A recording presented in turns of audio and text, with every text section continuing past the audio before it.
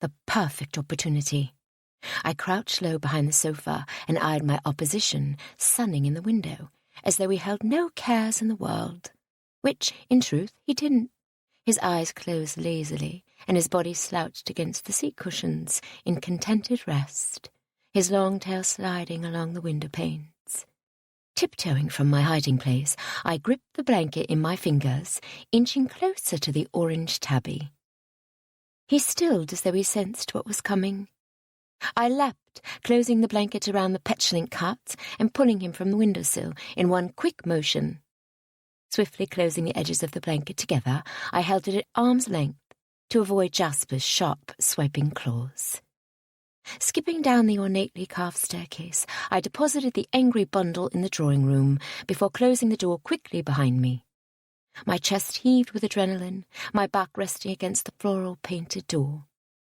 Aunt Georgina might have had a penchant for strays when she was alive, but that didn't mean I had to put up with this one's cantankerous attitude infiltrating my personal space, even though I could never find it in me to rid the house of him altogether. But regardless, the pink sitting room was exactly that, mine. My shoulders slouched. How very pompous of me. I was in this home as a guest. Aunt Georgina wasn't a direct relation of mine, but she was more like family than my real one had been in quite some time. In one sense, it was a massive blessing to have been thrown at the mercy of Georgina Stewart, for I would never have obtained independence otherwise. But it did not keep me from carrying a heavy weight of anger toward the man who called himself my father, and neither did it lessen his deceit. "You've a caller, Miss Hurst," Perkins the butler said stiffly, his tall build framed by the small hallway. "Lady McGregor, and this came just now." He held out a tray, and I took the letter, my heart springing at the familiar scrawl. The aging steward over my country house, Cordon Hall, delivered the most diverting anecdotes among his estate business, and I look forward to his notes above anything else. They were the bright spot of my mostly placid days. Blowing a lock of unruly red hair away from my forehead, I glanced over my shoulder, jumping when Jasper scratched at the door from inside the room. Clearing my throat, I clasped my hands before me, careful not to crease the letter. "I believe Jasper requires the drawing room at present, Perkins. Perhaps it would be prudent to give him time to cool off. Pray, show her into the pink room." "Very good." He bowed away, not bothering to hide his irritation. I officially took over as mistress when Aunt Georgina died, but I'd been running the place since she took me on as her companion, so the shift was natural. Perkins was a newer addition to the household after Aunt Georgina's last butler retired. Stolen from another matron whom Aunt Georgina had never much liked, Perkins had always been loyal to her and was never sour. But though he was never rude to me, not precisely, I could tell from the beginning he did not care for me.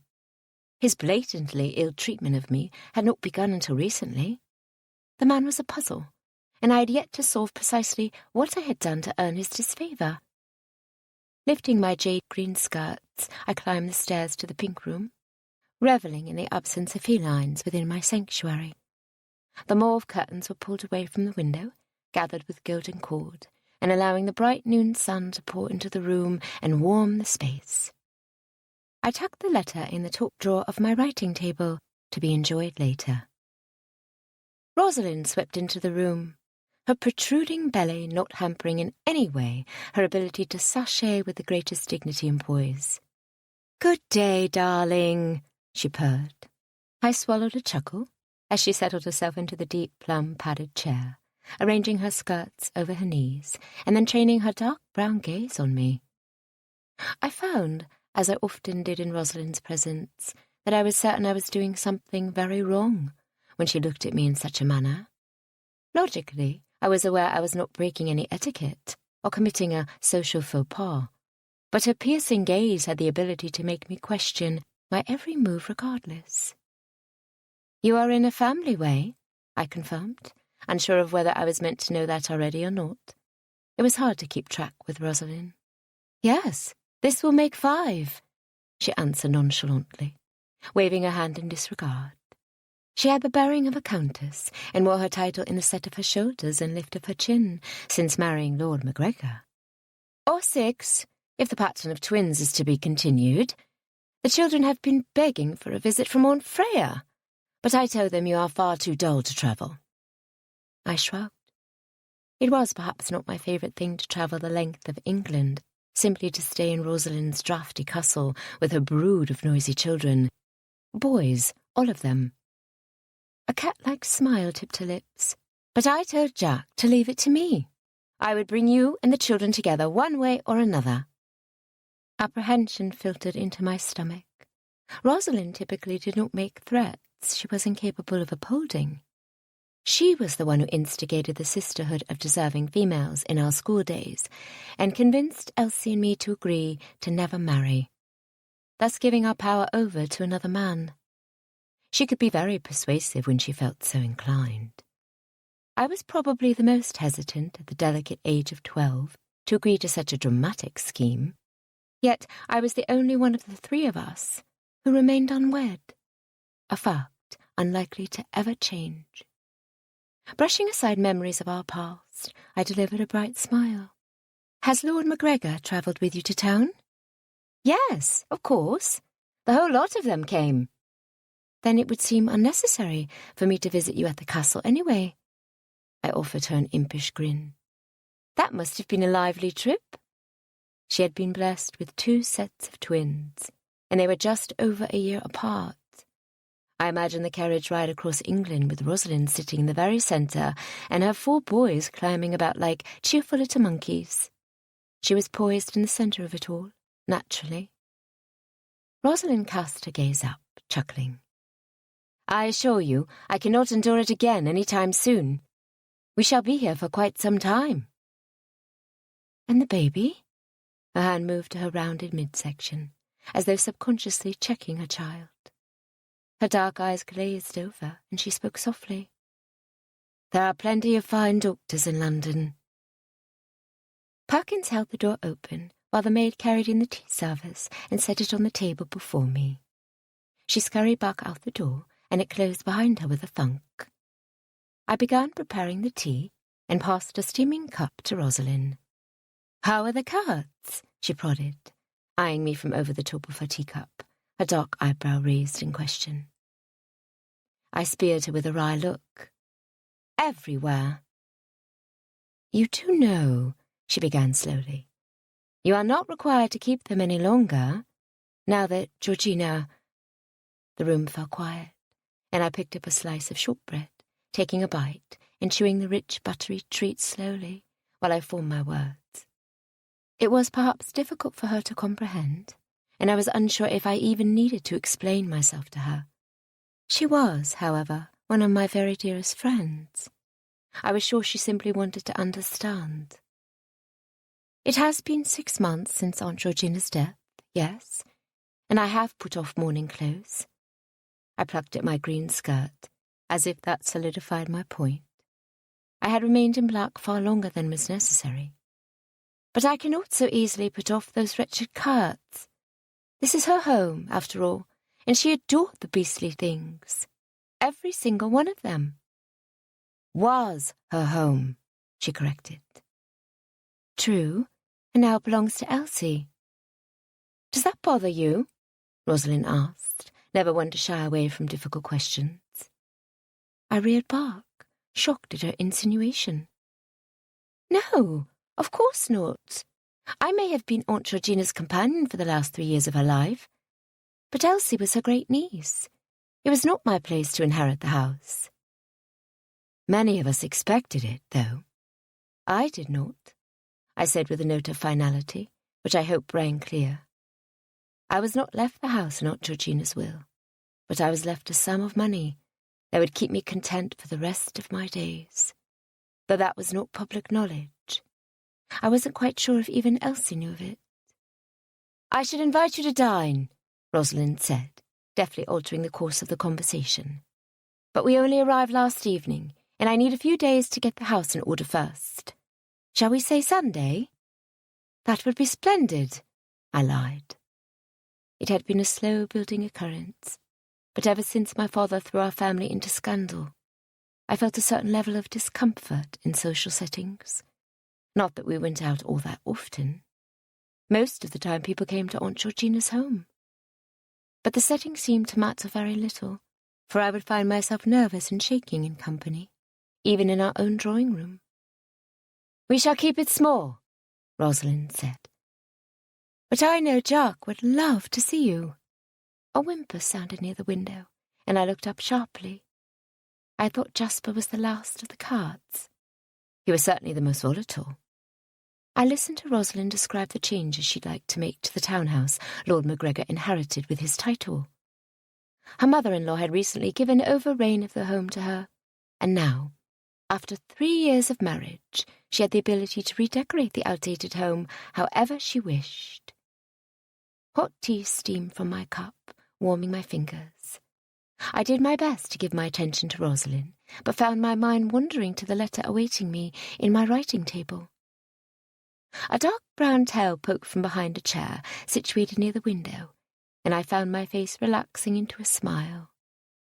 Pursing my lips, I delivered a sharp whistle, effectively cutting Rosalind off in the midst of describing a butter-yellow wallpaper she had fallen in love with. Coco, the chocolate-coloured terrier, promptly jumped from his hiding spot and obediently came to sit by my feet. I scooped him up and carried him to the sofa, holding his scruffy, ageing little body much like a baby.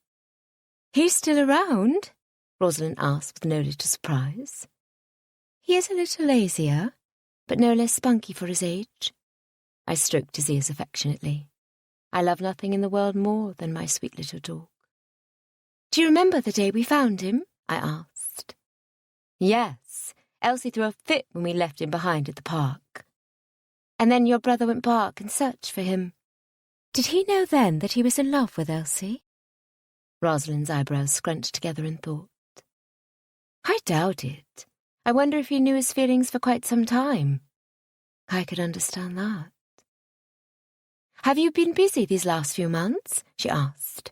"It is a little strange arriving to town in the middle of the season." "I haven't been out much," I admitted, focusing on Coco's scruffy fur.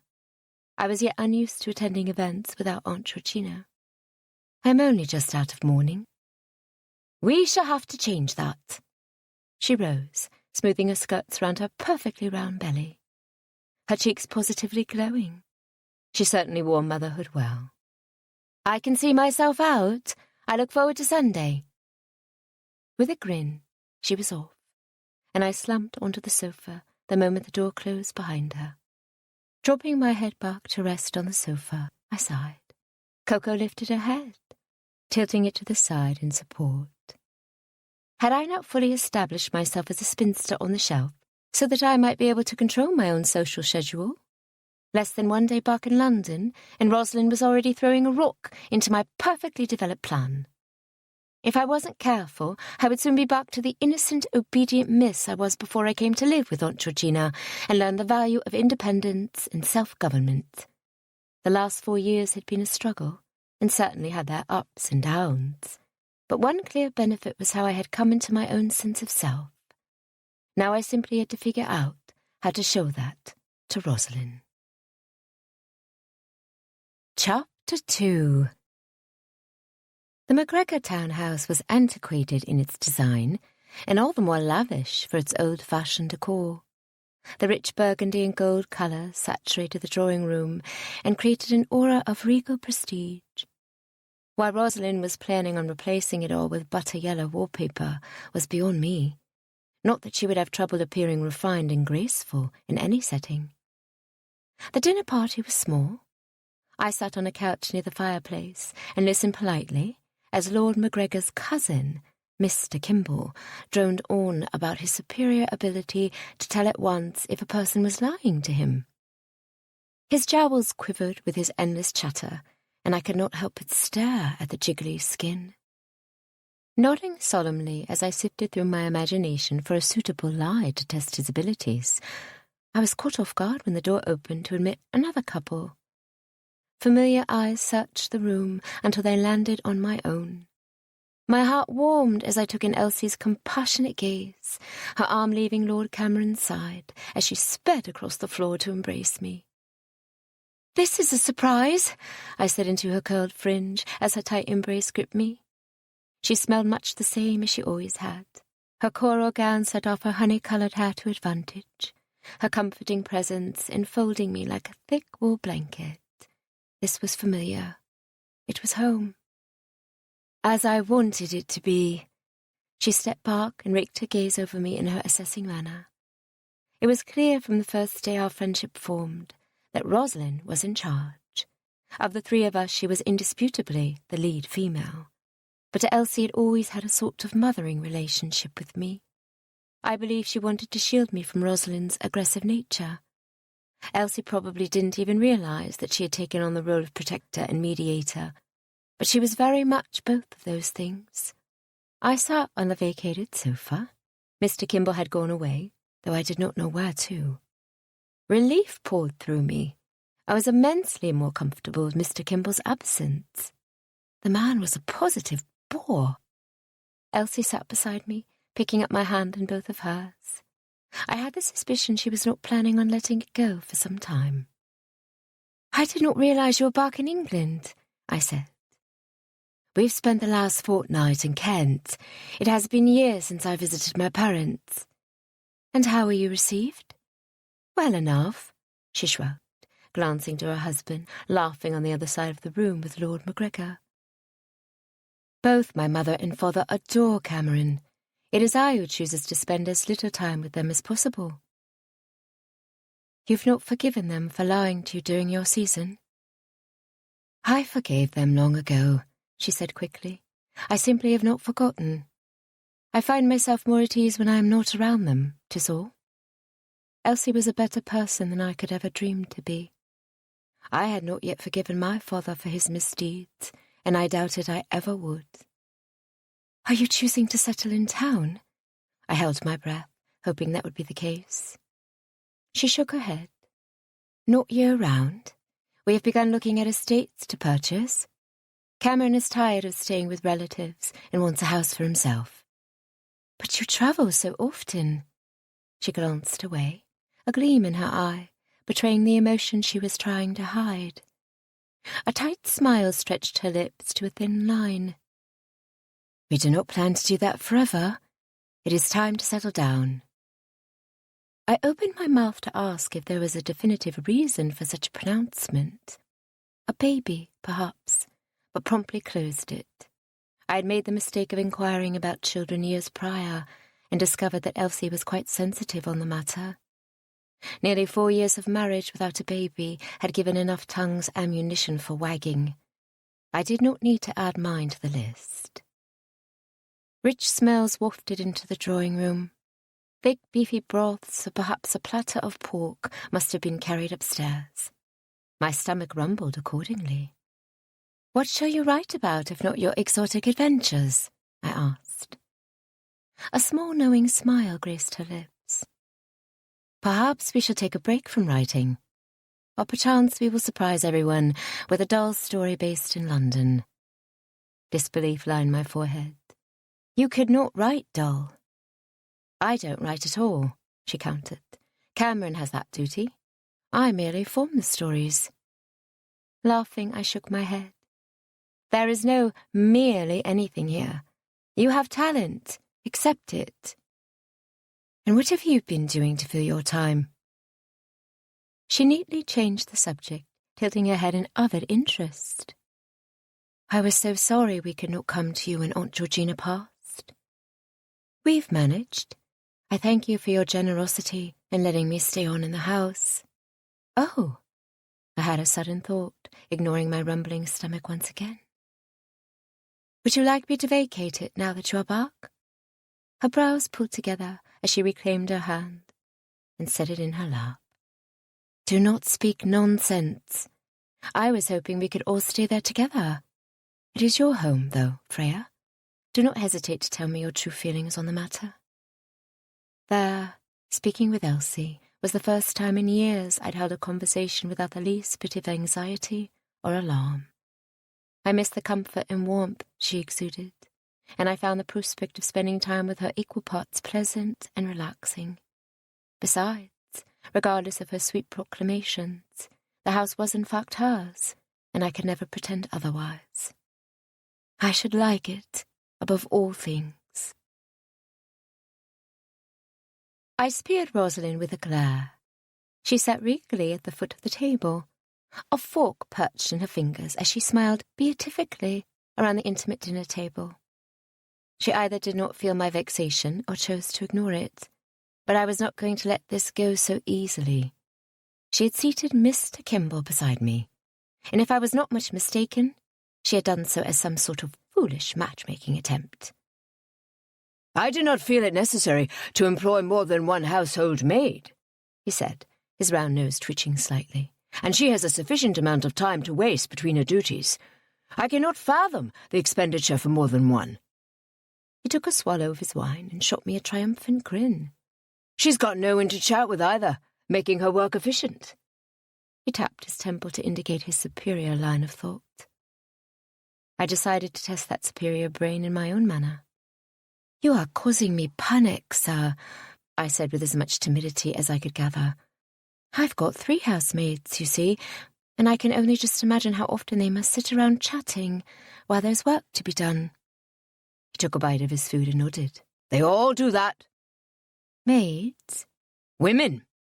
I stiffened, my fork coming to a halt squarely above my boiled greens. Burying my teeth in the semblance of a smile, I kept my eyes on my plate. "Naturally." "Natural, perhaps, but no less bothersome. This is what you need to do." He turned and his eyes locked on mine, revealing just how intensely he felt what he was saying. "You must release 2 of them." His jowls were really quivering now. "Oh, but I can't," I said with some surprise. "It is not my house. I am merely a guest." "Then speak to the housekeeper. Ensure that the maids are all occupied in different areas of the house at all times. Avoid their crossing paths, too." It was all I could do not to spray my bite of boiled greens all over the lovely table arrangement before me. I coughed down the food, chasing it with a drink. The flickering candlelight highlighted Rosalind's arched eyebrow, and I smiled at her. So now she was interested. "You have given me much to think on," I thanked Mr. Kimball gravely. The conversation had done nothing but prove that he was, in fact, a pompous toad, and he did not have the ability, as he had previously claimed, to tell when a person was not being truthful. Not only did I feign interest, but my household did not have 3 housemaids. We had 5. It was excessive by anyone's standards, but ours were not necessarily typical housemaids. One had sole responsibility over Aunt Georgina's animals, and another was in charge of the numerous plants. Mr. Kimball spoke, pulling me from my musings. "Will you be attending the Flemings' ball on Friday next?" "I don't believe so," I answered, wiping my mouth with a napkin. "Drat! I'd hoped to reserve a dance." Dancing. One thing I sorely missed in recent years. Though, even if I were to attend the social season, surely I was too old to dance with young, eligible males. I was off the market. Did Mr. Kimball not realize I had just turned 23? I was a spinster, practically on the shelf. Not only had I obtained self-proclaimed independence, but my father had nailed the coffin closed on any chance of a reputable match when his marriage to my mother was revealed to be invalid, as he had already been married to a woman in France a few years prior. The secret family in his life turned out to be mine, and my mother and I had borne the brunt of his poor choices ever since. Gossip had cooled in the years since, in large part thanks to Aunt Georgina's patronage and the support of the regal Nichols family. Still, none of society's basic acceptance of the cruel turn life had dealt me extended to the idea of matrimony, and I had revelled in the freedom from the marriage mart ever since. Not counting the old man who didn't know of the gossip, Mr. Kimball among them. He was simply going to have to be let down, and Rosalind was going to have to be properly set down. I caught her gaze as she laughed at something, and she quirked a brow. My face was undoubtedly unpleasant, and she was going to learn she was the cause. It was unacceptable to try and matchmake me. I simply had to find a way to force her to see reason. I rode home in Elsie's carriage that evening. The cab was quiet as we smoothly rumbled along. "How have you held up this year?" Lord Cameron inquired. His gaze was thoughtful. His arm rested around his wife, her head lolling on his shoulder. "I have been well enough," I answered honestly. "I miss Aunt Georgina, of course." "Naturally," he agreed. I couldn't help but think of Mr. Kimball and analyse the differences between him and the kind man sitting across from me. How could Rosalind possibly think that a man who complained of women talking too much would be an ideal fit for me? 4 years ago, she would not have put up with any of that sort of talk in her presence, let alone at her own dinner table. Though, to give her the benefit of the doubt, it was unlikely she had heard him spouting his nonsense from where she sat at the head of the table. "I am glad you've come," I said. "And I as well," he whispered. Soft snoring flowed from Elsie's unconscious form. Amusement coloured his tone as he continued. "We've done quite a bit of travelling these last few weeks. She's plumb worn out." Then hopefully she will sleep through the morning tomorrow. Elsie slept through breakfast and then past noon. I began to wonder if we should send one of my numerous maids to check on her. They could idly be chatting if I did not find a good use for them. When she came into the pink sitting room and joined me for tea. "Lord Cameron has gone to see his brother," I informed her when she seated herself on the settee beside me. "Tarquin?" she asked, her eyebrows drawn together. "That's odd. They haven't been particularly close of late." I filled a teacup and prepared it for Elsie. I requested a plate of meats and cheeses, and we drank tea while waiting for a heartier meal to be brought. "I didn't know he was even in town," she continued, setting her cup down. "He's acted oddly ever since the death of their brother. I know Cameron is concerned. I can only assume he decided to check in with Tarquin." I shrugged. Another useless maid came in with a tray of food and set it on the table in front of our settee. I dismissed her, so she would be free to chat excessively with the other incompetent maids, and "Whatever is going on in your head?" Elsie asked, her honey-coloured brows pulled together and a smile playing at her lips. "You look positively outraged." I set my own cup on the table, stretching my fingers to release the built-up tension. I hadn't been aware I was squeezing them so tightly. It was a blessing I had not shattered the cup. "Freya?" she prompted. "Rosalind played matchmaker last evening." Her head reared back slightly. "I thought you weren't interested in marriage. Have you changed your mind?" I looked at her clearly, betraying my feelings as honestly as I knew how. "No.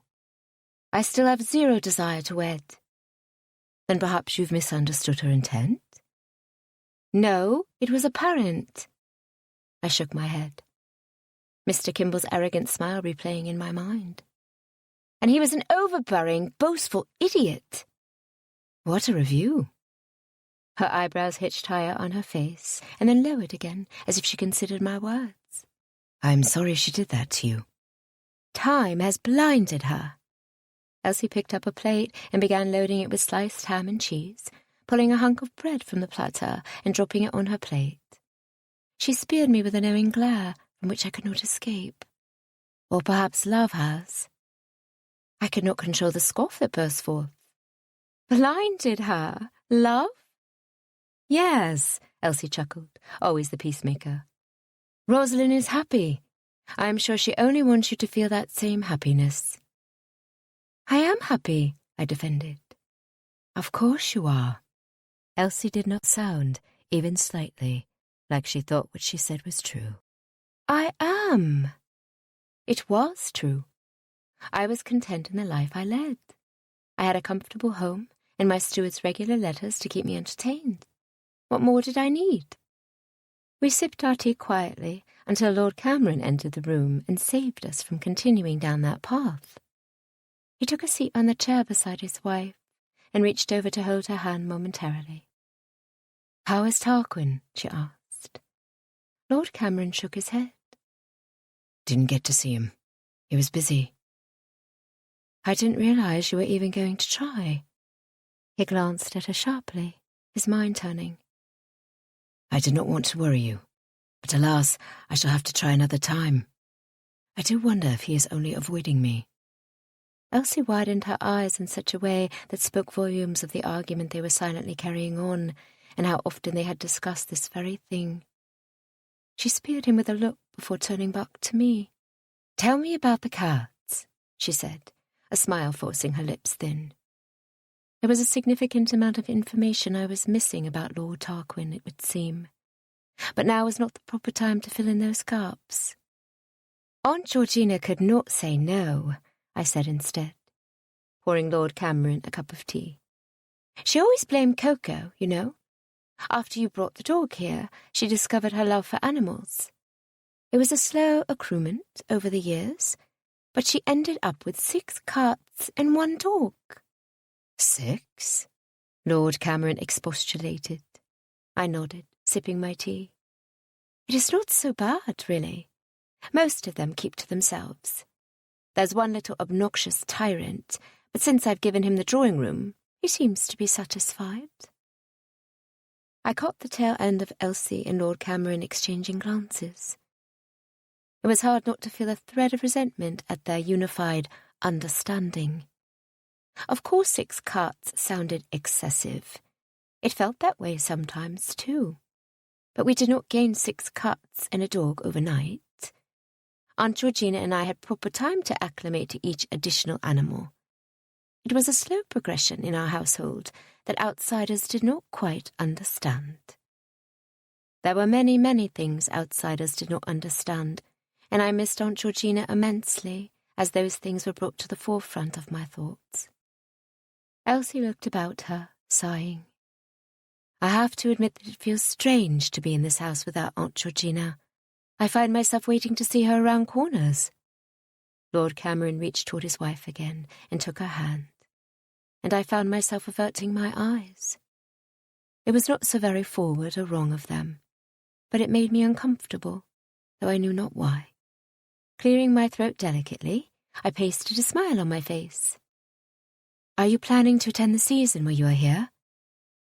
Yes, Elsie said, regaining her composure. I've missed London parties, the people in part, but the dancing most of all. You did not dance in India? We did, she said, a grin showing her teeth. Though it was not quite the same. You shall have to wait for the Golden Prince to print and read all about it. Very well, I said with a nod. I believe the Flemings are hosting a ball next week, but we have not received invitations to anything sooner. That suits me, Elsie said, chewing on a hunk of bread. I should like to rest for a week at least, and then never leave England again. If you'll have us, that is. I ignored her indication that she was the guest in this home. I find I like your plan excessively. Now, if you'll excuse me, I just recalled that I have some correspondence from my steward I've yet to reply to. You've got a steward? Lord Cameron asked. Does he take direction well? He forgot to add, from a woman. It was true that men did not generally answer to women easily. Mr. Bryce was the exception, however. It was only a year earlier that he had replaced the aging steward my father had employed at the time of my inheritance, over 20 years prior. I found Mr. Bryce through my man of business in London, and we corresponded every fortnight. Mr. Bryce kept me significantly more informed than his predecessor, and I found my interest in the people and happenings of Corden Hall growing with each missive. I'd done my best to match his stories wit for wit, but as I lacked significant exposure in recent months to much society, my reservoir of interesting conversation pieces had run dry, and I was forced to resort to my antics with the cats. I was walking a dangerous line with Mr. Bryce. As our communication grew more familiar, I found myself pretending I was communicating with a father figure, the type of man I wish mine was. Mr. Bryce mentioned my visiting Corden Hall in his last 2 letters, and while the idea tempted me significantly, to say nothing of my desire to see the house and lands I owned, I was worried meeting would ruin the fantasy I was beginning to build in my head. "For a man," I said, facing Lord Cameron with my hands clasped before me, "he is actually quite agreeable. To say nothing of our recent increase in profits and gratifying reports on last year's harvest. I hope I never lose him." Chapter 3. The Flemings had invited nearly everyone in London to their ball, and it seemed every single person had accepted. In my recent recession from polite society, I had come to forget the mass amounts of people that would gather together in a ballroom, and the resulting heat and stench.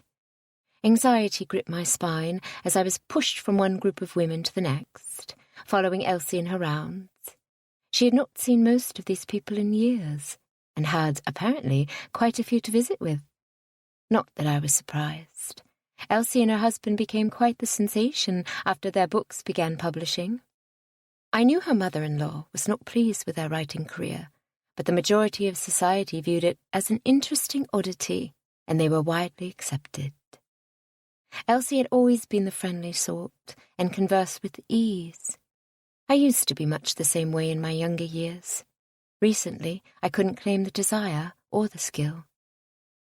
"But the last novel you put out was so romantic," the white-haired matron said, her ostrich feather bouncing along with her enthusiastic words.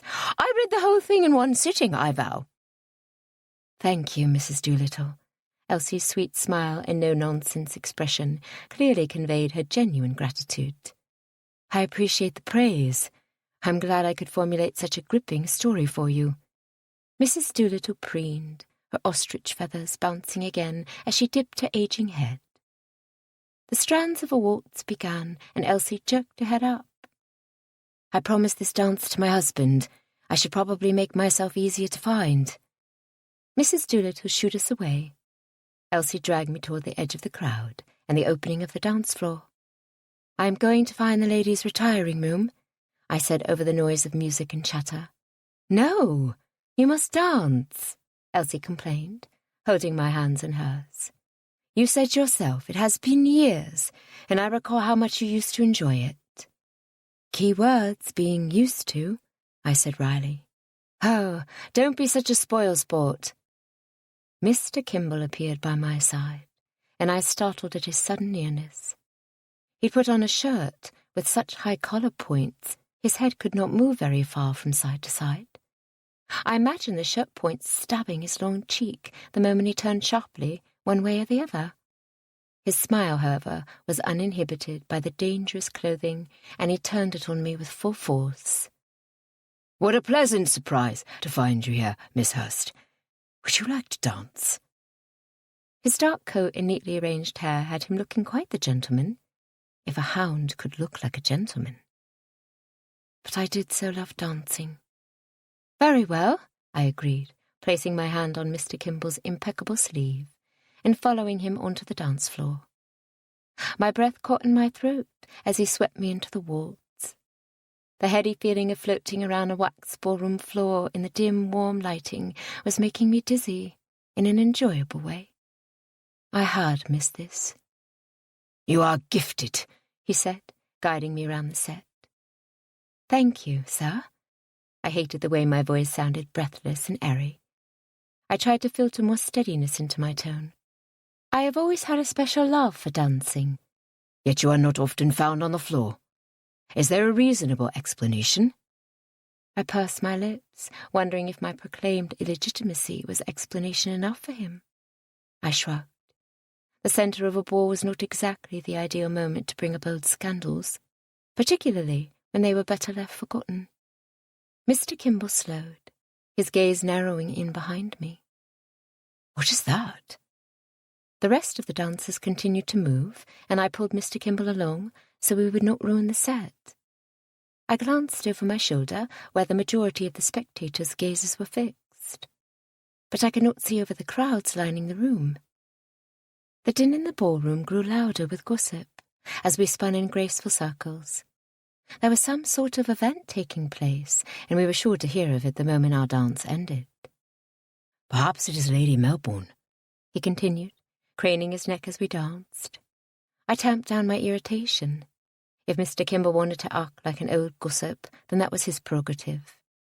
Perhaps he was a true hunter, but instead of assisting with pheasants, his objective was gossip. The final strands of the waltz came to a close, and I curtsied to my distracted partner while he eyed the crowd near the doorway. He did not bow, but instead said, Lady Melbourne was seen at Almack's last week, throwing a cup of punch in a footman's face because he would not fetch her something stronger. Oh? I placed my hand on his arm as he led me from the dance floor. And she gave Mrs. Folsom the cut direct at her own ball last month, because she let her daughters wear dark-coloured gowns to their ball. That was certainly rude of the woman. I had heard some of Lady Melbourne's antics in recent conversations, but never paid them any mind. She sounded to me an uptight, volatile woman, and I was glad not to run in the same circles as her. I was sure to receive the cut direct as well for my own claim to scandal, however long ago it occurred. People like that did not tend to forget blunders. But still, what business of hers was it that the young women were wearing dark colours? Are they debutantes? No, but only recently out of the schoolroom. They both came out last season. In that case, the young women should have been dressed in pale colours. I had never been one to care much about society's standards, but many people did.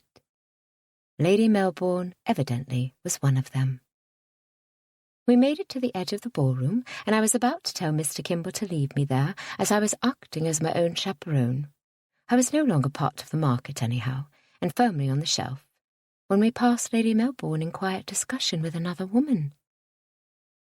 Not her, then, Mr. Kimball said, directing me further away. He seemed disappointed. Another strike against him. We shall know soon enough, I remarked. Secrets had a way of making their way around a ballroom quicker than wheat on fire. I should think. Mr. Kimball's words died on his lips as his eyes widened in synchronized fashion with his mouth. I glanced over my shoulder in the direction he was staring and found my own face falling slack. I could not believe what I was seeing. The crowd seemed to part like the Red Sea for Moses, and a man stepped from the throng. His fancy clothing and exquisitely styled hair no match for the splendour and magnificence adorning the woman beside him.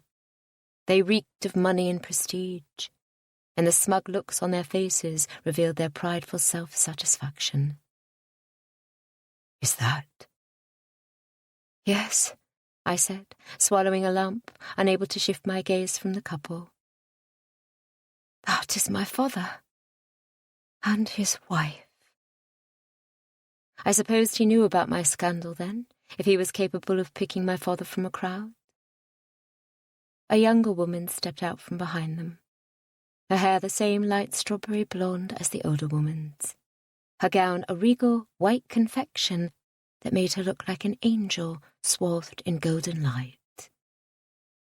And that, Mr. Kimball said, must be your sister. Shall we go?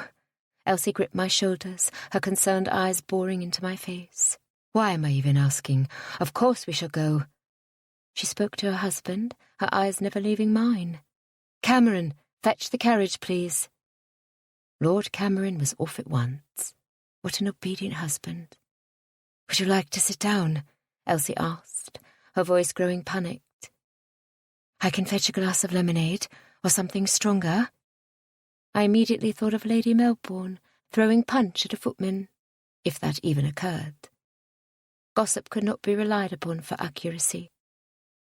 Freya, Elsie said, her voice low and steady, you are beginning to worry me. Worry her? Whatever had I done to elicit that response? I had not even said one word. Oh, I cleared my throat. I would like to go home. I propelled her into action with my words. Her hand came around my arm in a vice-like grip, steering me toward the ballroom exit in a direction that avoided my father and his family. My eyes smarted as I caught knowing glances from the men and women we passed, and tears formed in my eyes, regardless of how hard I tried to stem them. It was the sudden, unexpected presence of my father after 4 years of not seeing him, and not that he brought his real family into my realm, that bothered me so excessively. Nor did it matter that he hadn't written to me in 3 years. Not that I was counting, for I did not care. "I cannot believe the gall of that man," Elsie muttered as we entered the carriage. "Selfish, stupid man." "Elsie?" Lord Cameron said gently, his gaze flicking between his wife and me. I wanted to tell him I was not so fragile, that it felt nice to have someone as angry with my father as I felt, but my mouth remained closed.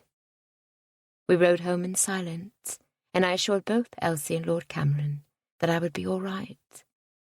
I simply needed a hot soak and an early night. I felt their pitying gazes warm my bark as I mounted the stairs. It was a relief to be in my own room with the door closed. I leaned back against the hard slab and sank down onto the floor, pulling my knees up and resting my forehead on them. I was too old to sit and cry over my father. I'd had years to come to terms with his choices and subsequent abandonment. True, he had once written me letters, years ago, but then he had stopped. If he truly loved me, he wouldn't have given up. He would not have left. Oof! The door collided with my bark. The maid, trying to enter, uttered a soft curse and tried again. "1 moment, please," I said, pulling myself off of the floor and opening the door to let her in. Mr. Kimball's image floated in my mind as she and another maid began to prepare my bath. If I did not have 2 women available for the job, it would have taken twice as long, and my water would have been twice as cooled. So there, take that, Mr. Kimball, and your tiresome, thrifty ways. I sat in the tub after Tilly washed my hair until the water turned cold, and I began to shiver, the lavender oil doing very little to calm my nerves. When I finally dressed and climbed into bed, I could not sleep. Images from the ball filtered through my mind over and over again. My father, his wife, their daughter stepping forward into the glowing candlelight like an ethereal being, absolutely beautiful, and quite a few years younger than I. She was a veritable diamond of the first water, and was bound to be a smashing hit in London if that was what they were here for. Oh, heavens, could that be it?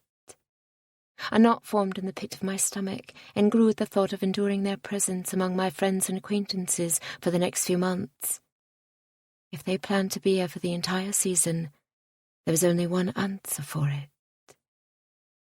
I could not be. Chapter 4. I stepped into the breakfast room and silence engulfed me. Elsie sat perched on a chair at the table, her eyebrows pulled together in concern. Lord Cameron's face a mirror image of hers from where he stood at the sideboard. "Shall I make you a plate?" he asked. "No, thank you." I picked up a plate and loaded it with my usual fare, ignoring the well-meant attention the Nichols were slathering on me. I sat beside Elsie. Lord Cameron delivered her breakfast and went back to the sideboard to retrieve his own. "Really, I am fine," I said, eyeing Elsie with as much gumption as I could. "But last night, I cannot even fathom." She looked to her husband and then back to me. Leaning in, she lowered her voice. "Listen, Cameron has some contacts from his newspaper days. He's willing to make some inquiries to find out what we are dealing with here." "Actually, that would be really helpful," I said, my shoulders deflating. Elsie clearly had not expected that response, as her honey-coloured eyebrows rose a fraction. I lifted my lips in the semblance of a smile. "I want to say it does not matter, and I will do what I wish. But what I really wish is to not have to see them again. I vow, if I never lay eyes on my father for the rest of my life, I shall die a satisfied woman." My throat cleared from the doorway, and Elsie and I turned in unison to find my butler, Perkins, standing there, a man behind him. "I do not know whether to sally forth or tuck tail and run," my father said, belying his words by stepping into the room. Curse Perkins and his absolute disregard for me. He should have waited and announced my father first. Elsie's hand came under the table and held mine, solidifying her presence and reminding me of the many times she had done so before. If there was one thing I could always count on, it was her unwavering support. My father's white hair was styled neatly, and his clothes looked just as expensive as they had the night before. His eyes had gained some wrinkles in recent years, but he was otherwise unchanged. "How did you know where to find me?" Not the smartest thing I had ever said, as I recall the letters he had sent to this address years ago. It had come from my mouth of its own accord, however, and was a suitable replacement for what I truly wished to know. Why he had not done so sooner. "It was not so hard to discover," he said. "I merely asked the right people." Lord Cameron came to stand behind me in a show of solidarity and support. While I valued his friendship, I did not need his protection. I stood, letting go of Elsie's hand and clasping mine together before me. "What do you need?" Father's hat spun circles in his hands as he toyed with the brim. My initial reaction was to pity his discomfort, but I quickly squashed that feeling away, hardening myself to his plight. "I hope to speak to you." "You are," I said. "Alone?" "No," I replied clearly, ignoring his wince. "This is the Nichols' home, and I will not ask them to leave. You may speak plainly, sir." His eyes bore into mine, and dread and regret slithered up my spine, much as it did whenever I had faced my father as a girl. But he had no control over me now. I was not even his legal daughter. I was illegitimate. Fire replaced the discomfort, and I gazed back with all of the heat I felt. He sallied forth. "I hoped we could come to an agreeable arrangement. I've brought Sophia and Adele to town for the season, and I wish to introduce you." My heart broke upon hearing their names. I had known of their existence for years, of course, but never before had I known their names. There was something so very real and final about giving someone a name. I could no longer pretend they were unreal, neither could I feign being unaffected. Silent, warm tears rolled down my cheeks as I severed the last remaining care I had for the man standing on the other side of the breakfast room. "You need to leave," I said with quiet strength. "But I am sorry, sir," Lord Cameron said, crossing the room and taking my father's arm. "It's probably best if you go now." My father yanked his arm free, his eyes searching mine over his shoulder as Lord Cameron escorted him from the room. "Freya B, please," he called. I squeezed my eyes closed, the pet name from my childhood digging the dagger deeper into my spine. I had to remind myself that he had not used the name in years, not since I went away to school. I winced when the front door closed behind my father. Sitting hard on the chair, I was vaguely aware of Elsie's arms coming around me. I cried into her shoulder for what felt like hours, until the tears dried up and I was able to breathe normally again. Sitting back in my chair, I wiped my eyes and stared at the congealed butter and toast on my plate. "What a relief," Lord Cameron said facetiously. "I did not anticipate contacting my old newspaper chums with any excitement. I suppose I need not inquire now that we have learned his intentions." He was trying to break the tension, I was sure. I stared at him. A moment before laughter bubbled up out of my throat. A loud, maniacal kind, of course, and did not stop until Elsie joined in and Lord Cameron chuckled. I suppose he heard me speak before he entered the room. I wiped my eyes. It was not funny in the least, but Lord Cameron had helped me to relieve some of the tension regardless. Yet he approached anyway. Elsie sighed. He came all this way. I'm sure he only wanted to speak his piece. And he has.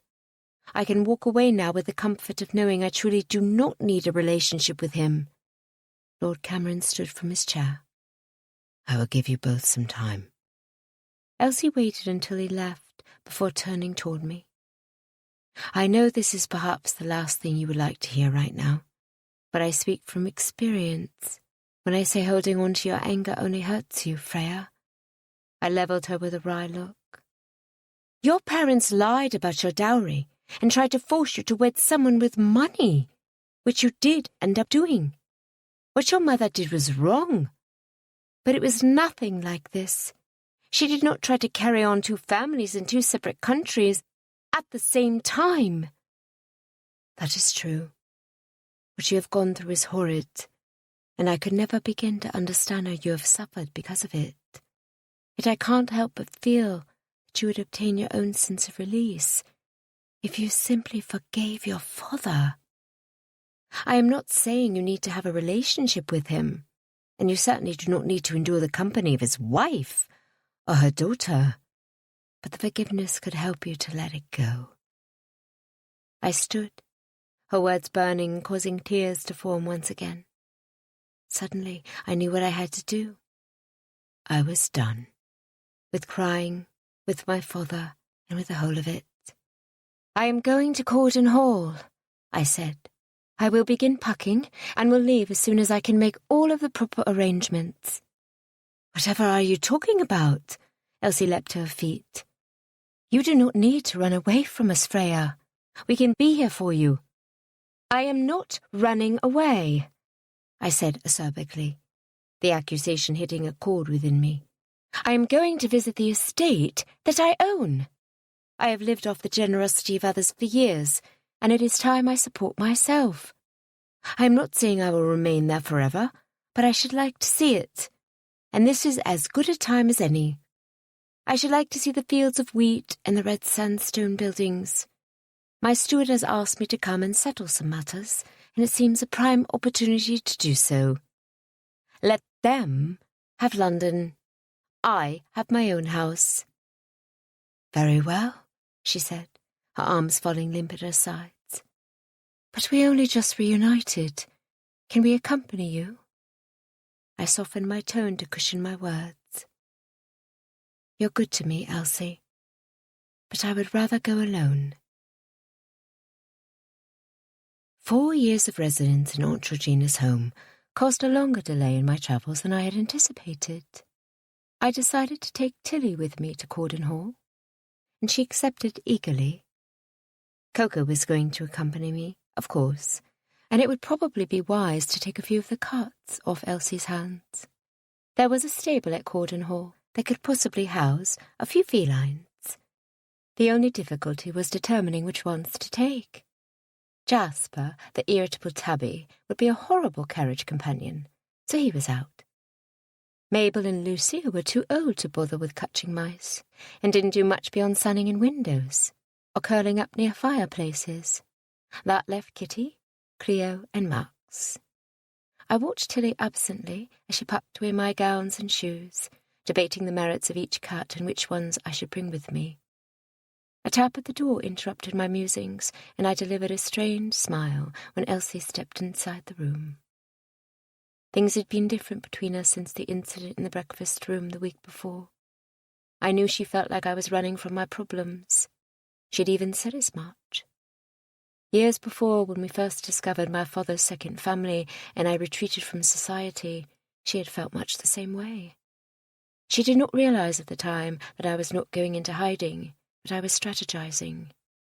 I could not face society until I understood fully what my situation was and how I felt about it. I was simply doing the same thing now. Whether or not she could understand how I felt was irrelevant, for it was how I dealt with the blows I'd been dealt. "How is packing coming along?" she asked, coming to sit beside me on the edge of my bed. "I am trying to decide which carts to take." "All of them." I laughed. "Jasper would claw me to death if we were forced to share a carriage ride to Shropshire together," she moaned. He is the worst of the lot. Do not tell me you are leaving him here. I must. The clawing, remember? She pouted. Very well. I see you have no choice in the matter. How about we make a deal where you take half and leave me half? We can evenly divide Aunt Georgina's babies, for I know she felt that way about them. Her letters spoke of little else. Elsie didn't know the half of it. Aunt Georgina simply adored those wretched felines. She really loved them as though they were her children, and they loved her back, even Jasper. I can take 3, I agreed. I know just the ones. Quiet settled over us as we watched Tilly pack the trunks. You are really taking everything, aren't you? I wish you didn't have to go. I've been here a long time, I reminded her. I have not had adventures in Spain or India like you. I must have my own now. She nodded slowly, her eyebrows slightly hitched, as she considered my words. I hadn't thought of it that way before. You haven't really left London much, have you? In the years since our season, I've twice visited my mother in Yorkshire, but nothing more.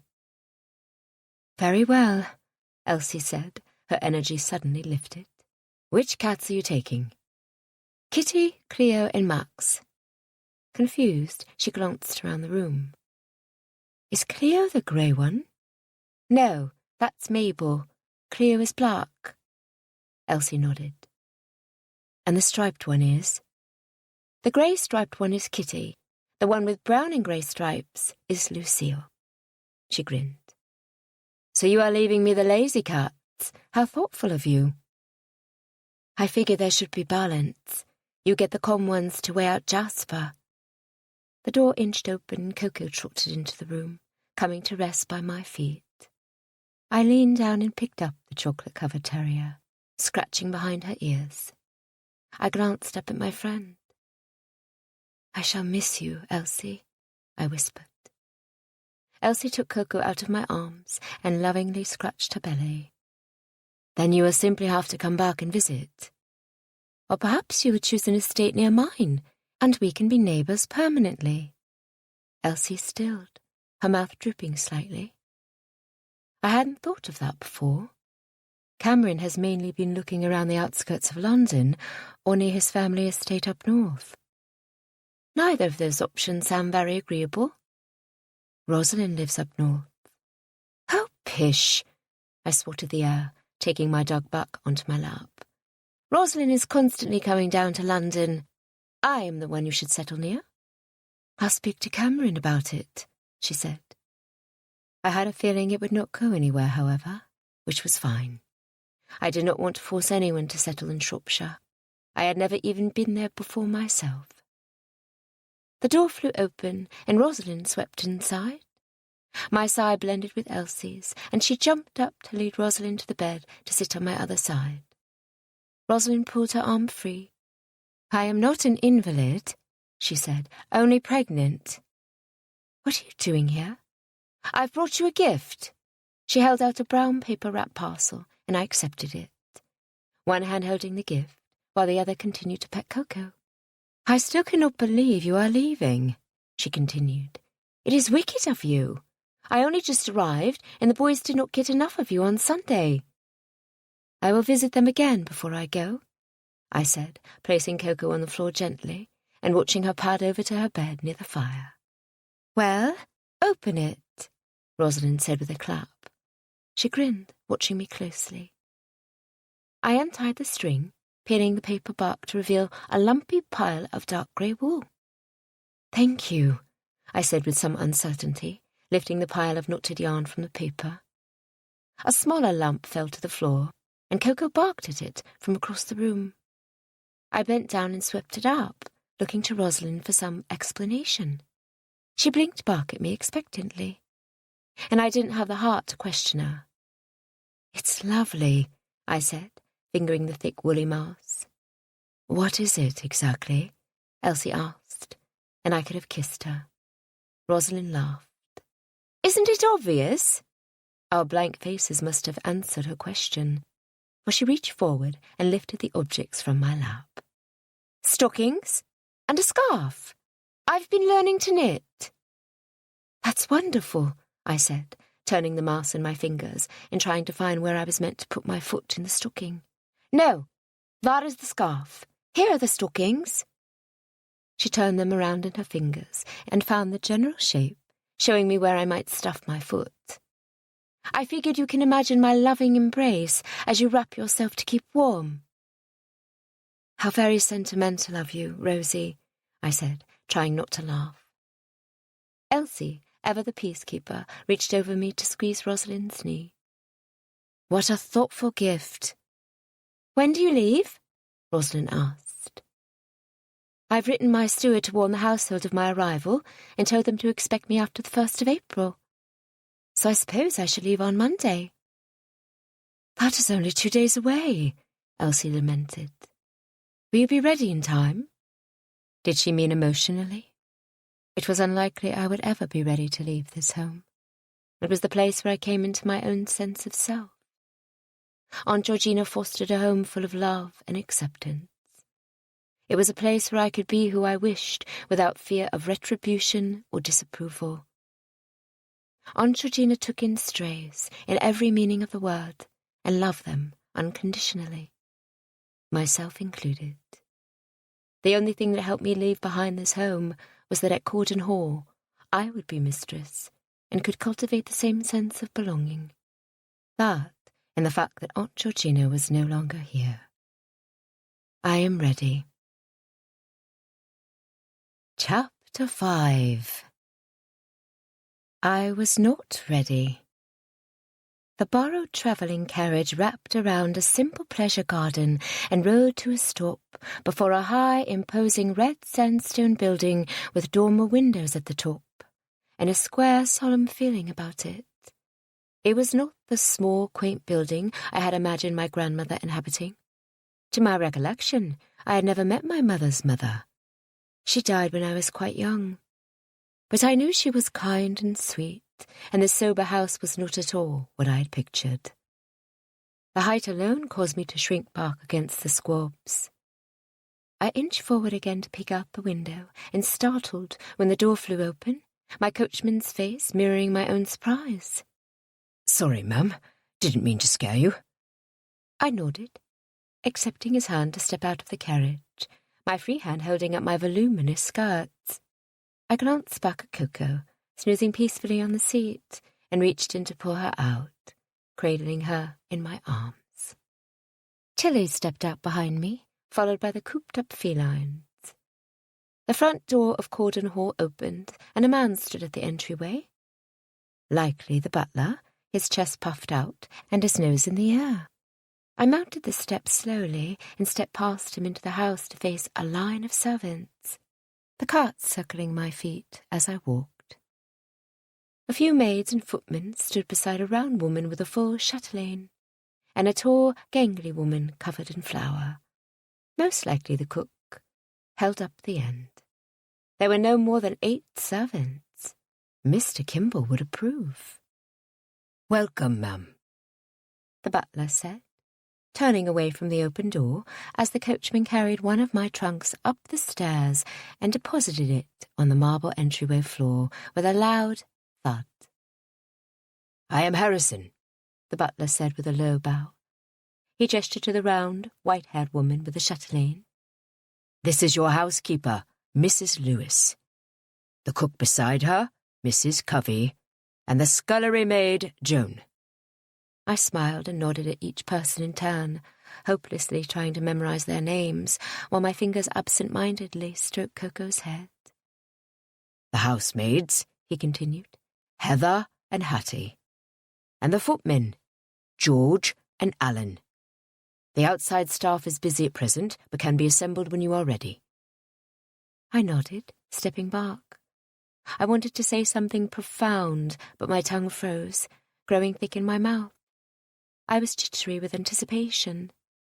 This meeting was a long time in coming, and I hoped beyond measure that seeing my steward in the flesh would not hamper our easy camaraderie. Aren't we missing someone? Harrison exchanged glances with Mrs. Lewis. Is there another servant you have need of? No, I only meant Mr. Bryce. Mrs. Lewis stepped forward. He has gone away on business, ma'am, but he should be back tomorrow. He was sorry to miss your arrival, but it was a pressing family matter. I nodded. I hoped none of his children, or, heaven forbid, grandchildren, had taken seriously ill. I must come up with some way to thank him for the work he did in creating such a successful estate out of my inheritance. I am happy to be here, I said to the gathered group, their round eyes watching me warily. I appreciate the work you've all done in maintaining my home. I am sorry it has taken me so long to get here, but until recently I've had a permanent home in London and did not feel a need. Mrs. Lewis flinched. I immediately regretted my words. I only meant I did not have cause to come, for I clamped my mouth closed. It was not my responsibility to explain myself to the servants, and announcing that I'd been serving as a companion in recent years would not necessarily help them to see me in the light of a mistress. I was already struggling to see myself in that capacity, as it was. A scuffle took place behind me, and I turned. Oh, this is my maid Tilly, and these are my cats, Cleo, Kitty, and Max, and my dog, Coco. I hope they might be welcomed here as well. Of course, ma'am, Harrison said gallantly. Mrs. Lewis stepped forward. Allow me to show you to your room. She turned and gestured to the footman, indicating the trunks left behind by the coachman. The entry room, though large with intricately carved posts and beams, did not house the staircase. We crossed under an archway and came to a hallway with a large, imposing stairway. The wall had cut out slots and looked down on the foyer and allowed natural light to spill onto the stairs. Keys dangled on the chatelaine as the housekeeper mounted the stairs, and I followed right behind her. Glancing over her shoulder, Mrs. Lewis said, The first floor has previously been used as family rooms. The main bedroom has a master and a mistress suite that connect via dressing rooms. We have prepared the mistress suite for you, but if you would like another room, you need only say so, and the necessary preparations will be arranged. I nodded, following her down the hall to a door on the right. The walls and bed coverings were done in a matching rose silk with cream accents and an intricate cream carpet. A vanity sat near the window with a wardrobe flanking the other side. This should do nicely, I said, noting the writing desk against the dark wall and mentally shifting it closer to the window. Will the animals reside here with you? Mrs. Lewis asked with a hint of distaste. She did not seem a fan of me at present. At home, the cats had a room of their own. Here, I had thought to put the cats outside if they would be of any use. Do you already have cats in the stables? Yes, there are sufficient wild animals to take care of the rodents.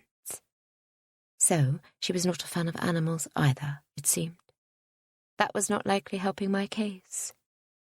Then perhaps we will have a room made up for the cats to stay in. A room for the cats, she clarified.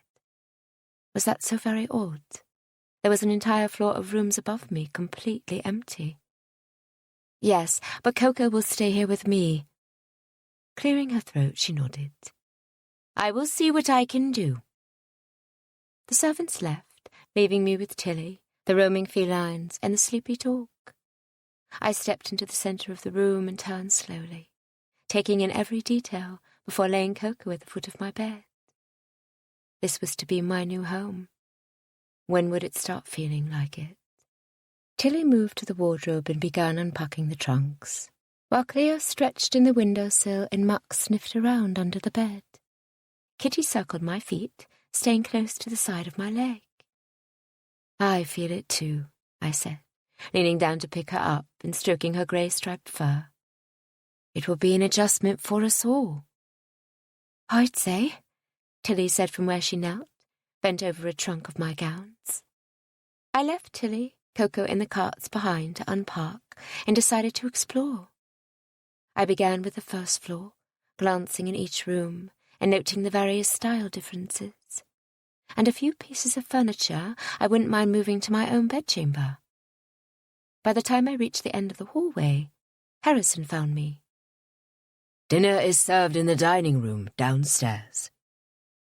I followed him down, not bothering to change for dinner, despite his pointed look at my dishevelled gown, to say nothing for the state of my hair. But it was my first night in residence, and I simply did not want to bother. Harrison led me into a room lit with candlelight against the fading sun. A long, solid oak table sat in the centre, with one place setting at the head.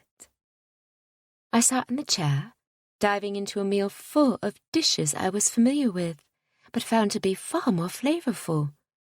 I was in awe as my mouth erupted with new superior tastes. Could the cook have used magic, perhaps?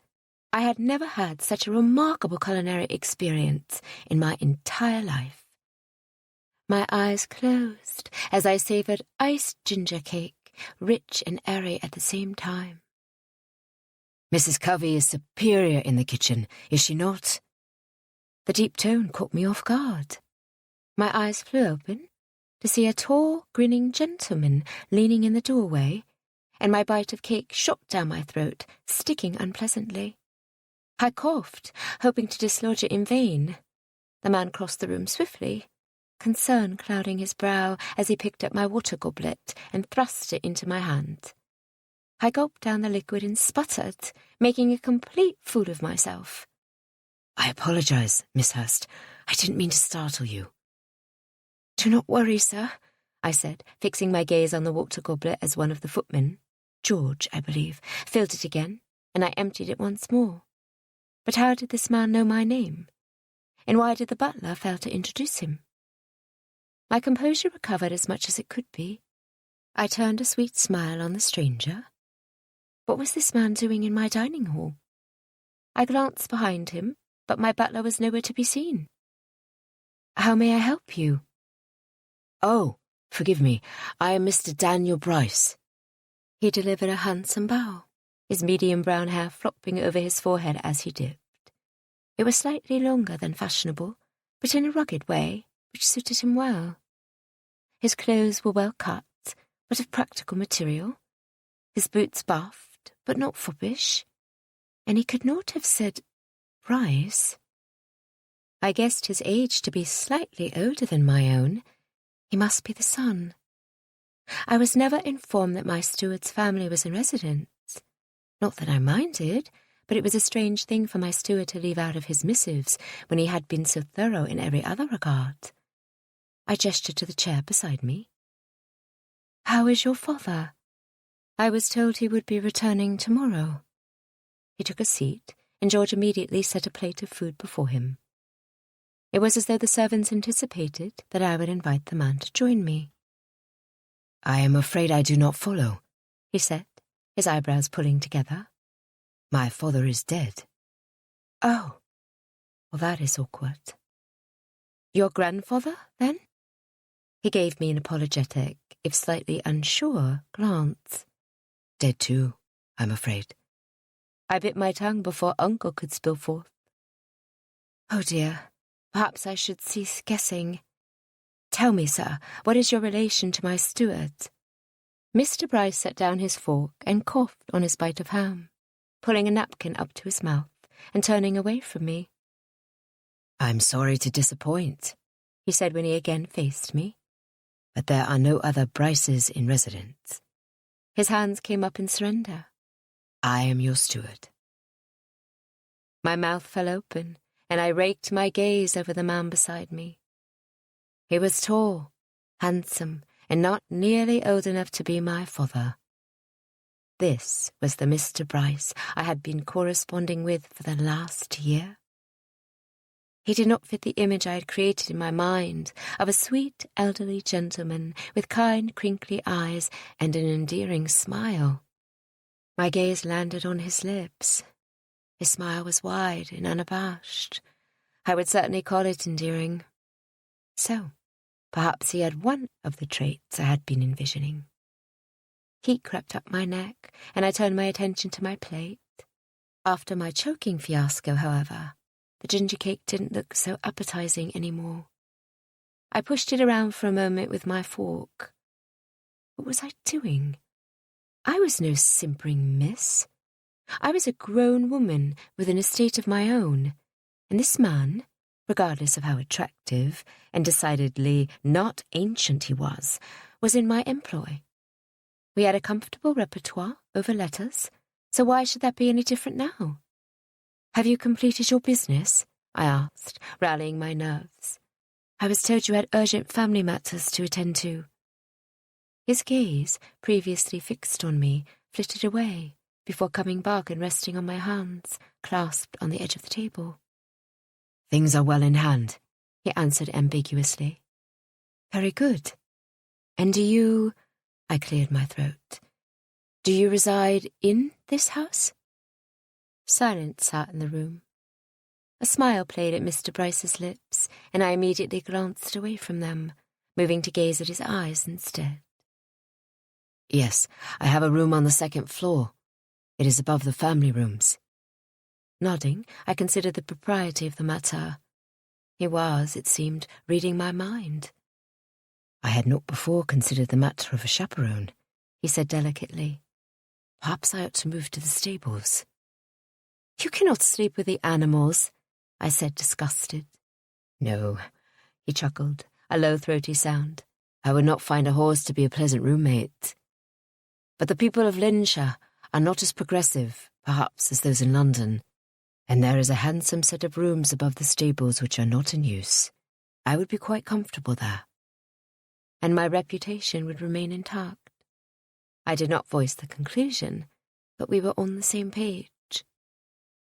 There was enough fodder in my history to feed the gossip mill of Lincolnshire if it were to be discovered. There wasn't much sense in adding to it before I had the chance to make a decent name for myself. I wanted, badly, to argue that as a spinster firmly on the shelf, it mattered not what the people of Lincolnshire thought of me, but I refrained. He knew my feelings on the matter. I had not held much bark in our correspondence. But then again, I had thought I was discussing my life with a fatherly sort of man. Not this. I looked up again as Mr. Bryce finished his dinner and shot me a smile. A handsome, rugged smile that filled me with warmth, taking me by surprise. Immediately I got to my feet, nearly knocking the chair back. This was all very foreign to me. My heart beat rapidly as I sought something to say. "Thank you. I shall— Oof!" I barked into a decorative table, wincing as my side scraped the corner. The footman leapt over and stopped the decanter from spilling dark red wine all over the blue carpet as Mr. Bryce jumped from his chair, his hands out as though he meant to steady me. I sidestepped him, avoiding the contact I was sure would not do me any good, and made it to the doorway. "I hope you sleep well. I shall see you tomorrow." I bobbed a quick curtsy and turned away, running to the stairs and away from the horrid, embarrassing scene I had created in the dining room. Well, if nothing else, I was sure to have made an impression on my butler, footman and steward, an impression which was sure to make its rounds among the servants by morning. Groaning, I slipped inside my room and closed the door, blowing a piece of hair from my face. I glanced down at my dirt-caked travelling gown and old boots. An impression indeed. Only not the impression I hoped to give. All three cats approached me and rubbed against my legs, enfolding me in comfort. I could hear Aunt Georgina's voice clearly in my mind. "You be you, darling, for there is no other you in the entire world." Well, Corden Hall was going to receive me in all of my glory, whether they wanted to or not. Me, my cats, and my dog. Where on earth was my dog? Chapter 6. Sunlight filtered through the bed hangings and hit me square in the eye. I squinted, rolling away from the harsh light and into the cool darkness on the other side of my bed. My face landed directly in a pile of black fur. Cleo hissed before leaping from the bed. I sat up quickly, noting where the other two felines rested, so as not to repeat the experience. I had barely escaped claw marks, for Cleo could easily have leapt toward me instead of away. My chest heaving, I leaned back against the headboard, considering Max curled up by my feet, and Kitty not far from him. I had a feeling the cats had staked their claim on my bed, and it would likely be pointless to try and move them to a separate room. Quite the opposite of Coco, who had claimed a different bedchamber all to herself. I climbed out of bed and pulled on the bell to send for Tilly. Crossing to the door which adjoined the mistress and master rooms, I peeked through the dressing room and found Coco curled into the centre of the massive four-post bed, snoring happily. She had slipped into the master's room the day before. Both of the times I tried to bring her back into my bedchamber, she lasted minutes before leaving for her own again. It hardly mattered. As long as I was in residence, then the master's suite was destined to remain empty. I'd had my chance at marriage during my season, and I had turned it down. Coco may as well take advantage of the large, plush, empty feather mattress. By the time my maid arrived, I had investigated the writing desk and vanity table, and thoroughly brushed through my bright red hair. "Did you sleep well?" I asked, as she pulled a dress from the wardrobe and began to help me out of my nightclothes. "Yes, miss. The rooms are warm here." I glanced at her over my shoulder. "Were the servants' rooms cold in London?" She avoided my eyes, so I turned to face her head-on. "Tilly, why did you never mention this before?" "They weren't cold, exactly. Simply not as warm as they are here." Her mouth clamped shut, and no matter how hard I stared at her, she was not going to betray more information. I needed to write to Elsie about the matter immediately. I knew Perkins did not like me much, but I no longer had to live under the same roof as him. If he was skimping on fires for the servants, I was going to make sure something was done. "How are the other servants receiving you?" I asked instead. "I've no complaints," she said simply. "They ask me all sorts of questions about London. Most of them have never left Lincolnshire in their whole lives. What a small existence. And it makes them ever so curious." "I'd imagine so," I said, watching in the mirror as Tilly took my wavy hair and wrapped it into a knot behind my head. My hair had never been particularly obedient, but Tilly had a way of fastening it that at least kept most of it intact. There would always be stray strands that got away, but I was never one for an uptight, polished appearance. Not that I had much to say in the matter with the unruly hair I'd inherited. Shiny strawberry blonde hair in a perfectly styled coiffure came, unbidden, to my mind. I stared into the mirror, imagining how different I should look if I was born with strawberry blonde hair. It was hard to tell if the heavy feeling deep in my gut was rooted in envy or discomfort, but either way I did not like it. Sophie and Adele. It plagued me that I did not know which name belonged to my father's wife and which to his daughter. It plagued me even greater that the matter bothered me at all. "Miss?" Tilly pulled me from my melancholy thought. She stood behind me with her hands clasped, my hair finished and my toilette complete.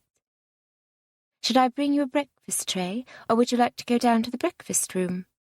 Mrs. Covey prepares a breakfast every morning for Mr. Bryce."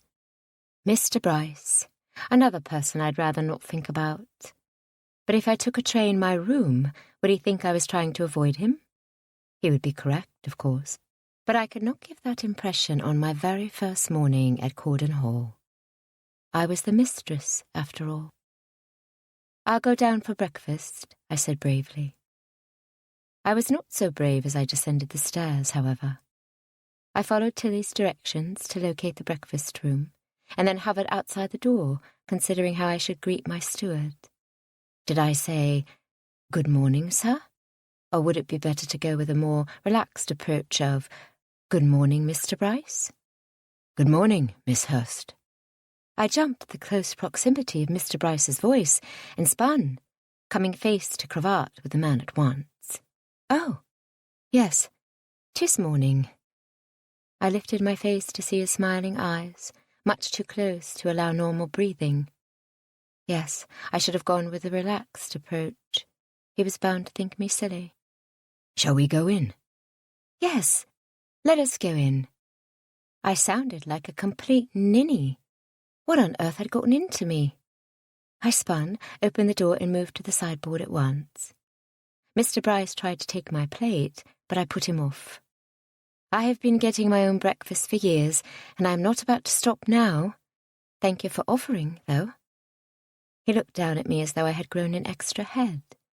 Had I not made my views clear in our letters? Surely he'd met an independent woman before. I loaded a piece of toast and coddled egg onto my plate, skipping the meat options. Mr. Bryce filled his own with kippers, and I tried not to look disgusted. You don't like fish? He asked, apparently reading my mind again. Not my favourite. I took a seat at the round table, pouring myself a cup of tea and preparing it with sugar, but no cream. Mrs. Covey makes the most delightful blueberry muffins, but sadly there are none today. Take my word for it, he said, sitting beside me at the table. You'll never have a muffin more moist. I believe you. I tucked into my meal, sipping tea between bites of toast. Now, do you have anything to report? Your last letter indicated some discord between a few of the tenant families. He turned to face me, a soft smile on his lips that I was decidedly avoiding looking at. His eyes, I could see now in the morning light, were pale green, rimmed in darker green. They were handsome, to say the least, so I focused on my egg as he spoke.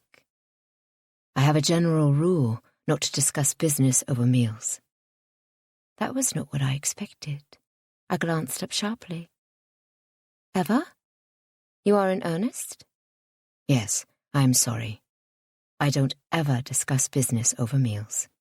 But I would be happy to meet with you later this morning to go over a few things. Very well. It was not as though I had anything else to occupy my time. I wanted a thorough evaluation of the books, of course, and at some point I should have a full tour of the house. But neither of those things were very pressing. Have you ever been to Linshire before? Mr. Bryce asked. So he could speak over breakfast, only not about estate business. Interesting. No, I answered. We had driven through the small town on our way to the estate, but we did not stop to look around. I have never been to any part of Shropshire. I grew up in Kent and have lived in London for the past 4 years. The most I've travelled has been the occasional trip to Yorkshire to see my mamma. He nodded. I have a good friend in Yorkshire. Beautiful country up there. Beautiful country here as well, I countered. The scenery on my trip here was unrivalled. This side of the country is breathtaking, though I fear I must admit I am slightly biased. It is not so terrible to be loyal. His face turned stony, and I could feel the air shift as he stiffened. My loyalty is not in question here. The room felt icy, and I regretted my words. If only I knew what I had said to set him off in such a way. We finished our meal in relative silence. Mr. Bryce standing before his plate was cleared. I will meet you in the study at 10. I nodded as he swept from the room. The clock on the mantel indicated that I had nearly an hour before our appointment, and the windows flanking the fireplace beckoned me with warm sunlight. Alan, I said, hoping I had the correct name for this footman. I would like to look at the gardens. Would you direct me? Yes'm. I followed him out into the front drive. It was chilly in the spring morning. It would have been prudent to wear a shawl. I was never overly concerned with freckles, so I did not bother with bonnets in general, but warmth was a different matter altogether. The gardens to the front of the house are simple, Alan said, sweeping an arm over the front drive. The pleasure gardens in the rear of the house have a lot of flowers. Ladies seem to like the ones in the back more. Thank you, Alan. How very astute you are. His cheeks blushed to match his red hair. I sincerely hope my own cheeks did not turn such an obnoxiously bright shade when I blushed. But as I had never been around a mirror at the precise moment I'd been embarrassed, I truly did not know. Alan, however, seemed to turn all one colour, which blended from his cheeks up to his hair. I dismissed him to ease both of our comfort levels and made my way around to the back of the house. A large, well-kept stable-yard was off to my right, with a large paddock to its side. Horses whinnied as men bustled about, and I turned toward the garden, beautifully displayed just behind me. Alan had not been wrong. Indeed, many flowers of multiple variations could be seen as I approached. My mother would simply adore such a garden. Short hedges outlined the garden, and I let myself in through a waist-level wrought-iron gate, clicking it shut behind me. A gravel path forked in two different directions, and I turned right, following the shrubbery around the perimeter of the manicured space. The majority of the flowers looked nearly ready to bloom, but not quite there yet. I cut through the centre of the garden and came to a fountain that acted as a focal point, surrounded by rows of greenery and rose bushes. The object in the fountain looked to be a woman and a man dancing together. It was romantic and sweet. I felt a strong desire to have it ripped from the ground and replaced with something a little less romantic, like animals, perhaps, or maybe just a water feature without a figurine at all. I needed to find out if the piece had any significance, or if it would be acceptable to remove. "Miss Hurst!" a voice called from the house. I turned to find Tilly rushing toward me, my shawl draped over her arm. I met her at the gate. "Thank you, Tilly," I said, reaching for the shawl and tossing it around my shoulders. "I was wishing for this mere moments ago. How did you know?" She shrugged. "I was told to fetch it to you. It's chilly out here, miss. I best be getting back inside." I watched her bustle back toward the house and pulled the forest green shawl tighter around my shoulders. Returning my attention to the flowers, I took the path to the left. It was not a symmetrical garden in the truest form. While the fountain remained a main focal point, and everything seemed balanced from there out. The right path had led me in a circle around the perimeter, but the left side did not. It reached halfway around the flowers, but then the path veered away from the garden, running perpendicular to the house. The hedges continued to act as a barrier, growing steadily higher until all views were obstructed outside of the narrow lane, and it stopped dead at a wooden door, a large iron handle dangling free, with no visible lock. I pulled on the handle, but it did not budge. The heavy wooden slab had not been moved in some time, it appeared. I tugged harder, using every bit of strength I possessed, until I managed to move it slightly. I dragged the heavy door open enough to slip inside, and immediately caught my breath. A small circular garden with an abundance of greenery and wildflowers spread before me, with a simple stone bench in the centre. It was a veritable oasis, and I was struck by the beauty and simplicity of its design. The hedge wall was taller than I, wild and untamed. It was thick enough to block the light and view outside of the circle. I stepped into the centre, lowering myself onto the stone bench with quiet reverence. Whoever created this space had an absolute affinity for solitude and peace. Of that, I was absolutely certain. Quiet calm settled over me, and I grew introspective.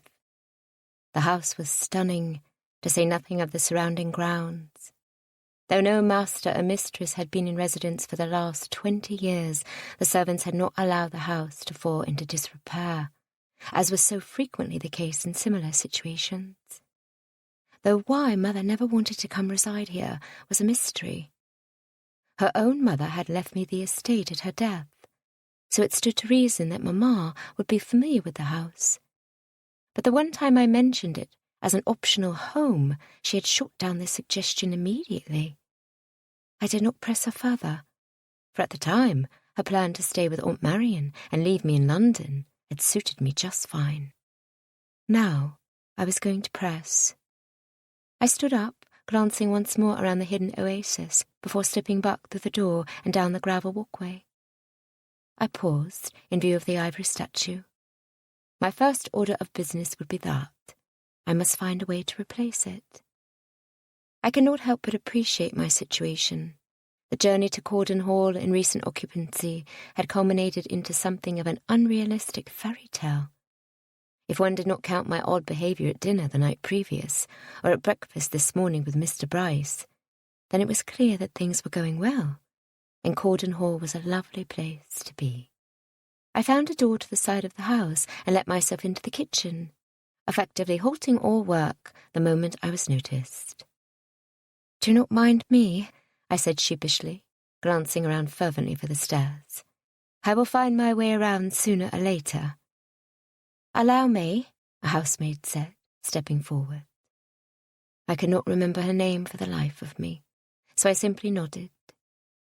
She led me through the servants' dining room to a staircase at the far side of the room and up onto the ground floor. "Thank you," I said. "That will be all." She curtsied and went away, her black curls bobbing along with her steps. "Were you lost?" a deep voice asked from the other end of the hall. I pivoted to find Mr. Bryce standing in a doorway, his hand resting lightly on the handle.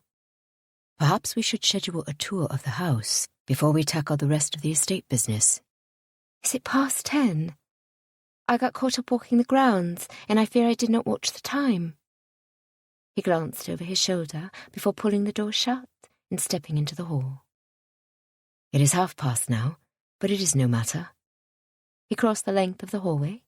He genuinely seemed unperturbed, and I found myself relieved, grateful for his easy demeanour. "Do you ride?" "Yes, but not particularly well." He came to stand beside me. "It is a fine day. Shall we begin our tour with an extensive overview of the grounds?" "I'm not sure that my riding abilities encompass an extensive tour, but I'm willing to try." "Very good," he grinned.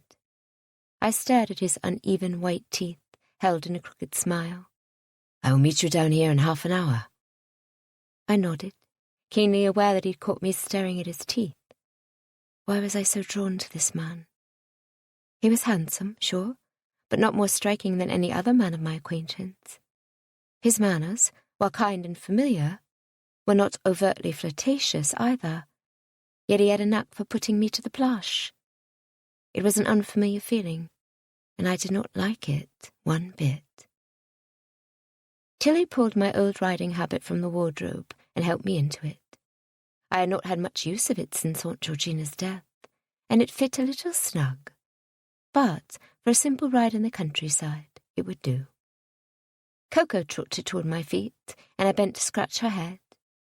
"You would not be able to keep up with us today, I think. But perhaps I can take you out to the garden later." She tilted her head before turning back for her bedchamber. The poor thing had been melancholy since Aunt Georgina's demise. While she was growing older, she was not ancient yet, and there was still life within her. I would find something to excite her once again. I was determined. Chapter 7. "Are all of these horses mine?" I asked with no little amazement. The stables were full to the brim, neighing and muffled hoofbeats intertwining in an equine symphony. While I was no great judge of prime horseflesh, I could appreciate a clean set of lines like any well-bred adult. I turned in a slow circle. The air held a sense of industry as stable workers moved this way and that, methodically working down the line of stalls with clear purpose. "And is it always this busy?" Mr. Bryce chuckled, a dimple appearing on his cheek that struck me at once. Apprehension planted a small seed within me. It had been years since my heart had raced at a man's smile, the disloyal organ. I turned my head away, pretending to admire the dappled grey that was saddled for me. I ran my fingers through her white mane and looked into her dark eyes. "There are a few horses the main house utilizes for work, but the majority are mine," Mr. Bryce said, as I stared at the coarse straw-like hair on the horse's neck. I bravely turned back to face him, and he regarded me closely. "I did mention it when I first began here. I deduct boarding and all of their food from my pay." I tried to chuckle nonchalantly, but it came out more like a trill. I recall the conversation. I suppose I did not realize how many horses you brought with you when you came to run Courton Hall. I only brought 2 horses originally. The rest have been acquired during my time here.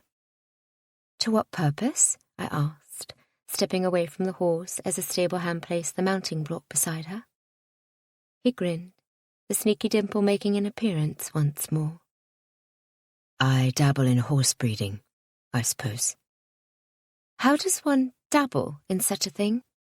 I pulled myself up onto the steady horse and led her out of the stable, Mr. Bryce following on his own steed, not far behind. He reined in beside me. That is my humble way of saying I am an aspiring horse breeder. I've had some victories, but many more failings. But one way or another, I will find success in this endeavour. He smiled modestly. Eventually. It is good to set a goal, I agreed. You should have something to work toward. If this is what you want to do with your life, then it is admirable. And by the looks of it, you've got your stock off to a great start. Do you know much about horses? Not even a little, I said unrepentantly, eliciting a chuckle from my steward. Now, where shall we begin? He straightened in the saddle, a businesslike demeanour settling onto his shoulders. I thought we should ride around the perimeter so I can show you the extent of your lands. We'll pass by each tenant farm. I can name them off to you now, but it may take some time before you remember everything. So basic overview? Yes, precisely. Tucking an errant lock of hair behind my ear, I swept my arm before me. Lead the way, sir. We spent the better part of an hour trotting through field after field. Mr. Bryce pointed out the different grains we grew, and the men who were in charge of them. A few of the farmers regarded me warily, as I smiled down at them from atop my horse. They aren't the friendliest lot, I said, once we moved out of earshot. Mr. Bryce opened his mouth, glanced at me, and closed it once more. What is it? I asked. He shrugged, pulling his horse away from the wheat field and toward a thick wooded area. Mr. Bryce, is there something you would like to say? No, ma'am. I would not like to say anything at all. I rephrased. Please? It had the desired effect. He pulled his horse to a stop, breathing out a long-suffering sigh. You are going to force me to speak, aren't you? I cannot force you, sir. His raised eyebrow contradicted me. I recalled my role as his employer, a fact I had not considered until this moment. Regretfully, I tilted my head. There was an easy camaraderie between us, and I did not want my authority to place a wedge there. Perhaps I should let it go. Perhaps, he agreed, his eyes seeming to scrutinize me. But I have the distinct feeling that you are not one to let things go easily. My cheeks flushed. Was I as red in the face as Alan, the footman, had been that morning? I tried not to think about that, for it only warmed my cheeks further. I trained my gaze on my mare's stringy mane and nudged her forward. I can, when I wish to. You may not see this in yourself, but the men are rather intimidated. I glanced at him. It was clear he was in earnest. It is the truth, he continued. Did you not notice Tomlinson? The man with the brown cap, I clarified. He was very polite. Precisely. I do not understand you. He chuckled. That man swears worse than a sailor. He reined in his tongue and showed a deference which shocked me. I am convinced the men don't know what to do with a woman in charge. You had opinions. His cottage roof? Yes, Mr. Bryce nodded. His cottage roof. I felt my neck warm. I had commanded the man to repair his roof. With weather as changeable as ours, it was folly to leave a roof so badly parched. I was positive the interior of the cottage was lined with buckets and bowls to catch drips. Mr. Tomlinson had been agreeable about the changes. That could have been due to my insistence on paying for the repair, though I imagine Mr. Bryce would have made the same offer. It is not very often these men are told what to do by beautiful women of high rank. It is unsettling for them. but they will adjust in time. I turned away. He could not know I was illegitimate.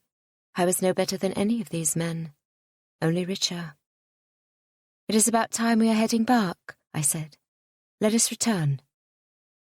Mr. Bryce turned his horse to keep pace with mine as we trotted along the perimeter of the woods. "That might be difficult." "Why?" "Because," he said, slowing my horse as he stalled his own, "we are going the wrong way." "You've a visitor, Mr. Bryce," Harrison said the moment we walked through the front door. "I'll see him in the study." Harrison cleared his throat, and Mr. Bryce turned accordingly, raising his eyebrows in inquiry. As the steward, Mr. Bryce was the highest-ranking paid member of the household. It did not appear as if Mr. Bryce had any trouble acting his rank. Harrison said, "She is waiting in the drawing-room with her maid." Mr. Bryce stilled. His throat worked, and it felt as though he purposely kept his glance from hitting me, as he nodded once distinctly and swept toward the drawing-room. I watched him go and tried not to care that he had not invited me to join him. While it was my home, he had been given free rein of it for a year. The habit to receive a caller in the drawing-room must have been well ingrained. I tried not to feel disappointed. I would have liked to meet a member of the local society, unless this mystery visitor was not a member of local society. I turned to Harrison. "Will you have Tilly sent up?" I took the stairs with haste. If Tilly was able to help me change quickly enough, then perhaps I could seat myself in a place to meet Mr. Bryce's visitor on her way out. It was childish, perhaps, but I merely wished to assuage my curiosity, nothing more. Tilly had a gown prepared and helped me clear the riding dust as I changed from my habit. She brushed and repinned my hair in silence, and I found myself brooding slightly, for no apparent reason. What did it matter if Mr. Bryce chose to see another woman and not inform me of who she was? His quick departure indicated he had some clue as to who may have called, but it was none of my business. I had known Mr. Bryce for one day. No, that was inaccurate. I had known him for an entire year, but that did not mean he owed me anything beyond what I paid him for. By the time I finished dressing, I had decided not to care. I took the stairs up to the next floor, purposely putting more distance between myself and the front door. The carpet that ran the length of the hallway was worn, nearly threadbare in parts. I followed it to the end of the hallway, exploring each bedchamber one at a time, with Coco on my heels. My grandparents had interesting taste in design, if they were to blame for the hideous colours and heavy furniture adorning each of the rooms. But some of the curtains had to be blamed on more distant relatives, for they were nearly falling apart. There was a chair in one bedchamber, leaning upon 3 legs, and a bed in another, without any mattress. There seemed to be bits and pieces of broken or faulty furniture or decor in each and every room, but I imagined it had not mattered much with the lack of inhabitants over the past 2 decades. It took a moment for me to understand what was missing from the hallway, but deeper concentration revealed the lack of portraits or framed landscapes one would usually find breaking up the space between doors. Halfway down the hall, I froze in the doorway of the next chamber. It opened toward the top of the stairs, and I felt vulnerable, for anyone could mount those stairs and find me idling in the doorway at any moment. My hand rested on the door handle, and I recognized the need to close it right away, but found myself pasted to the spot instead. 'Twas the only room on this floor without a noticeable fault. The bed was neatly made, and the surfaces free from clutter, the only exception being the writing desk. It was placed before the window and littered with papers. A few books stacked on the corner looked near to toppling over. Coco let herself into the room and began sniffing near the wardrobe. I wanted to pull her out, but could not bring myself to step further into the room. "Coco," I hissed. "Come, girl." I could not whistle without alerting the household of my location. A framed portrait on the table beside the bed caught my eye. It was turned away just enough that I could make out nothing more than the outline of a woman. I stepped forward to take a closer look, when a voice from the hallway startled me. I have moved into the rooms above the stables, but have not yet gathered all of my things. I will remove my belongings by the end of the day. I spun to see Mr. Bryce, his green eyes lit with irritation. A smile touched his lips briefly, but did not remain. I stepped back, further into the room. No other course of action was available to me, as the door was blocked by the man, and his proximity was unsettling. I apologize, Mr. Bryce. You may take your time in the endeavour. I'm not in any hurry to see the room evacuated. Are you not? Swallowing, I shook my head slowly. I was unused to the brisk manner in which he spoke. I have only been exploring this part of the house. I did not consider that I would be intruding on your personal space. His expression showed subtle disbelief, but I stood firm. Was he angry because I was in his room, or was it something more? Mr. Bryce might be a gentleman fallen in station, but he was still an employee. I had every right to be in his room, regardless of his accidental nature. For all of my mighty thoughts, I was not eager to remain where I was. I whistled sharply, and Coco ran to my feet. If you would excuse me, I said, stepping forward, hoping the action would push him from the doorway. He was slow to respond, causing me to brush his shoulder on my way past. It left a burning sensation in my arm, and I rubbed it to dissipate the feeling before I bent down to pick up my dog. Mr. Bryce spoke, forcing me to halt just above the stairs. May we postpone our meeting? I have some matters of business that cannot wait. My foot hovered over the step as my free hand gripped the railing. I looked over my shoulder. Yes, tomorrow should be fine. I turned and descended the stairs without another word. But the look Mr. Bryce had directed my way burned into my mind and refused to depart. Whether anger or frustration played a part, I didn't know, but his restraint was evident. I could not quite name the expression, and that fact haunted me more than anything else. I met Harrison on the main level and asked, "How far away is Linshire?" "A 15-minute ride by carriage." "And the closest estate?" Harrison rocked back on his heels, looking to the ceiling for the answer. "That would depend on which way you travelled. The Gromley farm is northward, and south runs you to Fairlyn Court." I searched my brain for the name Gromley, but came up short. I had not met any Gromleys on my tour that morning. The Gromley farm is not one of ours, correct? He nodded. "Correct. Mr. Gromley is a gentleman farmer, but deals mostly in sheep." "Thank you, Harrison." I dismissed the butler and headed toward my chamber. I was beginning to feel overwhelmed by the large house and how little I knew about the area. I was ready to spend the remainder of the day with a good book, Coco, and my cards. Chapter 8. I was unprepared at dinner to face the jovial Mr. Bryce, as he had bordered on surly during our encounter earlier in the day. He helped me to the head of the table, taking the chair just to my right. An amiable smile sat on his lips. "Did you have a productive day?"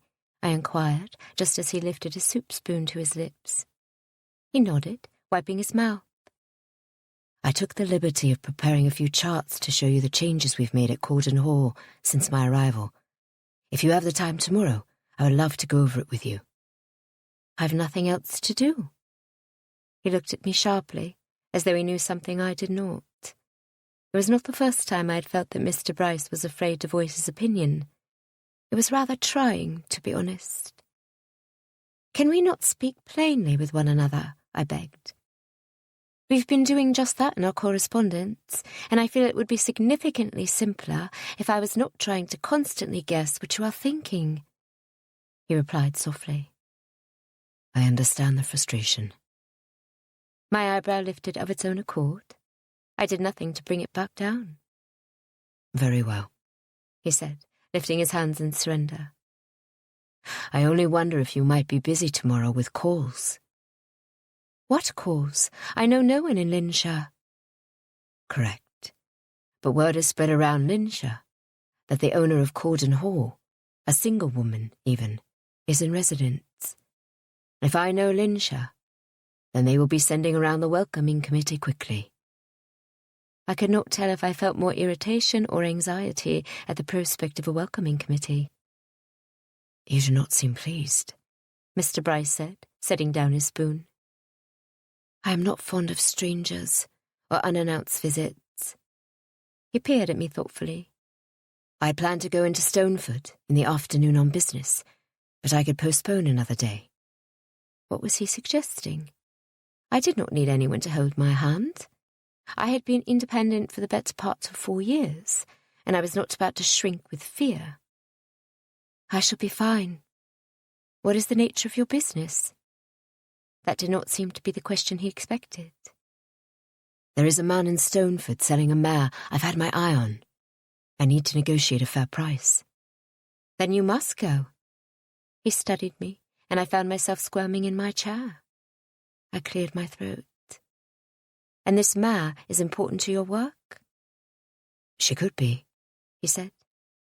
I believe with her blood I can produce top-rate foals. As opposed to the other mares you have in the stables? He smiled. It would be difficult to explain, but yes, she is superior. I shook my head. I know so little about business. And I, he grinned, cannot discuss it further. I believe you remember my rule. I sipped a spoonful of soup. Yes, I remember. No discussing business over food. One concise nod and Mr. Bryce delved into his meal once more. I could not blame the man.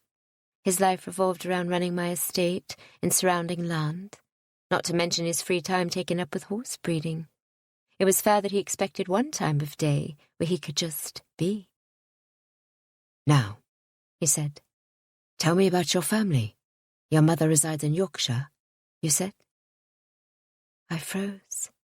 I had mentioned her in a letter many months back. Could Mr. Bryce know of the scandal with my father? He was a gentleman and would therefore have relationships and connections within society. I ventured forth cautiously. She lives with her sister, yes. And are you able to see her often? I've seen her twice in the last 4 years. It is more, I gather, than many are able to accomplish, so I take my holiday visits with satisfaction. Yes, he said. That is a positive attitude to affect. She was not interested in coming to Cordon Hall when I inquired last, but I've dispatched another letter renewing the invitation. I tried to turn the conversation. Do you have family nearby? No. So you understand. Are you able to get away and visit them? Mr. Bryce turned away, a tight smile on his lips. There is no one to visit, so I need not concern myself with family. That was a bleak perspective, or one hardened through time alone. Pity snaked into my thoughts before I shoved it out again. I despised when others pitied me. I guessed Mr. Bryce and I had a connection in that sense. On my exploration earlier, I did discover something of interest. He turned interested eyes on me, and a smile revealed his dimple. I trained my blushing face toward my plate. It was not my finest moment to be caught snooping in his bedchamber, but it could not be undone. No use pretending it hadn't happened. What is it you found? Quite a lot of disarray, I said. I cannot speak for the man who held this position before me, but I did not see the need to spend money replacing carpets and furniture when there was no family in residence and none expected for the foreseeable future. But to be quite honest, I have not felt comfortable leaving such a lovely home in this condition any longer. He caught and held my gaze. It was one of the reasons I recommended your visit, if you recall. I did not recall that particular reason, but he could have slipped it in amongst the other business items we'd discussed. But I feel inclined to remind you that we are veering dangerously close to discussing business. I tried to swallow my amusement. This man was certainly interesting. His rule to avoid mixing business with his meals was strange, but I would do my best to respect it. Having both spent some time in London, we discussed our favourite sights and museums. He waxed long on the superior qualities of country living, and I agreed that a slower pace had much to be desired. We withdrew to the drawing-room following dinner, and Mr. Bryce asked if I played any musical instruments. I can play the pianoforte reasonably well. Would you care to play for me? I found the pianoforte in good condition. The music selection was a tad outdated, but it would do well enough. I played for the better part of an hour, losing myself a few times in the music. I was no master by any means. I did not come close to Rosalind's skill in music, but I was competent for an evening of simple entertainment. That was lovely, Mr. Bryce said when I stepped away from the instrument. I delivered a playful curtsy and took my seat across from him on a plush violet armchair. Thank you, Mr. Bryce. I smiled at him, comfortable and secure. His green eyes were trained on me, and though a few yards of space and a luxurious carpet separated us, I felt a connection with this man. He was, dare I hope, the brother figure I had never had. He was kind and reliable. Through our correspondence, we developed a level of trust and companionship I'd grown to appreciate. I only hoped he felt the same way. The sporadic feelings of warmth and increased heart rate were behind me. I could not control my natural reactions, but I could steer them in the proper course. Mr. Bryce was like a brother, and as such he would stay. I have been thinking, he said, pulling me from my musings. Perhaps you would be comfortable calling me Daniel. I am afraid to admit that I do not think of you as Miss Hurst.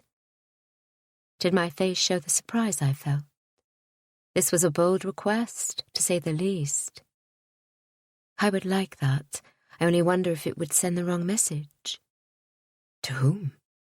Neighbours, the staff. He seemed to consider my words. I do agree it could convey the wrong message. Perhaps we could be more formal when in company. If we only used given names in private, then there was little harm in it. I had to agree with the man. We'd built such a connection through our letters that we felt close to family already. It was unorthodox, perhaps, but so was every other aspect of my life at present. We shall be working together quite closely. Perhaps that would be a convenient course of action. Daniel's answering grin was warm. I tried to laugh off the discomfort it caused within me. For now, however, I shall retire for the evening. We stood in unison, and he bowed. Good night, Freya. I reached the door, glancing over my shoulder. Good night, Daniel. Daniel had been correct in his assumption that the women of Linshire would soon flock to me. I had caller after caller all morning, and at the rate they were arriving, I was going to be stuck in the drawing-room for the remainder of the day. I had to skip our morning meeting due to the arrival of the vicar's wife and her 3 children. They were followed by Mrs. Hathaway and her daughters Laura and Jane, whom I felt I would never, ever find any sort of connection with. They were young, 16 and 17 if I had to guess, and the frilliest, most uninspiring creatures I had met in quite some time. They inundated me with questions about London, and it was all I could do to try and slip a word in during their rapid inquisition. Mrs. Hathaway seemed content to sit back and watch her insipid children with a self-contented smile on her round face. I would never understand the pride of some mothers. They could not see the faults in their own children, regardless of how glaringly obvious they were to the rest of us. The Hathaways' exit was a short-lived relief, as they were replaced with 2 elderly sisters, the Mrs. Blake. They were kind, but slow on the uptake, and stayed significantly past 30 minutes. I snuck into the hallway after their departure, and jumped into a dark room on the side of the hall when I heard Harrison opening the front door to more visitors. Leaning against the wall, I closed my eyes, straining to hear Harrison lead the guests into the drawing-room. I tried to determine who they might be, the brainless variation or otherwise. Why are we hiding? I jumped, my hand coming over my heart to slow its rapid beating. Daniel? I asked, unsure of who else the voice could belong to. Very little light seeped through the doorway, making the room quite dark. Did you not see me come in? He asked. I shook my head, then realized he probably could not see. The thick drapes were pulled tight, shrouding us in shadows. No, I didn't. I snuck in right after you. Now tell me what is going on. There are more visitors.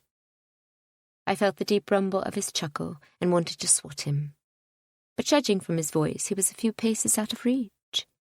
He said, Shall I tell them you are indisposed? Heavens, no.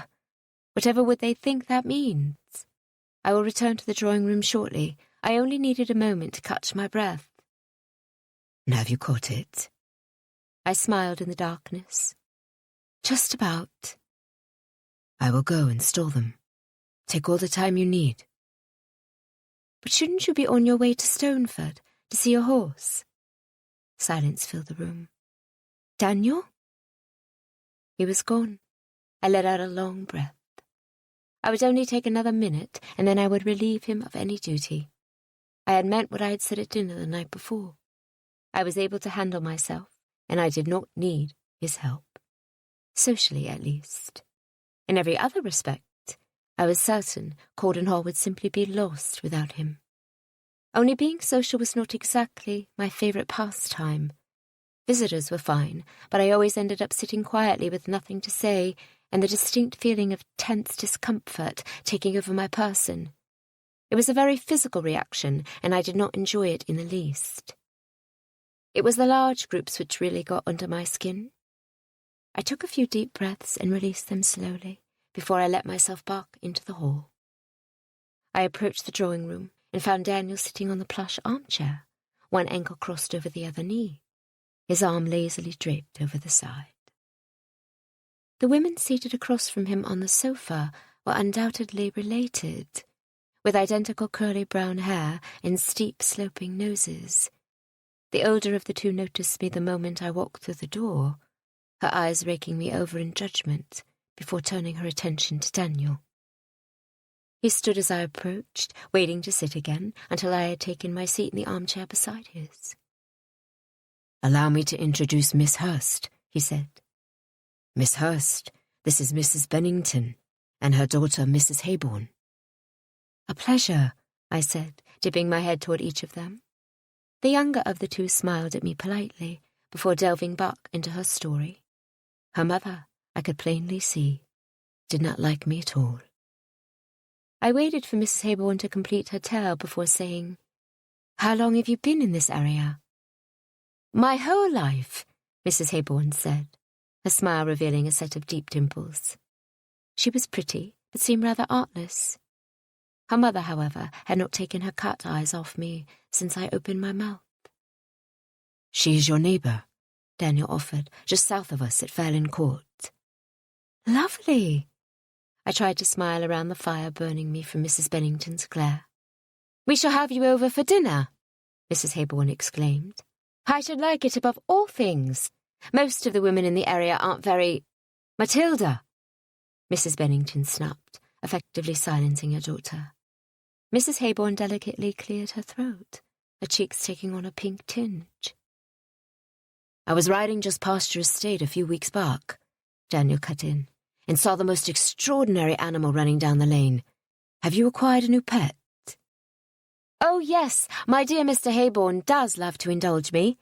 The dog is not suitable for hunting, so he belongs to me. He is called Tiny, which is an ever so clever name, for you must have seen how large he is. Indeed, and quite hairy. Mrs. Hayborn grinned. It is fun for Thomas to toss sticks and have Tiny retrieve them. He has been easy to train for all of his largeness. Where did you acquire him? She lifted her dainty shoulders. I haven't the faintest. Mr. Hayborn knew I'd simply adore him, and he brought him home for me and Thomas. Thomas did try to ride him once, but Tiny was not pleased.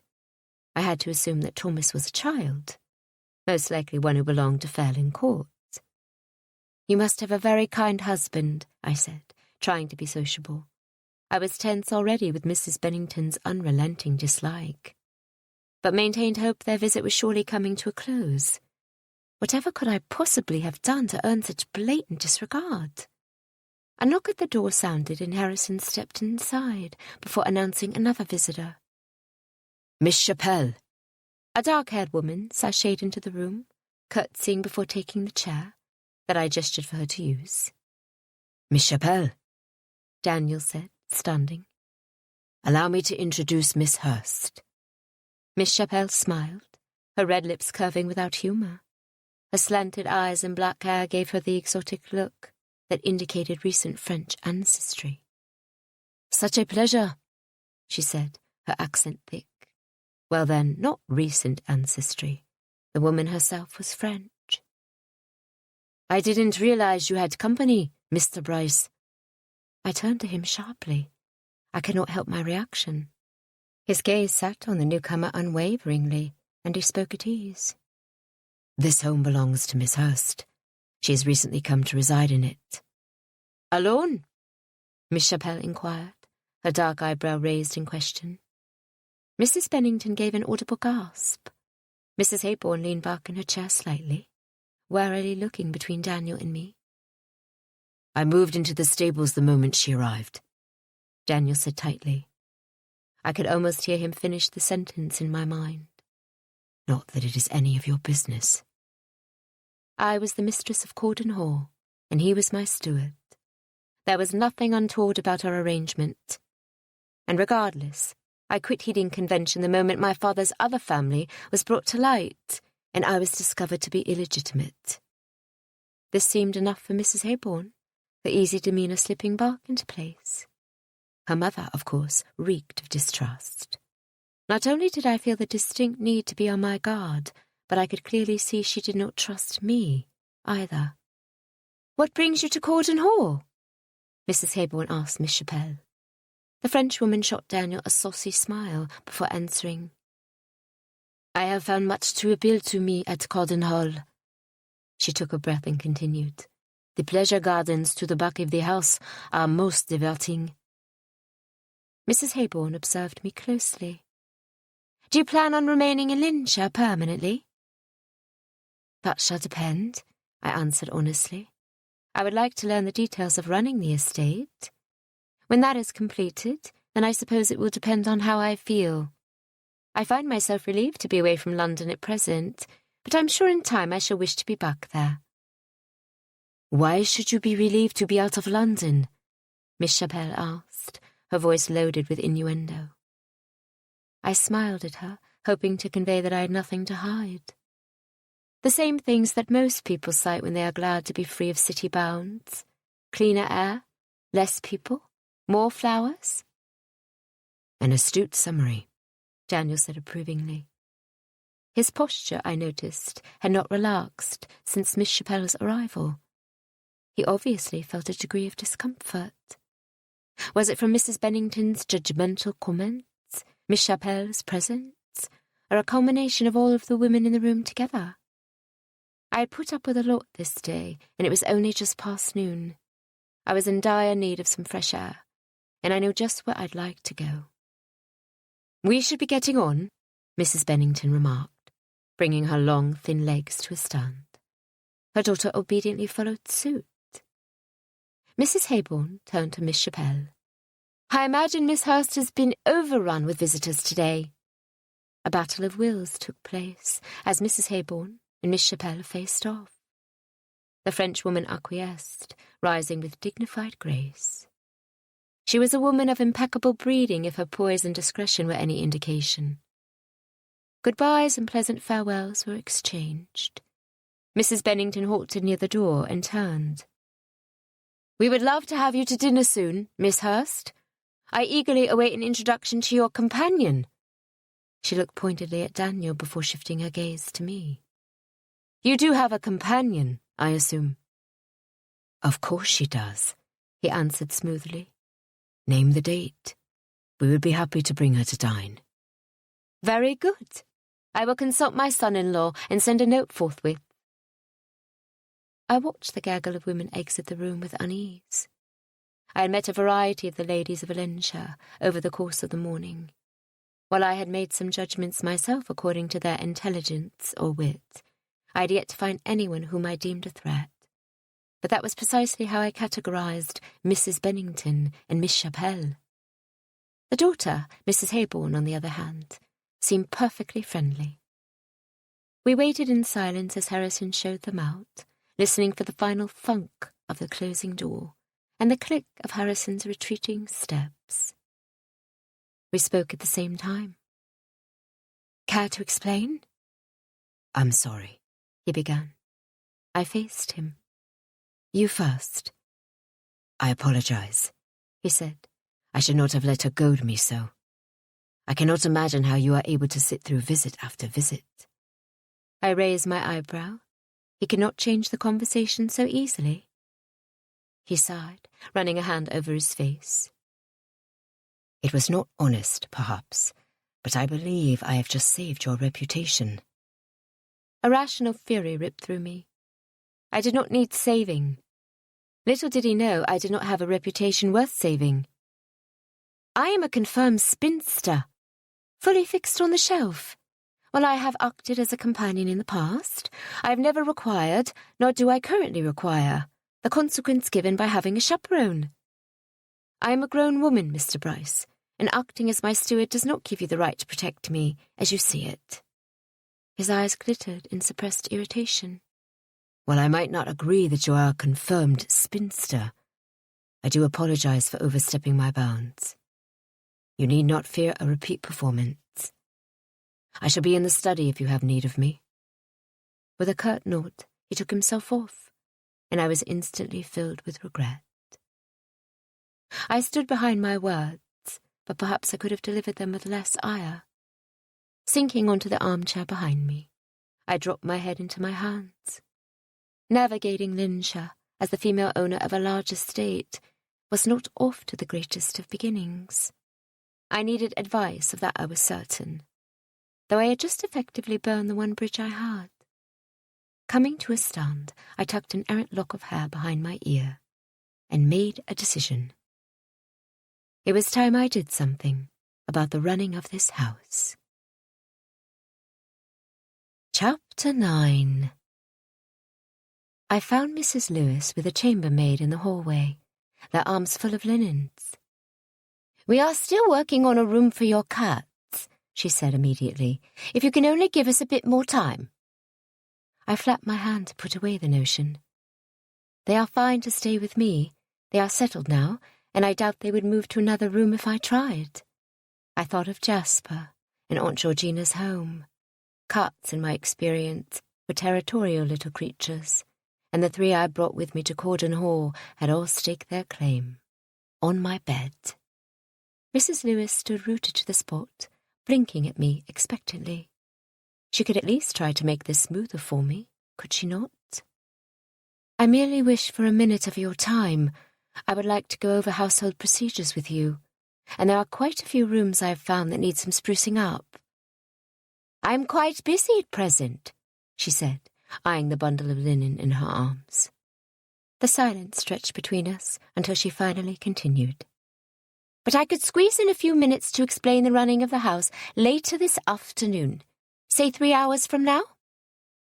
"That will do," I said, dismissing Mrs. Lewis and the dark-haired chambermaid. I smiled at the girl, and she looked uncomfortable, before bobbing a curtsy and scurrying after Mrs. Lewis. I sighed. Some day I would have the authority and respect I deserved from my staff. The morning parlour boasted French doors that opened onto a terrace built of the same red sandstone as the house, with marble stairs leading down to the pleasure gardens. My feet took me to the path on the left of their own accord, and I found myself within the sanctuary of hedges minutes later. Sinking onto the bench, I closed my eyes and breathed in a deep, even rhythm. I could see the wisdom of Daniel's choice, but I did not support it. Not only had he lied, but he put me into the uncomfortable position of lying as well. Whether I found a companion at once to step in and add propriety to the household or not, I would be an accomplice to his deceit. Groaning, I reached my arms high above my head and stretched toward the sky. Hopping to my feet, I paced the small area, running the situation through my mind in hopes of finding a solution. My thoughts continually jumped back to the moment when Miss Chapelle pointed out our lack of chaperone Mrs. Bennington and Mrs. Haybourne were both visibly disturbed. Mr. Bryce had been correct, then. If news got out that we had been dining alone the past few days, my reputation would be ruined before I had a chance to prove myself to the people of Linshire. I was no stranger to scandal, but in the solitude of the enclosed garden, I could admit to myself that I had looked forward to a place where no one knew of my father's indiscretions. And there was also Daniel to think about. If nothing else, he did not deserve a soiled character because of me. I halted, dropping my head back and squeezing my eyes closed. I did not like it one bit, but I knew what I had to do. I took my time walking to the house, the sun warming me as I crossed the back lawn. I found the study door and paused in front of it, running the words through my mind that I needed to say. My fist was poised to knock when the door swung open and Daniel stepped out quickly, colliding with me and sending both of us to the floor. The wind was knocked out of me, and I struggled to breathe, the weight of a lion applying pressure on my lungs. He rolled off before helping me to stand, but it took me a moment to regain my composure. "I apologize, Miss Hurst," he said. I shook my head, my body still humming from the recent connection. "It is I who must apologize." Daniel studied my face, his green eyes squinting in thought.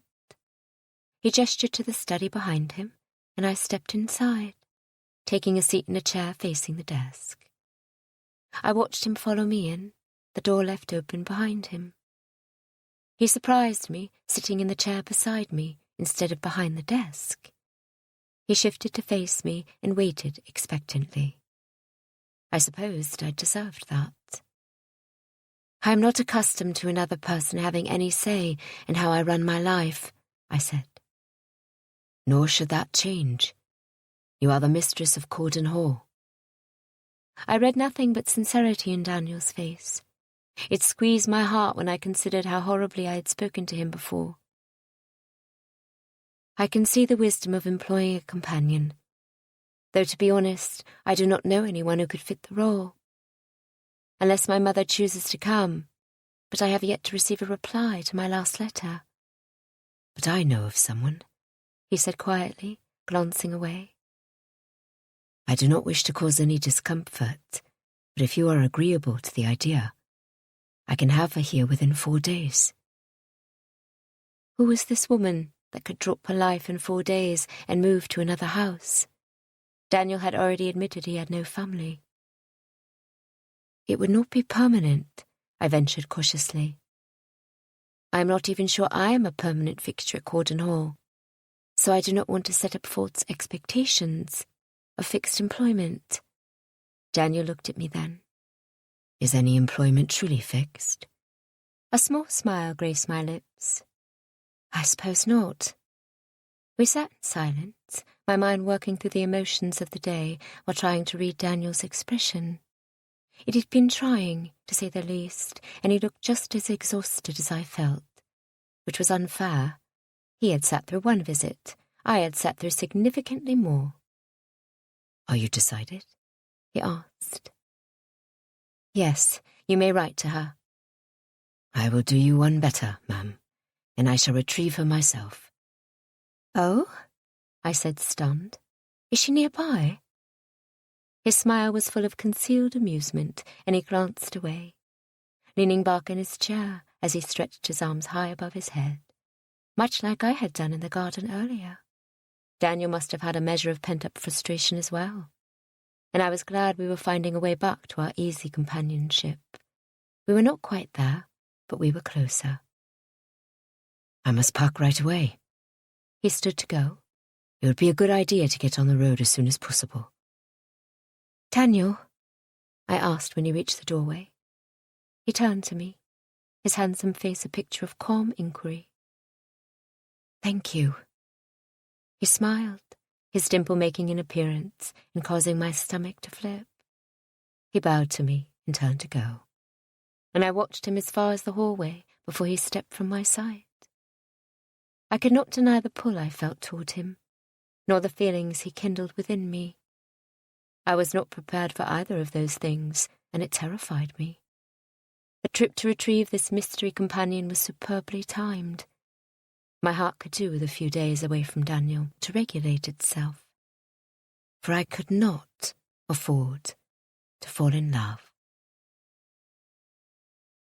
"Ma'am?" I jerked my head away from the window, the cloud of dust left behind by Daniel's travelling carriage beginning to fall and settle.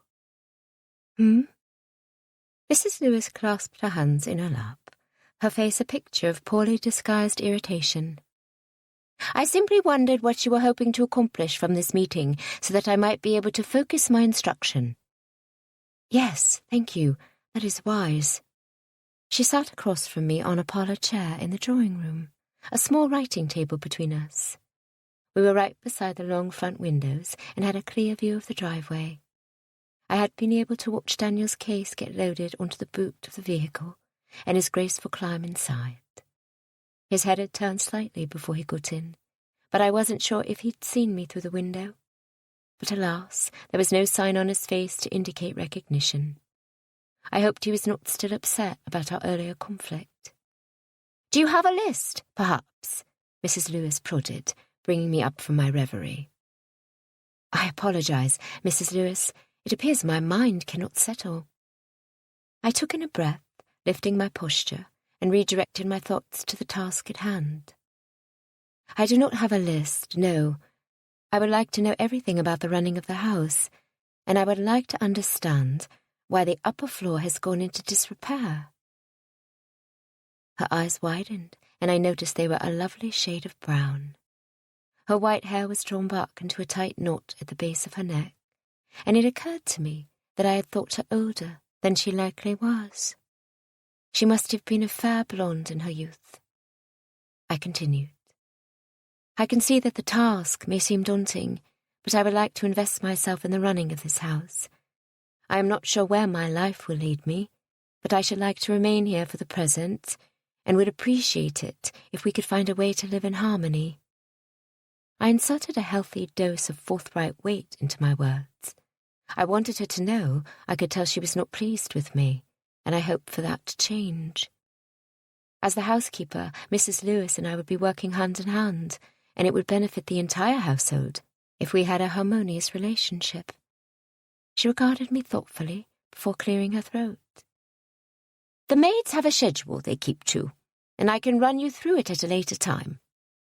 For now, let us walk through the house, perhaps. I can give you a detailed tour." I stood. "That sounds wonderful." She could help me fill in the gaps from my own misguided snooping. "We shall begin in the kitchen." I followed Mrs. Lewis downstairs, weaving through servants as she showed me the essential rooms in the kitchen area, the still room, polishing room, her own private parlour, and the butler's room. She gestured to Harrison's domain. "That used to be the steward's office, but Mr. Bryce found he could meet with gentlemen farmers easier upstairs, and moved all of his things into the study. It wasn't being used at all, so no one argued with him." They wouldn't, though, anyway, would they? Not when he outranked the butler. Besides, raised as a gentleman, it must have been difficult for Daniel to come and reside in a large manor house, and run the entire place from a small, dark office underground. I could not fault his decision at all. But then, I was not a servant. "Harrison did not find it presumptuous?" I asked. "No," she answered, leading me back up the servants' stairs. "He had no reason to complain, anyway." We mounted the steps in silence, reaching a room at the top, lined with counters and cupboards. "The linens are kept here." And the serving dishes, I assumed, before they were brought to the dining room. We stepped through the door into the hallway, and Mrs. Lewis took me through each of the main rooms, describing which days they were cleaned and the general duties of the maids in each of the rooms. We ended at the morning parlour, coming full circle, and she proceeded to lead me outside and explain the upkeep of the pleasure gardens and the list of gardeners responsible for their maintenance. "Have they always been so well maintained?" I asked. "Yes," she replied simply. "They were the pride of your grandmother's heart, and when the estate fell from her hands, and no one came to claim it, we simply proceeded forth as we always had before. There was no one telling us to stop their upkeep, so we did not. It would have felt a large disservice to the missus to allow her precious garden to fall into disrepair. It struck me how lonely Cordon Hall must have felt for the last 20 years, living without a master or mistress in residence. It would have become second nature to the servants to speak to and treat the steward as though he were in charge.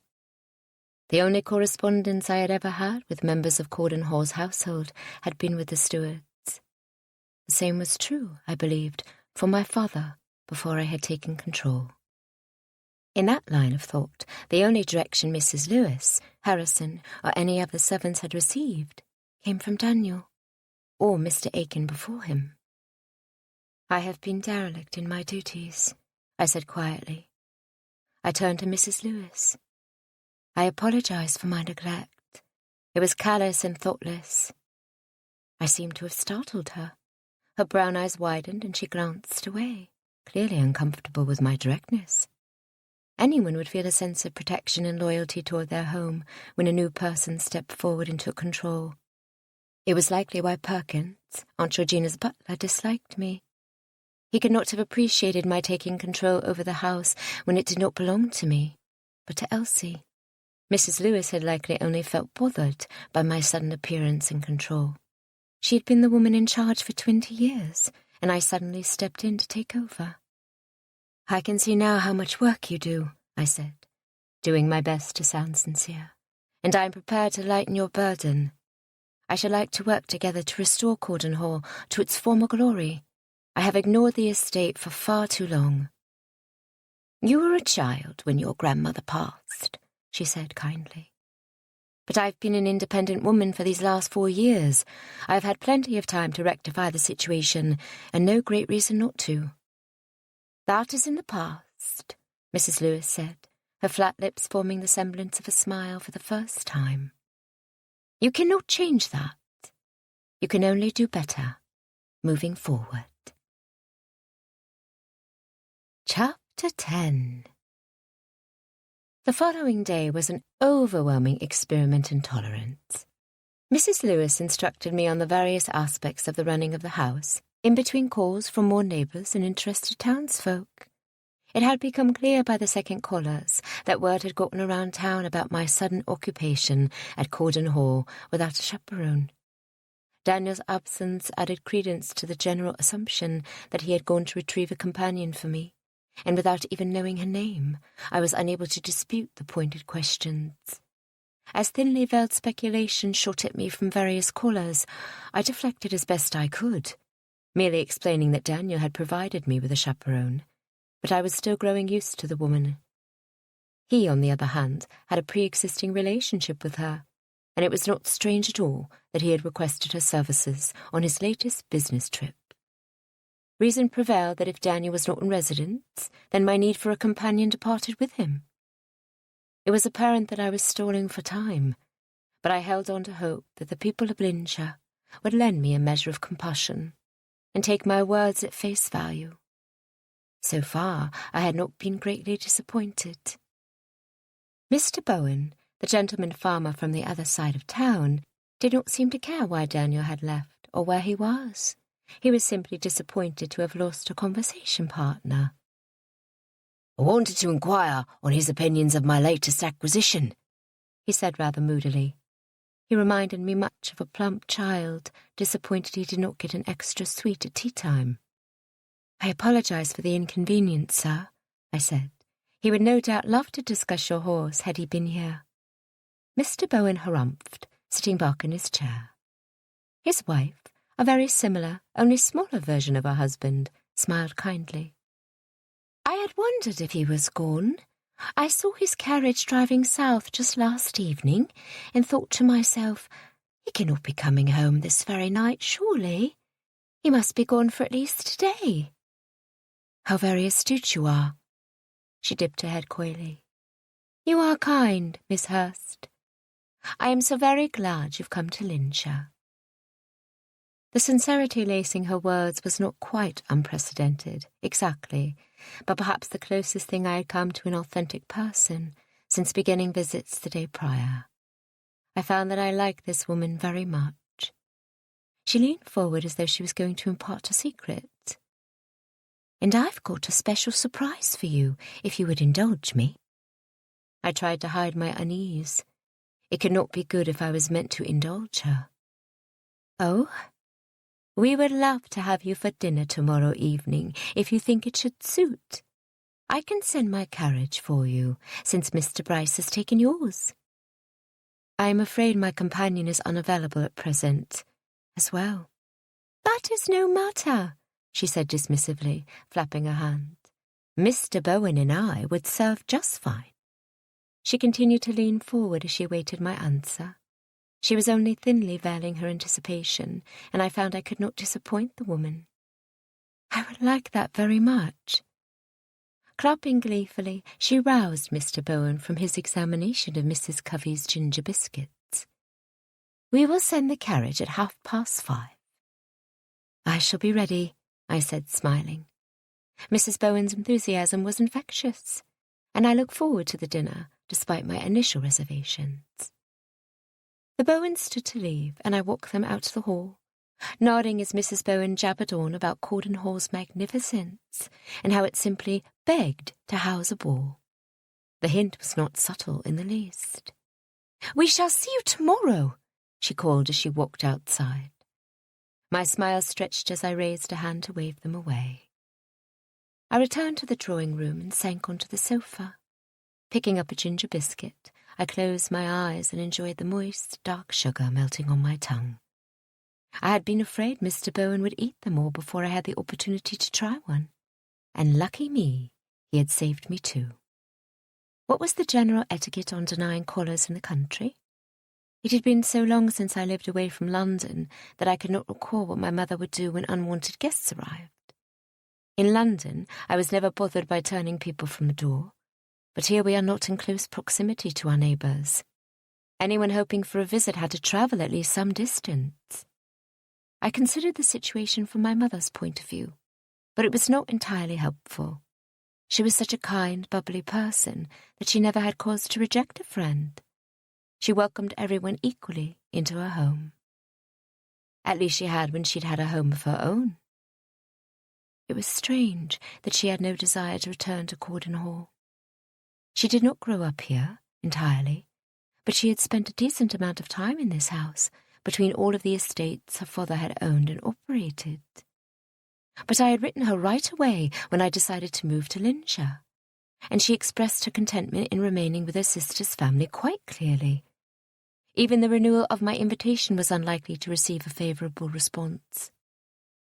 Hoofbeats sounded in the drive, and I stood at once, crossing to the windows and peeking behind the curtain to get a glimpse of the next visitors. I gasped when my eyes fell on the familiar carriage. I dropped the curtain and ran for the front door. "Elsie!" I called, rushing past Harrison with unladylike haste. "What are you doing here?" She looked up as her husband helped her step onto the gravel drive. Her clothes were crumpled from the trip, and her eyes tired. "I missed you," she said, coming to embrace me. I stepped back, taking in her clear exhaustion, and that of her husband. I had made the trip myself only the week prior. It was not all that tiring, to be honest. Worry blossomed in my chest, and I tried to tamp it back down until I had just cause. "I hope we are not intruding," Lord Cameron said. "You are always welcome," I responded immediately. "I am only surprised." "I am afraid it will not be a long visit," he said regretfully, following us into the house. "We are visiting a few estates north of here, and Elsie insisted on coming to see you on our way through." "I am so glad you did." I led them into the foyer. "Harrison," I said, "please ask Mrs. Lewis to have a room prepared for my friends." He bowed and walked away as the footmen carried their trunks inside. "How long shall I have you here?" I asked. 2 days, Lord Cameron replied instantly. "We must keep our appointments, or my man of business will have my head." A grin belied the severity of his words, but I could appreciate the importance of keeping an appointment all the same. I asked a passing maid to have a fresh pot of tea sent to the drawing room, and refresh the tray of biscuits if Mrs. Covey has any to spare. Yes, ma'am. I led the Nichols into the drawing room and gestured for them to sit. I should change first, Elsie said, eyeing the cream sofa. Whatever you prefer, I grinned. I am just so glad to see you. By the time Elsie and Lord Cameron had changed and returned to the drawing room, the tea had been replenished, and a fresh plate of still-warm ginger cookies adorned the tray. I began pouring as the couple took their seats on the cream sofa. It was evident Elsie had needed the restoring element of washing up, for she looked a great deal more awake. "I cannot wait to meet this steward you spoke so highly of," Lord Cameron commented, accepting a hot cup of tea. "I'm afraid you should probably miss him," I said regretfully. "He's away fetching me a companion and is due to arrive in 3 days' time." Elsie's cup sat suspended before her open mouth. "Whatever are you talking about?" "I need a companion to lend me consequence. I must protect my reputation and that of my stewards by placing a virtuous woman in the house." "You are a virtuous woman," she said, a bit defensively. "I cannot recall the last time you cared to have a chaperone. You've acted the companion for the last few years." I placed my cup on the table beside my chair and picked up another ginger biscuit.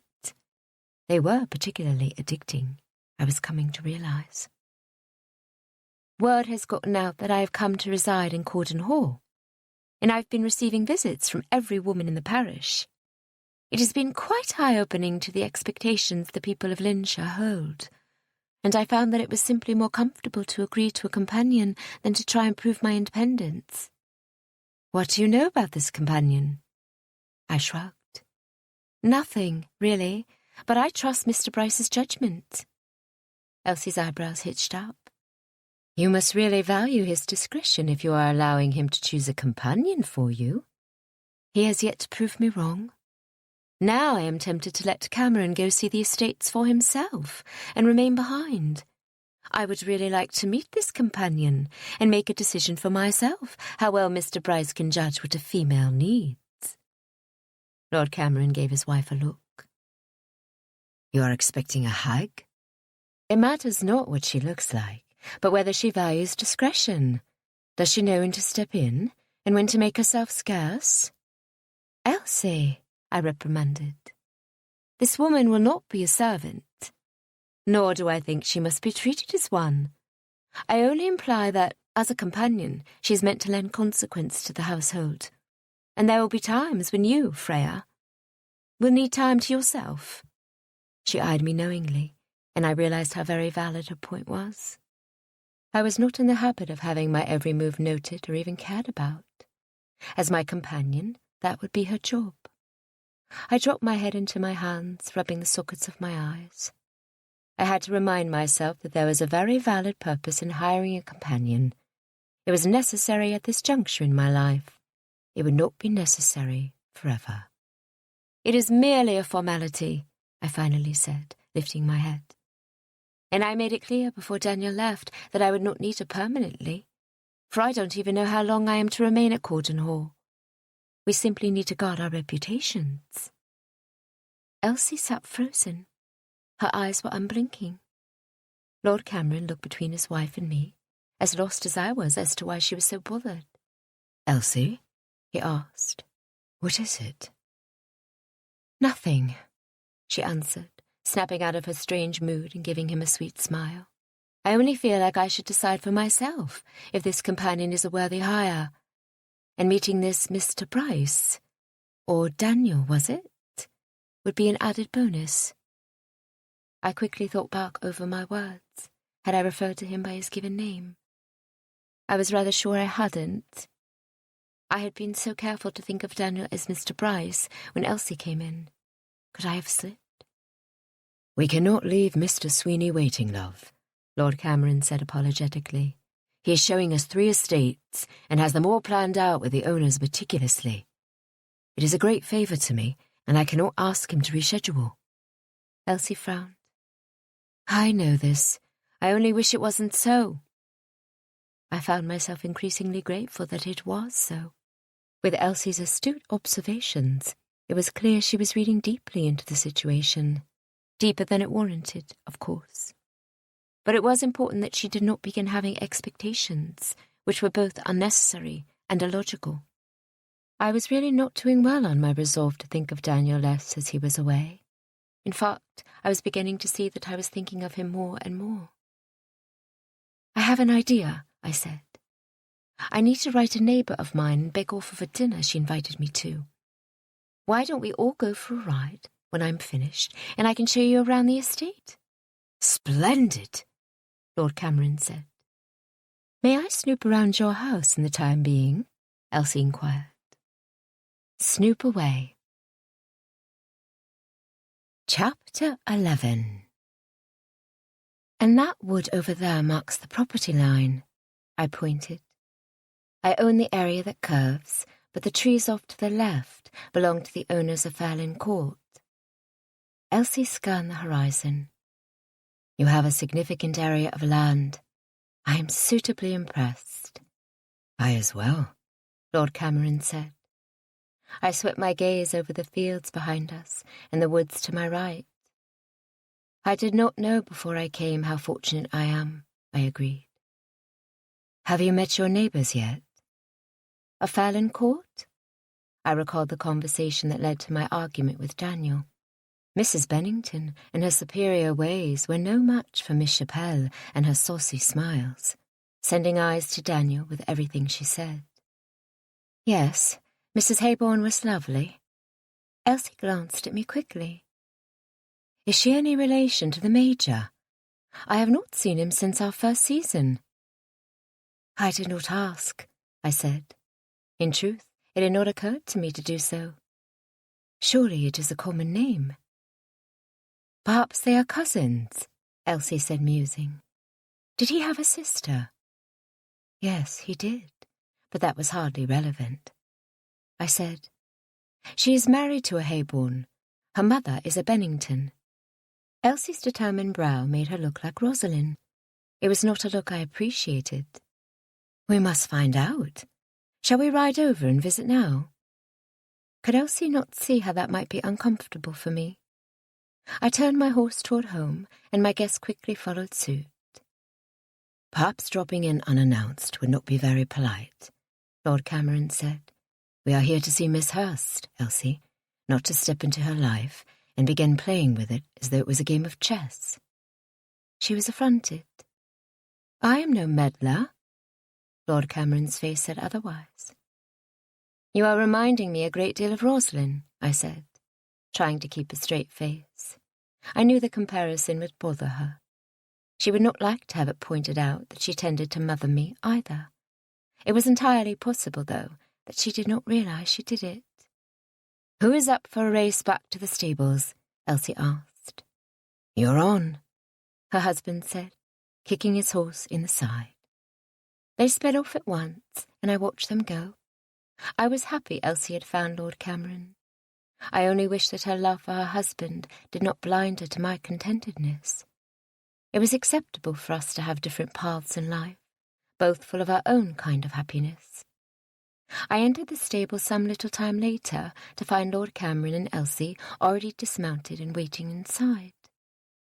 "You have a fantastic selection of horses here," Lord Cameron said as I slipped down from my mount.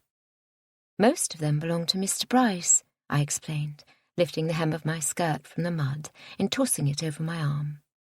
"He is dabbling in horse breeding." Lord Cameron's eyebrows shot up. "Is he? Now I am even tempted to remain behind a day or two. I should like to question the man, if I am being truthful. I've heard he has some fine blood here." "I will tell him you said so," I said, turning for the house. "There is likely no greater compliment you could possibly pay the man than that." Elsie and Lord Cameron fell into step beside me. "You allow your steward quite a bit of freedom," Elsie remarked. "It is rather unprecedented, is it not?" I shrugged, my gaze on the rear of the house. "I am not sure. I do not have excessive experience in managing a steward or an estate. But Mr. Bryce has done a wonderful job this last year, and he did ask me about the horses when I hired him on. He pays a boarding fee and covers the cost of their feed. So it is really none of my concern, so long as I have room for my own animals, and Mr. Bryce continues to do the job I pay him to do. That is generous of you, nonetheless, Lord Cameron said. My cheeks warmed at the praise. It was not as though I had actually done anything for Daniel. I simply allowed him to do it himself. It was an odd thing to be praised for, and I swallowed my discomfort. "Tell me about Rosalind," I said, deflecting the attention from myself. "She is well," Elsie said at once. "Her child is growing quickly, according to a doctor, and the boys are all healthy." "She wishes for a girl, does she not?" Elsie shot me a knowing look. "She won't say as much out loud, but I am sure she does. She quit talking about genders when the last twins were born." "Poor Rosie. She just wants to dress up a little girl," Elsie added, "and put ribbons in her hair, and lovely little coats and tiny shoes." I grinned, imagining a tiny Rosalind and how darling she would be. I glanced at Elsie, and the look of longing on her face caused my stomach to drop. This could not be a happy topic of conversation for her. We went into the house, and I left them at the top of the stairs. "I suppose we ought to change for dinner. I shall see you downstairs?" Elsie nodded, and Lord Cameron led her away, after shooting me a commiserating smile. It could not be easy for him to watch his beloved suffer. Tilly was waiting for me when I entered my bedchamber. We proceeded with changing for dinner and washing away the dirt and stench of horses in silence. We had an easy rhythm between us, and I was grateful she was not a chatterbox. I valued quiet, thoughtful time for reflection. The Nicholls were already in the drawing-room by the time I made it downstairs. Elsie seemed quiet and withdrawn. The smile she tried to give me an obvious effort. I wished I could ask her about her troubles, but it was not my place. It was obviously a personal struggle, and if she felt I would be a valuable confidant, then she would have to open that door of conversation on her own. I simply had to convince myself that her husband was sufficient support, and let it go. Elsie found me in the morning parlour, the sun streaming through the French doors and warming the sofa where I sat. Cleo nestled beside me. "We are planning to leave quite early in the morning," she said. "Cameron is having our things packed, and we will say our farewells this evening. How shall we spend our day?" "I have been considering a trip into Lincolnshire," I said. "Or we could walk to the brook. Tilly informed me there is a lovely stream that runs through the woods and makes for a nice afternoon walk. I've yet to see it, though, so with me leading the group, we take with us the potential to get lost." "Part of the fun, I'd say," Lord Cameron said, gliding into the room. "I find I would like to see Lincolnshire," Elsie grinned. "It might be useful to see what sort of shops the little town has to offer." "Useful for whom?" Lord Cameron asked, his eyebrow raised as he stood over his wife's chair. "Freya, of course. Unless we found an estate nearby." Lord Cameron seated himself, letting out a long, drawn-out breath. "I would not be opposed to it, of course, but it is unrealistic. My man of business put together a comprehensive list of available estates that contained every one of our demands, and there was nothing in Shropshire." "Do not fear, for I shall not pout, but let us explore Lincolnshire anyway." I stood, forcing Cleo to jump from the sofa and scamper out the door. "I'll call for the carriage." We found ourselves amidst the bustling main street in Lincolnshire, with more people than I had expected.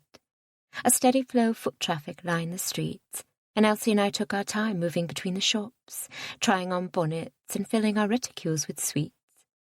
"I am sorry to leave you so soon," Elsie said, popping a peppermint into her mouth. Her eyes followed me often through the day, and melancholy seemed to seep from her, but I still could not place its cause. While I wanted to sympathize with her, it was impossible when she would not admit me into her confidence. "You may quit watching me that way. I finally said, more harshly than I intended. She reared back slightly, her eyes growing wide. I pulled her away from the front door of the milliner and down the walk. I am sorry. I should not have snapped. But you see, it is difficult to think when you are throwing your sad eyes my way so consistently. The temptation to ask what troubled her was sitting on me like a cat, preparing to pounce, but I could not bring myself to say anything. I was not like Elsie. I could not confront others, regardless of how compelled I felt. I needed her to come to me. I did not realize, she breathed. I suppose I ought to tell you, but I wished it wouldn't come to this. Then do not. I would rather not be a burden. You need not struggle further by rehashing your troubles in the middle of the street. She looked taken aback at once. But they are not my troubles, Freya. It is... She was cut off at once by a loud voice bellowing across the street. Do my eyes deceive me? We turned in unison, and I found myself rooted to the spot as the man I did not want to see crossed through traffic, his jovial face a picture of delight. Quite the opposite of what I was feeling. Major Haybourne! Elsie stepped forward, giving him her hand. I wondered if you had a relation nearby when Freya mentioned meeting a Mrs. Haybourne recently. I had not believed we would be so lucky to see you once again. It has been many years, has it not? Yes, indeed, he responded, his eyes swinging to land on my own. But I am afraid it is just Mr. Haybourne now. I am not sure I will ever be able to think of you as a mister, Elsie said. I dipped my head at once in a curtsy, postponing the need for conversation by every beat of the clock that I could. It was odd to see the man who had so passionately begged for my hand in marriage, regardless of how long ago it had occurred. I found my cheeks heating at the memory, and I looked away, begging silently for the uncomfortable reunion to come to a hasty end. And the Mrs. Haybourne of Fairling Court? Elsie inquired, her eyes lit up. Is she a close relation? My wife, he answered, his smile growing. An odd sense of relief filtered through me. I made purposeful eye contact and tried to smile, Major Haybourne's easy congeniality setting me at ease. There were no unfavourable feelings on his end, so far as I could tell. I liked her very much, I said, as though my opinion carried any weight. I instantly regretted my words. Was I trying to show him that he had, indeed, made the better choice? To reinforce my avid refusal from years before? Warmth bled up my neck and toward my cheeks. The gall of it, really. The Major, however, seemed inclined to look past my folly. She returns the sentiment, Miss Hurst. She had nothing but kind words to say on her return home from your visit. Naturally, Elsie laughed. We would love to have you to dinner, he replied, swinging his gaze between us. Both of you. Can we schedule an evening next week? Elsie's pout was very real. Lord Cameron came to stand behind her as she said, I am afraid I leave in the morning. I would have loved to make the acquaintance of your wife. The men exchanged hearty greetings before we said our farewells and parted ways. It appeared Major Haybourne did not have a single bitter bone in his body. He was a saint, probably incapable of resentful thoughts. Though he had every right to despise me, I was glad he did not. Or if he did, he hid it well. We completed our shopping and made our way back to the estate, but I could not remove the encounter from my mind. Elsie was unaware that the Major proposed during our social season years before. The event had been embarrassing and awkward, and I had succeeded in avoiding the man ever since. One thought continued to present itself, and I could not shake it. Had Major Haybourne told his wife about our unfortunate past? Chapter 12. Initially, Mrs. Overton was not the sort of woman I would peg for a companion. She was small, almost fragile-looking in both appearance and demeanour. Her hair was styled into a loose bun at the nape of her neck that complemented her soft features and added to the overall effect that she was delicate. When Daniel led her into the drawing room and seated her on the sofa across from me, I felt immediate concern for her ability to complete her task. When she caught my eye and smiled, though, I was instantly won over by her earnest gaze and intelligent bearing. She was, it seemed to me, a woman of advancing years that once held, and perhaps still possessed, a considerable measure of fire. Whether she was fiercely loyal or simply steadfast and dependable, it was clear I could trust her. "Thank you for stepping in with such haste," I said. "It could not have been convenient for you." She looked at Daniel, and affection filled her countenance, wrinkling the corners of her eyes and pulling at the edges of her lips. She had come for him. It was not even a question. Daniel smiled back at the woman before directing his grin at me. "I think you will find that Mrs. Overton is particularly obliging. We had best not take too much advantage of her." She leaned over and picked up Daniel's hand in her own, squeezing once. Impossible. There was certainly more here than met the eye. I was prepared to inquire on their relationship when Daniel stood, effectively cutting me off. "Mrs. Lewis has prepared a bedchamber on the same floor as Miss Hurst. I will show you there directly, if you would like, Mrs. Overton, and then we can return in time for dinner." She stood and followed him from the room, leaving me with a cold teapot and sadly darkening windows. Melancholy settled on my shoulders, and they stooped accordingly. I wanted to follow their warmth from the room, but instead remained seated, my mind drifting to the events of the previous few days. Elsie hadn't confided in me before they departed. She had been so close, but Major Hayborn's appearance ceased all talk at once. I could only assume that her trouble was related to her lack of children. Perhaps my own naivety had a role to play. But 4 years of marriage with no children seemed cause enough to come to terms with the sad truth that she would not become a mother. Rosalind's easy pregnancies could not make that any easier to bear. "You look as though you've got the weight of 1,000 worlds on your shoulders." I looked up to catch Daniel's compassionate gaze. "I received a visit from a friend while you were gone," I explained. "I wish it were within my power to do more for her, but I am afraid no earthly being could extinguish her troubles completely." A furrow appeared in his brow, and he crossed into the room, his damp hair and immaculate clothing a testament that he'd been in his chambers for quite some time. I had really lost myself to pondering.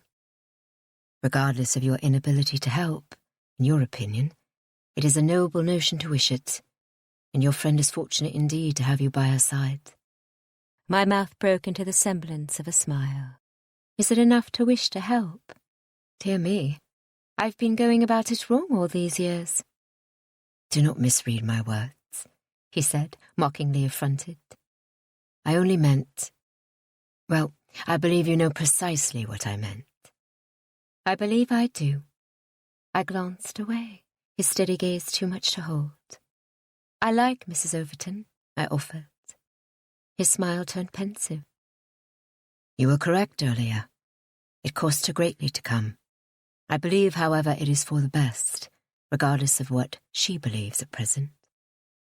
His words could not have sounded any more mysterious had he tried to make them so. Mrs. Overton arrived shortly after, and we made our way into the dining room. I took the head of the table, flanked by Daniel and my new companion. Conversation flowed neatly, topics ranging from the weather to the local parishioners and various updates on their lives. Mrs. Overton possessed a decent understanding of the people in the area, though she admitted it was her first time in Lincolnshire. I could only come to the conclusion that Daniel had written to her, and frequently, by the sound of it. "I have it in my mind to restore the bedchambers," I said. "There seems to be only one usable guest room, and it was recently inhabited by yourself." Daniel nodded, finishing a bite of potatoes. "It did not appear that way when I first arrived." "Tell me something," I requested, lowering my fork and leaning closer. "Why have the servants taken great pains to keep up the gardens, but the interior of the house has been left to deteriorate? Is the structure of the building in any sort of danger? I had noticed a few cracks lining the wall in the morning parlour earlier, and it worried me." "The building is solid. I can only assume that Mr. Aiken or your father did not sign off on the purchases required to keep up the rooms. Then I shall, I said. What say you, Mrs. Overton? Shall we restore this home to a state of respectability?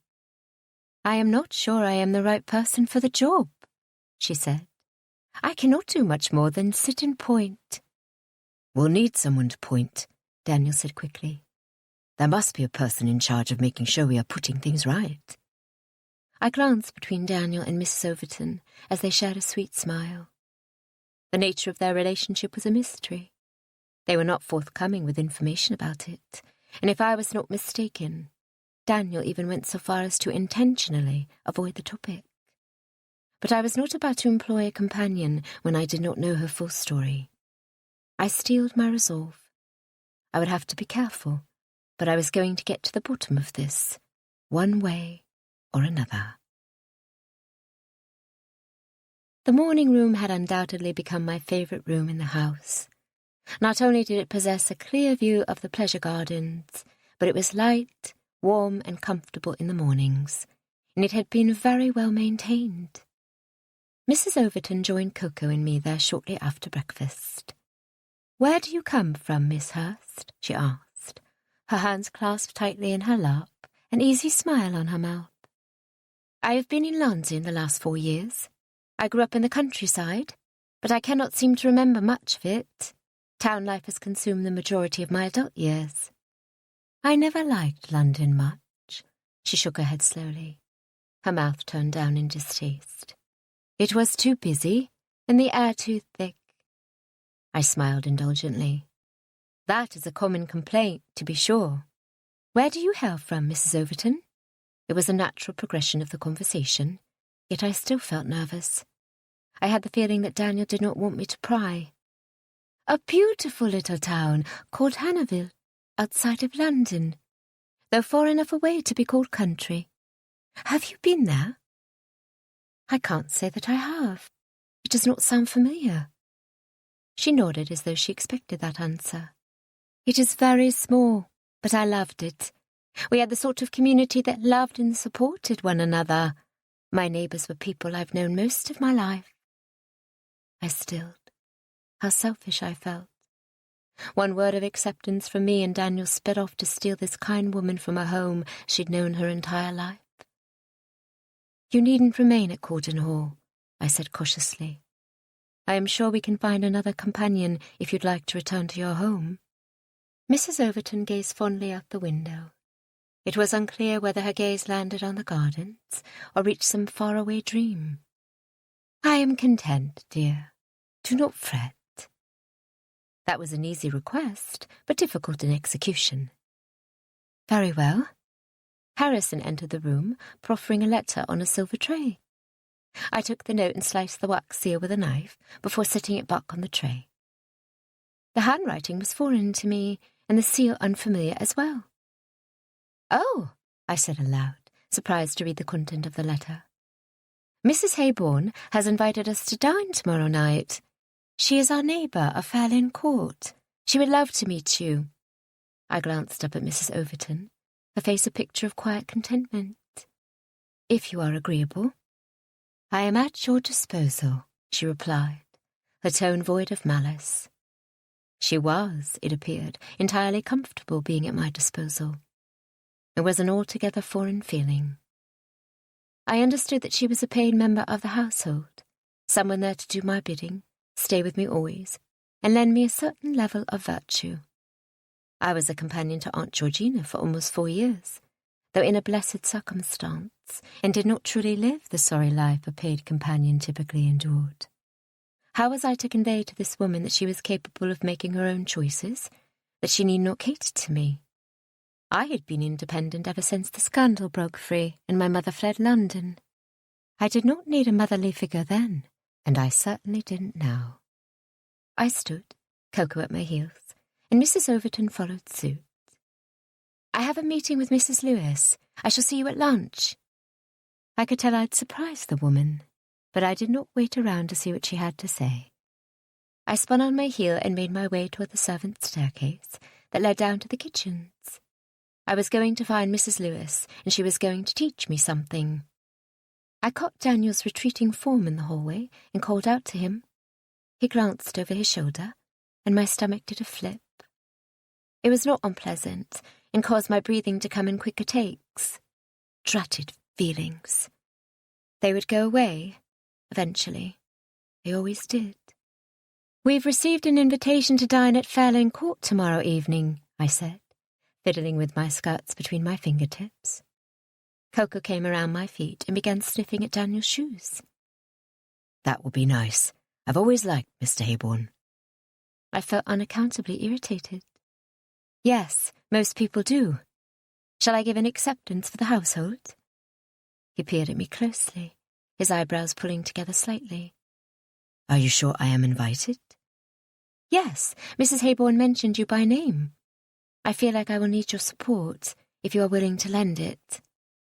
He moved as though to step closer, but paused, his face fixed on my own. "Always, Freya. That is what I am here for." I found myself lost within his gaze until he pulled me straight out again. The romantic within me that had begun to make an appearance was firmly put in her place. Daniel chose to be here, yes, but he was also being paid for it. He worked for me. I had to get away. Turning on my heel, I made my way back into the morning room, past Mrs. Overton, where she remained on the couch, and through the front doors. I took a left where the path forked, vaguely aware of Coco following behind me, and let myself into the hedge-protected fortress, falling onto the bench and breathing rapidly.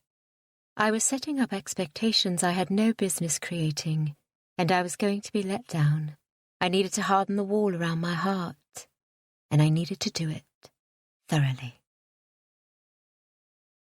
Chapter 13.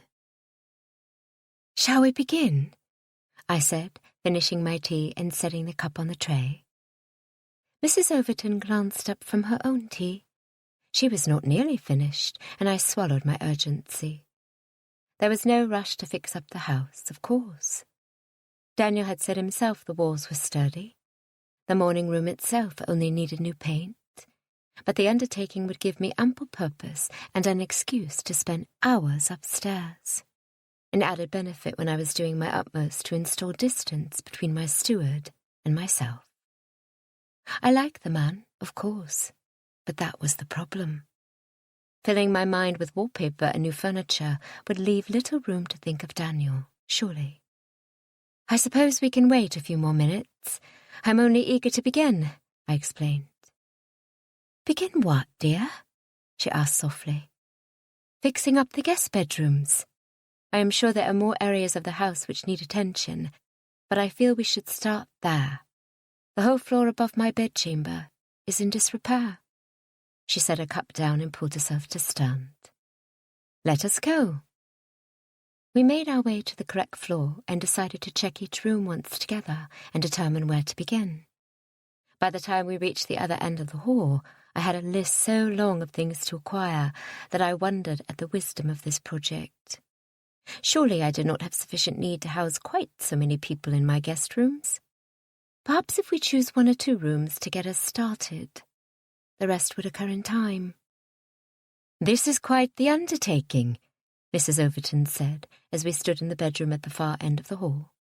The wallpaper was peeling, and the fireplace was particularly dirty. A bed sat in the centre of the far wall, but the flimsy design had fallen to the floor the moment I rested on its edge. I could only be grateful it was I, and not Mrs. Overton, who had taken that fated seat. This sort of neglect takes years to achieve. It had to have begun before your grandmother's time.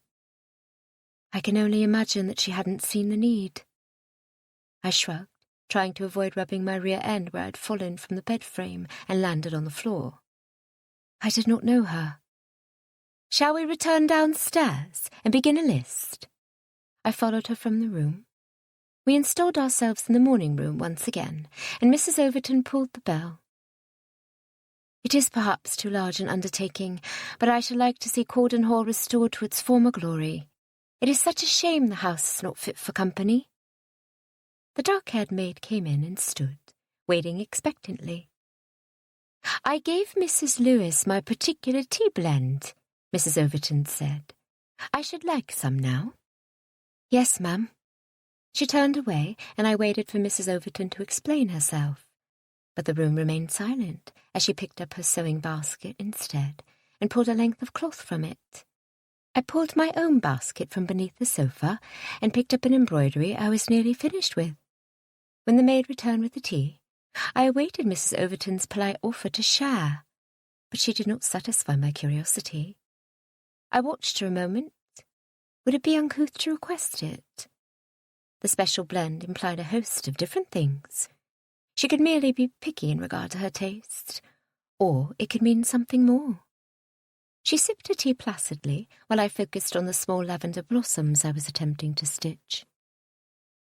"I have just come from the Tomlinson farm," Daniel said, sweeping into the room and dropping into a chair opposite our sofa, "and I fear the problem only grows." "The roof?" I inquired.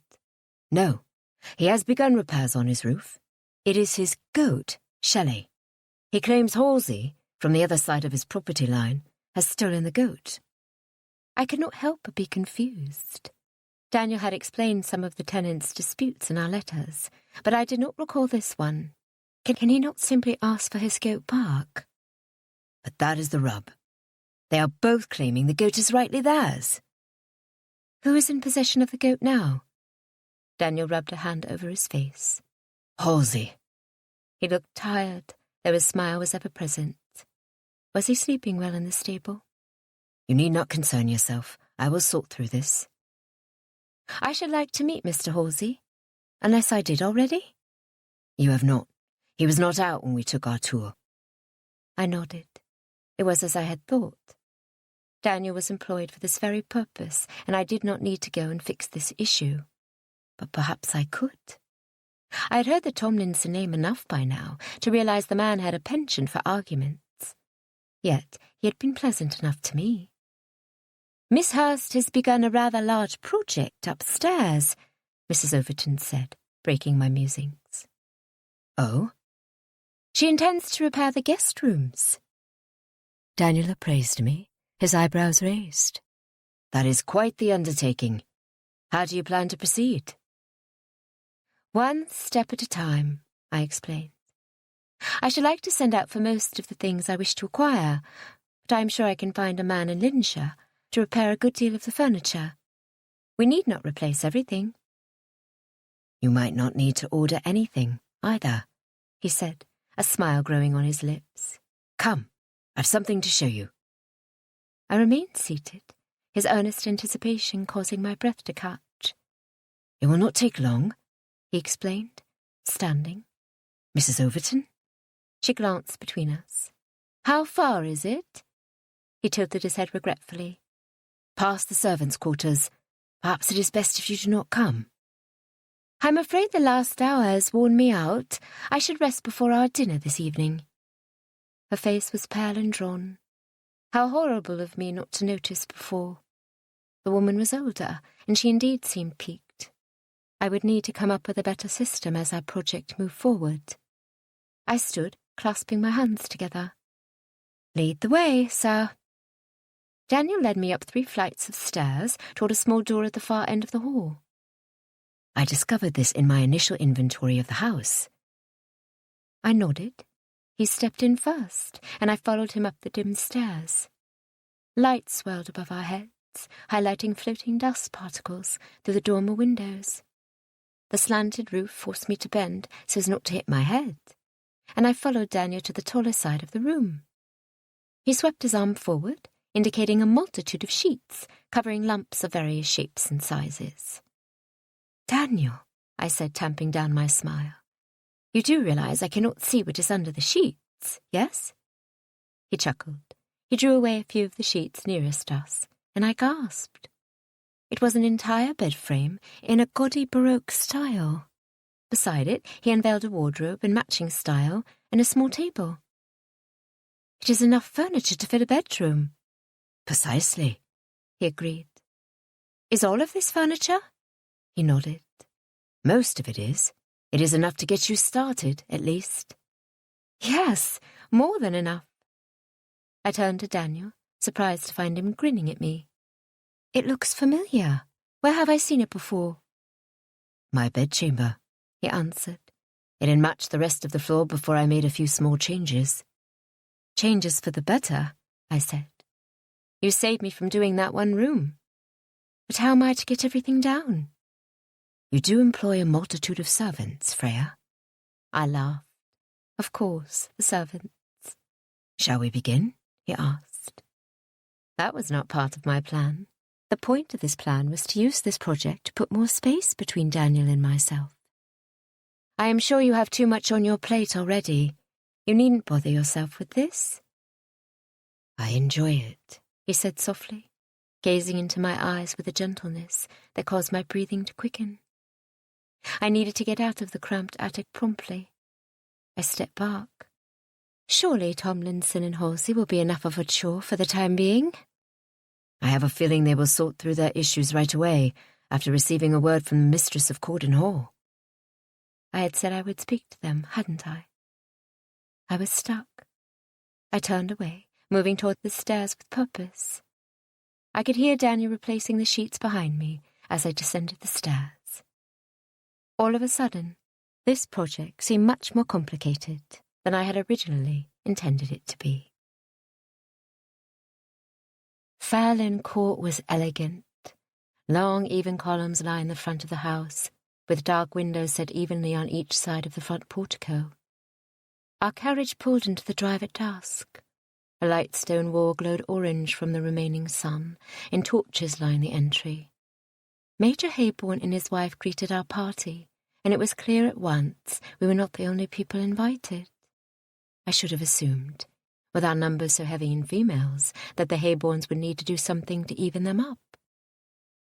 Mrs. Overton was set upon at once by Mrs. Bennington, and I wanted to stay by her side to protect the small woman from Mrs. Bennington's vulgar claws. They moved into a corner and took seats on a couch, appearing to have a comfortable cause. I could see it for what it was, however, an inquisition. "I'm delighted you could make it," Mrs. Haybourne said beside me, threading her arm through mine as she led me toward a set of chairs before the fireplace. A large dog lounged in front of the fire, taking me off guard. Mrs. Haybourne noticed my reaction. "Do not mind Tiny. He is harmless. He usually sleeps with Thomas, but he has a lingering cough and keeps Tiny barking all night long. No one can get any sleep around here." "I hope he recovers quickly," I said, concerned. It was too late now to ask if Thomas was her son. I merely had to assume. "It is nothing," she replied, waving away my unease. "Just a case of catching a chill. He will be right as rain in a matter of days." Mrs. Bowen occupied a nearby seat and beamed at me. She was apparently not too upset that I had to beg off the dinner at her house when Elsie and Lord Cameron visited. "I cannot wait to introduce you to my sons," she said. A sudden wariness overtook me. Politeness forced me to say, "I would be pleased to meet them, I am sure." She stood straight away, her round cheeks beaming, and cupped her hand under my elbow, pulling me toward a small group of men before I even had a chance to sit. Apparently she had taken my words as a request, and I caught Mrs. Haybourne's surprised face as I was dragged away. "This is Miss Hurst," Mrs. Bowen announced with all the enthusiasm of a fresh puppy. Turning to me, she proudly introduced her sons. "Alfred, John, Lucas, and the youngest one there is Henry." I curtsied to the men. I would not have guessed that the 4 tall, blonde, handsome men before me were the offspring of Mr. and Mrs. Bowen. The men were neither short nor portly, and while their parents possessed fair hair, that was just about the only trait they held in common. Except perhaps the nose, if one squinted. The men were as interested in me as they might be in a set of fashion plates. I received perfunctory smiles and nods before attention was arrested elsewhere. "Miss Hurst is the owner of Corden Hall," Mrs. Bowen said. 4 sets of eyes instantly snapped toward me. Fine farmlands you have there, Miss Hurst. Prime hunters. I've seen them with my own eyes." "What about the wood?" one of them said to the rest. "I've heard it's ideal for pheasants." Doesn't get hunted much, though, as it stands. As it was, another pointed out. Now it's inhabited. I'm sure their pheasant need has doubled. What say you, Miss Hurst? Do you need any help hunting your woods? My eyes rounded to capacity, I was sure, and I had no inclination of what I should say. It was the precise time a companion would come in handy. An idea formed and I grasped it. It was precisely the time that my companion would come in handy. Please, excuse me, gentlemen, but I must check on my friend. They all bowed dutifully, and I escaped to where Mrs. Overton was now surrounded by the matrons of the room. I was worried for her, but found her smiling politely, listening to Mrs. Bennington explain Thomas's rigid schedule. I was correct. Thomas was a child. This house is run like a tight ship. My son-in-law does not do anything by halves. I wanted to sigh, but I swallowed the urge. Mrs. Haybourne was seated beside her mother now, and listened avidly to the older woman's conversation. She moved over on the sofa to make room for me, and I sat beside her. Her smile became conspiratorial, worrying me. I have done my duty as hostess and placed you in the most advantageous seat I could. You're welcome. Smiling tightly, I only nodded. I had dealt with this frequently, regardless of my scandal. People constantly believed my sole purpose in life was to wed, and they were doing me an immense favour by finding men to complete the job. It was so difficult for them to imagine that I might be content with my place in life. Or perhaps it did not occur to them at all. Mrs. Haybourne possessed the same even-tempered cordiality as her husband, and I could not find it within myself to complain about her efforts or put them down. I delivered a bland smile and stood when dinner was announced. It was to my chagrin that I found I was seated between two of the Misters Bowen. Perhaps I should have put down Mrs. Haybourne's efforts, after all, to avoid a repeat in the future. How long have you been in residence at Cordon Hall? The one to my left asked, after he had seated me. I cannot remember his name for the life of me. Not too long, I said, pulling my gloves from my fingers and setting them on my lap. I have been in London recently. A small voice in the back of my mind rang a warning bell, but I did not know to what it was referring. This man or the topic of conversation. I love London.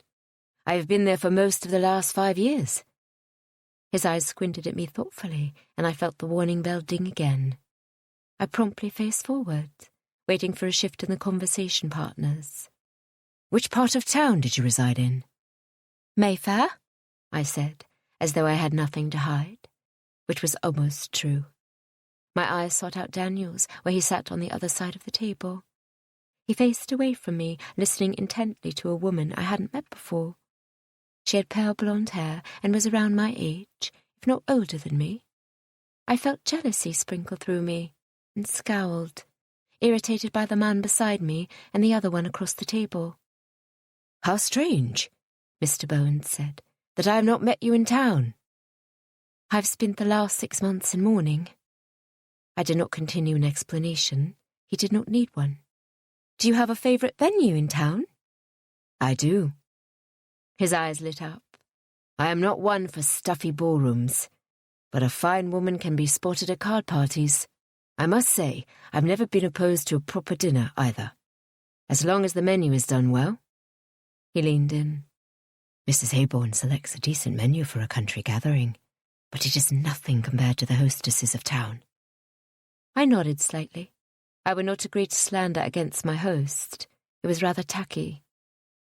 You've experienced the season in London, then? He asked. Yes, quite a few. I tried not to sound too dry, but it was unseemly of him to inquire so, and I felt like reminding him of my age status. Perhaps it would put him off my scent. If he looked too closely, he might discover things about me I'd prefer to keep from this parish, like the status of my birth, for instance. Chapter 14. The women were directed to the drawing-room following dinner, and the men remained behind to talk of horses and drink brandy. I felt comfortable the moment I left the Bowen brothers' sides. I could not place precisely what about them left me feeling so uneasy, but it was clear the moment we were separated that something had. Mrs. Haybourne descended upon me like a hawk on a mouse, clutching my arm with her soft talons and pulling me to a sofa along the back wall. It occurred to me as I sat that the furniture in the room had been rearranged, the carpets rolled up and placed along the wall. While we had eaten dinner, the servants, apparently, had converted the drawing room into a dance floor. Her eager eyes caused me to wish I had good things to say about my experience at dinner. She was so proud of her seating arrangement. "How are your dinner partners?" "They were cordial," I said. Mrs. Haybourne leaned forward, her eyes perfectly round. "Yes, and they were conversational." She slumped back on the couch slightly, looking disappointed. "They appeared eager to me." "Yes," I agreed. "They were that." She rallied, giving me a soft smile. "We've time yet. How are you liking Linshire?" "It is certainly growing on me. I have lived in the centre of a busy metropolis for such a long time, I had forgotten the advantages of a quiet, simple life." She nodded in agreement. "I have always felt that way. I did venture into town once for a season, but it was not particularly my cup of tea. I was glad to have met my Mr. Haybourne, for now I never have to go back." That was the opposite of how I had felt in the beginning. I loved the season. The balls and dances and dinners were fun. It was not until the scandal erupted that I began dreading social engagements. In fact, it had not occurred to me until this moment that I had felt little worry before attending the Haybournes' dinner party. The man who once wished to marry me was not my first choice in a neighbour, perhaps, but the family was exceedingly friendly and inclusive. I could not ask for better neighbours in that regard, except for Mrs. Bennington, of course. "I knew your husband, actually," I ventured, swallowing a small lump in my throat. "We were introduced by my dear friend, Lady Cameron Nichols. She was Elsie Cox at the time, as they were previously acquainted from a holiday in Bath." Her face stilled, her mouth set in a firm smile. Had I said something I shouldn't? "My husband told me about your earlier acquaintanceship," she said. "You'll understand, I can only be grateful your courtship never amounted to anything." "I would expect no less." The tension between us pulled taut, her face a picture of discomfort. I did not regret my words, for I was grateful to know Major Haybourne disclosed our past with his wife. My worries stemmed from not knowing precisely how much he had shared with her. Was my scandal to become common knowledge in this town? I had hoped I would be able to avoid it for at least a little longer. The door opened, welcoming the men into the room, and Mrs. Haybourne stood as though her seat had caught fire beneath her. "You'll excuse me?" I nodded, but she did not see. She was gone already. "We will have dancing," Major Haybourne said, his grin spreading as his wife approached him. "And music as well, if any of the ladies might be persuaded." The woman who sat beside Daniel during dinner stood, her hands neatly clasped before her. "I would love to play." Her voice was softer than I anticipated, meeker. "Capital," Major Haybourne called. I was approached by a Mr. Bowen, the one who had sat to my right during dinner. We had not had much opportunity for conversation, his brother taking up a larger amount of my time. His expression of achievement as he led me to the centre of the room was obvious. It hinted of competition, and I was not pleased to be considered in such a light. "Do you have a favourite dance?" he asked. I had at one point. I loved to waltz. At present, however, I was only grateful to be dancing once again. Regardless of my obnoxious partner, I did enjoy this particular pastime. It was not with large regret or hesitation that I decided to ignore the man guiding me and simply enjoy the dance. It was not a marriage proposal, after all. Every member of the younger set had obtained a partner and lined up for a country dance. It was lively, and I was surprised by the tune. The meek blonde woman, I had thought, would choose something more sedate. A quadrille, perhaps, or a minuet. I peeked down the line and found Daniel partnered with the other woman I had not yet been introduced to. It was clear that she was some relation to the woman playing the piano, and my curiosity rose. A younger sister, perhaps. He had an easy way about him in their presence. It begged an explanation. I suppose I ought to focus on my own partner and simply be grateful Miss Chapelle had not been invited to the Hayborns' dinner party that evening. Not the most charitable thought, perhaps, but I did appreciate her absence, nonetheless. Well? I glanced sharply at my partner. He had asked me a question earlier, had he not? I could not recall what it was. To my relief, the dance began. I found myself smiling. The dance was enjoyable. It mattered not that my partner was a total stranger with zero interest in me until my estate was announced. I tried not to mind that 2 of the women I met in this new town had already begun matchmaking schemes at my very first social event. They had good intentions, I supposed. There was no use feeling offended. Instead, I lost myself in the rapid motions and quick-footed steps of the country dance. By the end of the song, I was grinning at no one in particular, my chest heaving from the exertion and sweat beading around the edges of my hairline and back of my neck. It was exceedingly warm in the room, the heat only growing from the dancing. "We shall have a quadrille," Major Hayborn announced. My eyes landed on Daniel, and I was startled to find him staring at me. Would he ask me to dance? My body hummed with anticipation as he took a step forward. The mere thought of placing my gloved hand within his was enough to set my heart to a gallop, a remarkable feat when it was already beating hard from the previous dance. A second Mr. Bowen stepped into my line of sight and bowed. "May I have the honour of this dance, Miss Hurst?" I could no longer see Daniel. He was blocked from my view by this giant blonde man. Regret pulled in my shoulders, dragging them downward. But I maintained a polite smile, nodding and placing my hand in his. I had not sat by this particular Mr. Bowen at dinner. He was the youngest of the lot, that much I did recall. We took our places in preparation. The older set was sitting out this round, and I caught Mrs. Overton's eye before the music began. She had faint lines between her eyebrows, confusion drawn on her face. It was not the moment to inquire, but I would have liked to ease her worry, whatever it was. I planned then to go and sit with her when the quadrille ended. The youngest, Mr. Bowen, was graceful, leading me through the steps with a polish I had not noticed in his older brother. He did not try to hold a conversation, for which I was much obliged, and I was equally gratified to find Daniel partnering Mrs. Hayborn.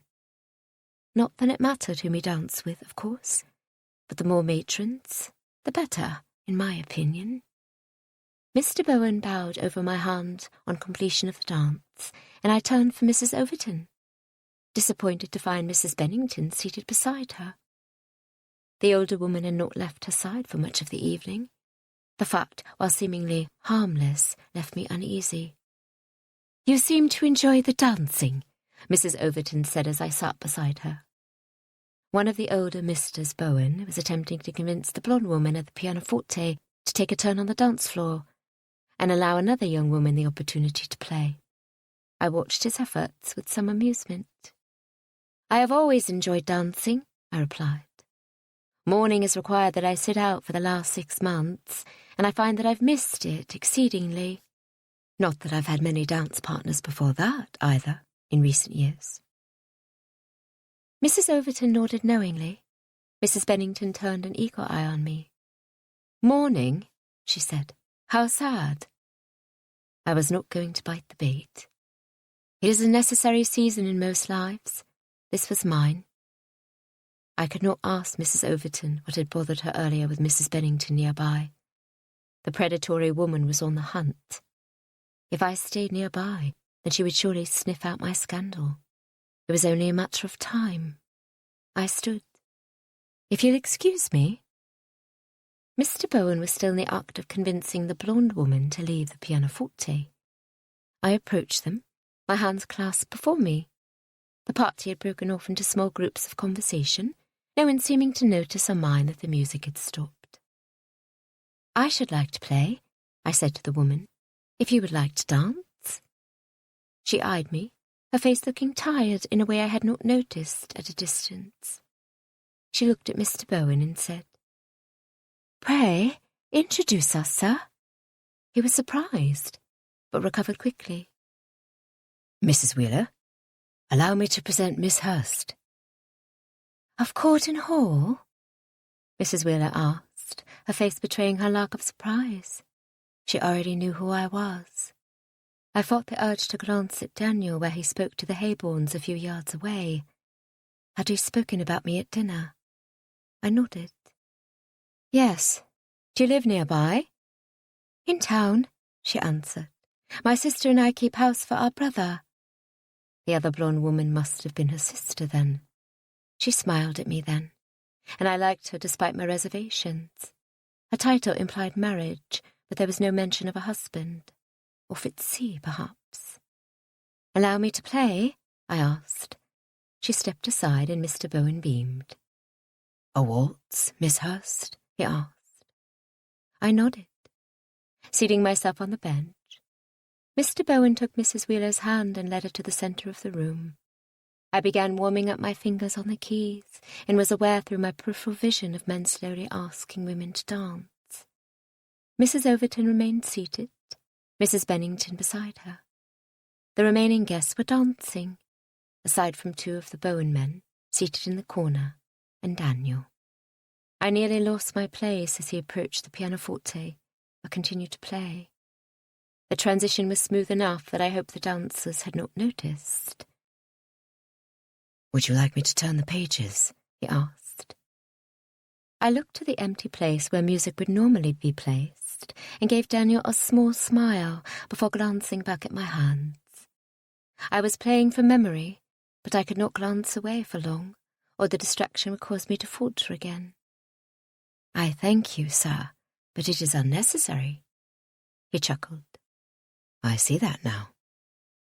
"You do not wish to dance?" I asked, watching my fingers glide along the ivory keys. I had always enjoyed playing the pianoforte, and though I could not claim any particular talent for it, I was tolerable enough. "I did not say that." I glanced at him quickly before watching my fingers again, my cheeks warming at the look in his eyes. Swallowing, I ventured for a light tone. "Mrs. Overton does not wish to dance?" "She would prefer to rest her feet." I could not keep the smile from my lips. "And Mrs. Bennington?" While I did not look at Daniel, he sounded as though a smile sat on his lips as well. "She would prefer to keep Mrs. Overton company. It is kind of her." "Perhaps." I hazarded a glance at the dancers, pleased to see Mrs. Bowen dancing with her husband and Mrs. Hayborn with hers.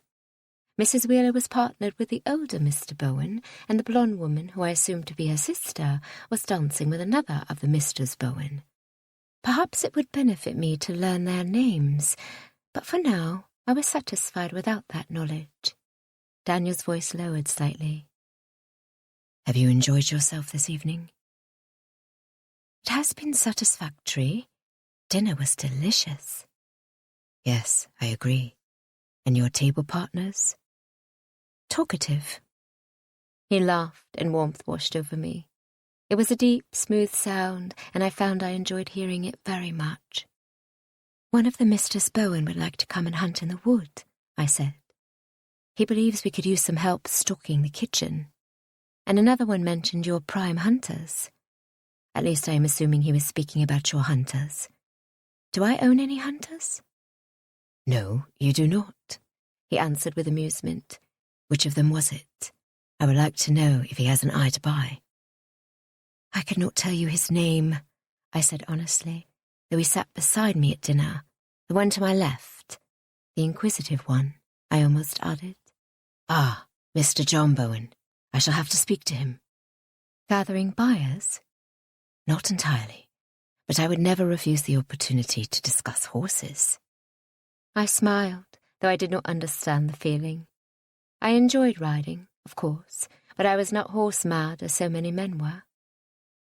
I brought the song to a close and rolled my shoulders, pushing out my arms and stretching my fingers.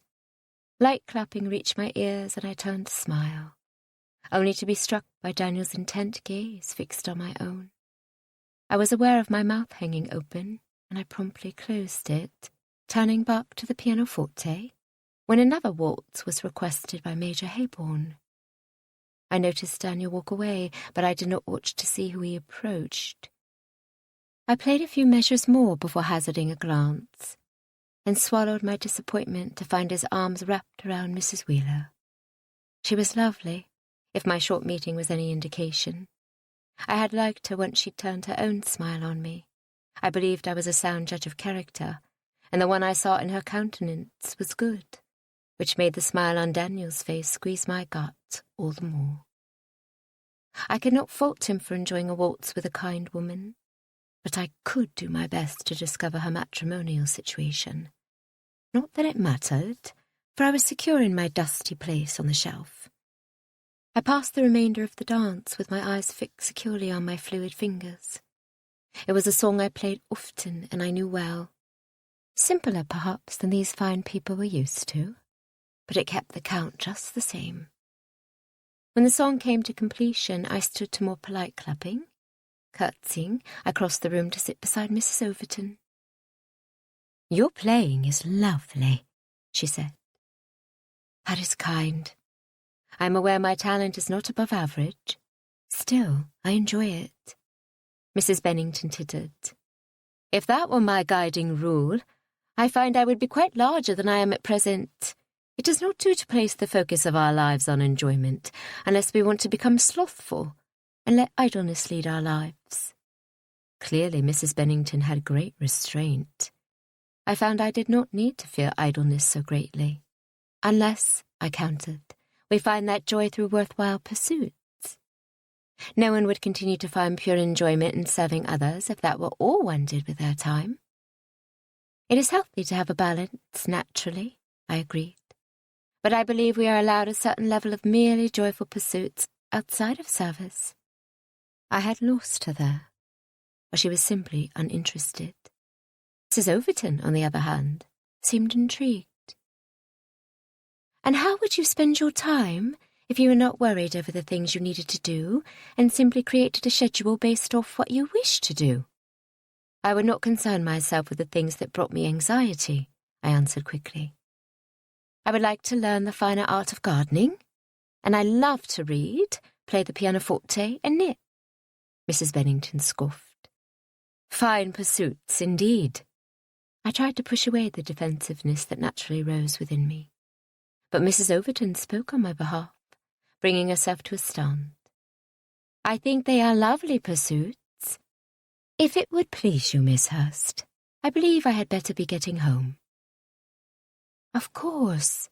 I stood as well before turning. "Good evening, Mrs. Bennington. A pleasure."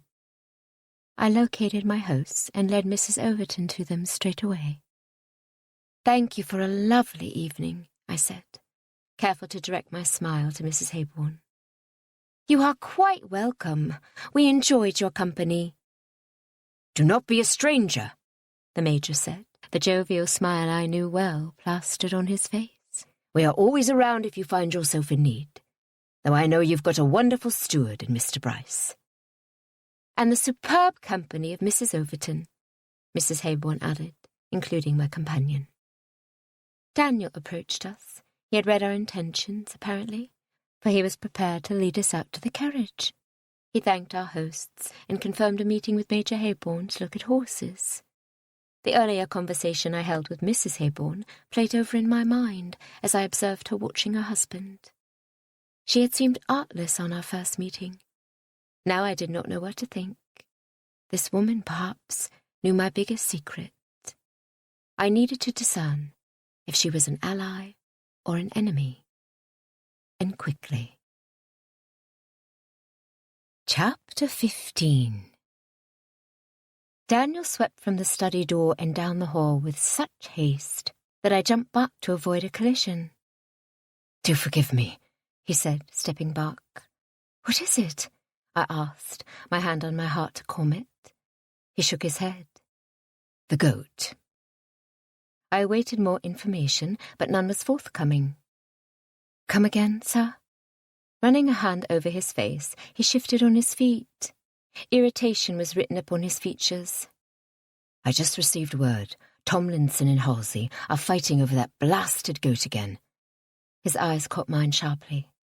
Forgive me, that was out of line. Are you going now to address it? He nodded. Take me with you? I could not. I told you that you could let me handle this. It is my job. And I recall you mentioning that Tomlinson finds me intimidating.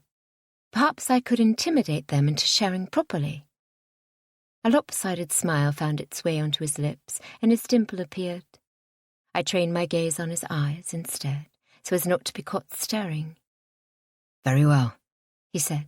It is worth trying. Daniel requested 2 horses, and we pulled ourselves up into their saddles before I followed him toward the tenant farms. The roof of the Tomlinson cottage was looking far better than the last time I'd seen it, and a woman sat in the yard scrubbing cloth in a sudsy bucket. Good day, Mrs. Tomlinson, Daniel called. Where might I find your husband? Where do you think? She countered, eyeing me with apprehension. Arguing over that dratted goat again? Daniel tipped his hat to the woman before leading his horse around the house. I smiled at her before following him, and her wary eyes watched me until we were out of sight. Should I buy them another goat? Do tell me they are not struggling so hard that a goat might make the difference. She's a pet, Daniel answered wryly. I could not help but giggle. All this over a pet goat. I considered Coco in my carts. If someone tried to steal them from me, I would be upset too. I supposed it made sense. I watched Daniel comfortably trot along. I won't leave. Try and force me. I'll be here all day and all night. The gruff voice sounded like he meant it. We rounded a corner and came upon 2 men standing on either side of a live stock pen. A content grey goat stood in the centre, lazily chewing on grass. You've got nothing on me, the other man said. Gentlemen, Daniel called, forcing the 2 farmers to quit glowering across the pen and turn to face us. I slid from my horse, shocking Tomlinson and Halsey, and handed the horse's reins to Daniel. Good day, I said. I am Miss Hurst. What a lovely goat you have here, gentlemen. Tomlinson was the first to recover. He bowed. Miss Hurst, she's lovely indeed. My little Daisy's a prize. She'll catch me a prize when the fair comes back through. She does tricks, Halsey explained, puffing out his ample belly. Clearly the goat belonged to Tomlinson. If I needed any proof, it was the look of disgust on his rugged features over Halsey's comment. A thud behind me called my attention, and I turned to watch Daniel tie our horses' leads to a tree. What if we compromise? I asked. Both men gave me their attention. I felt ridiculous discussing the ownership of a pet goat, but it had to be done. The fair is not here now, is it? Both men shook their heads.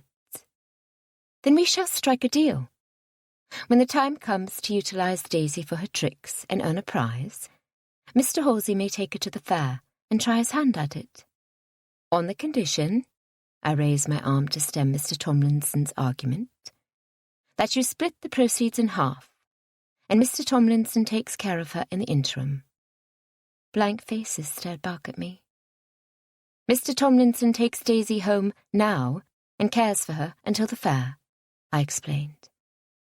It was an unfair trade when Halsey had stolen the poor man's goat, but this way they would both get what they were after. Ouch. I turned to find Daniel coming toward me, his eyebrows pulled together as he inspected the palm of his hand. I'm not sure how this happened, he said, showing me his palm. My stomach began to swell, vivid red mixed with pale skin before me, causing bile to climb up my throat.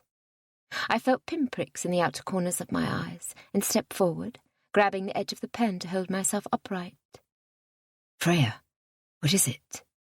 Daniel asked, concerned. Your hand. 'Tis nothing, only a scratch. I swallowed, watching Daisy happily chew on another bite of grass. Or perhaps it was the same one she'd been chewing before. No, I clarified. The blood.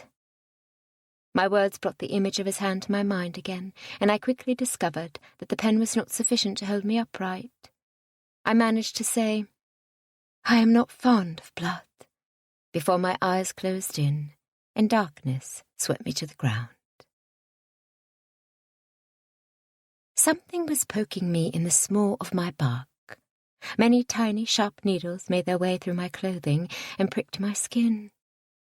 My eyelids, heavy and thick, struggled to open against the bright sunlight.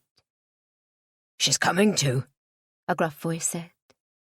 You might step back then, another snapped. The both of you could cease your arguing altogether, said a third.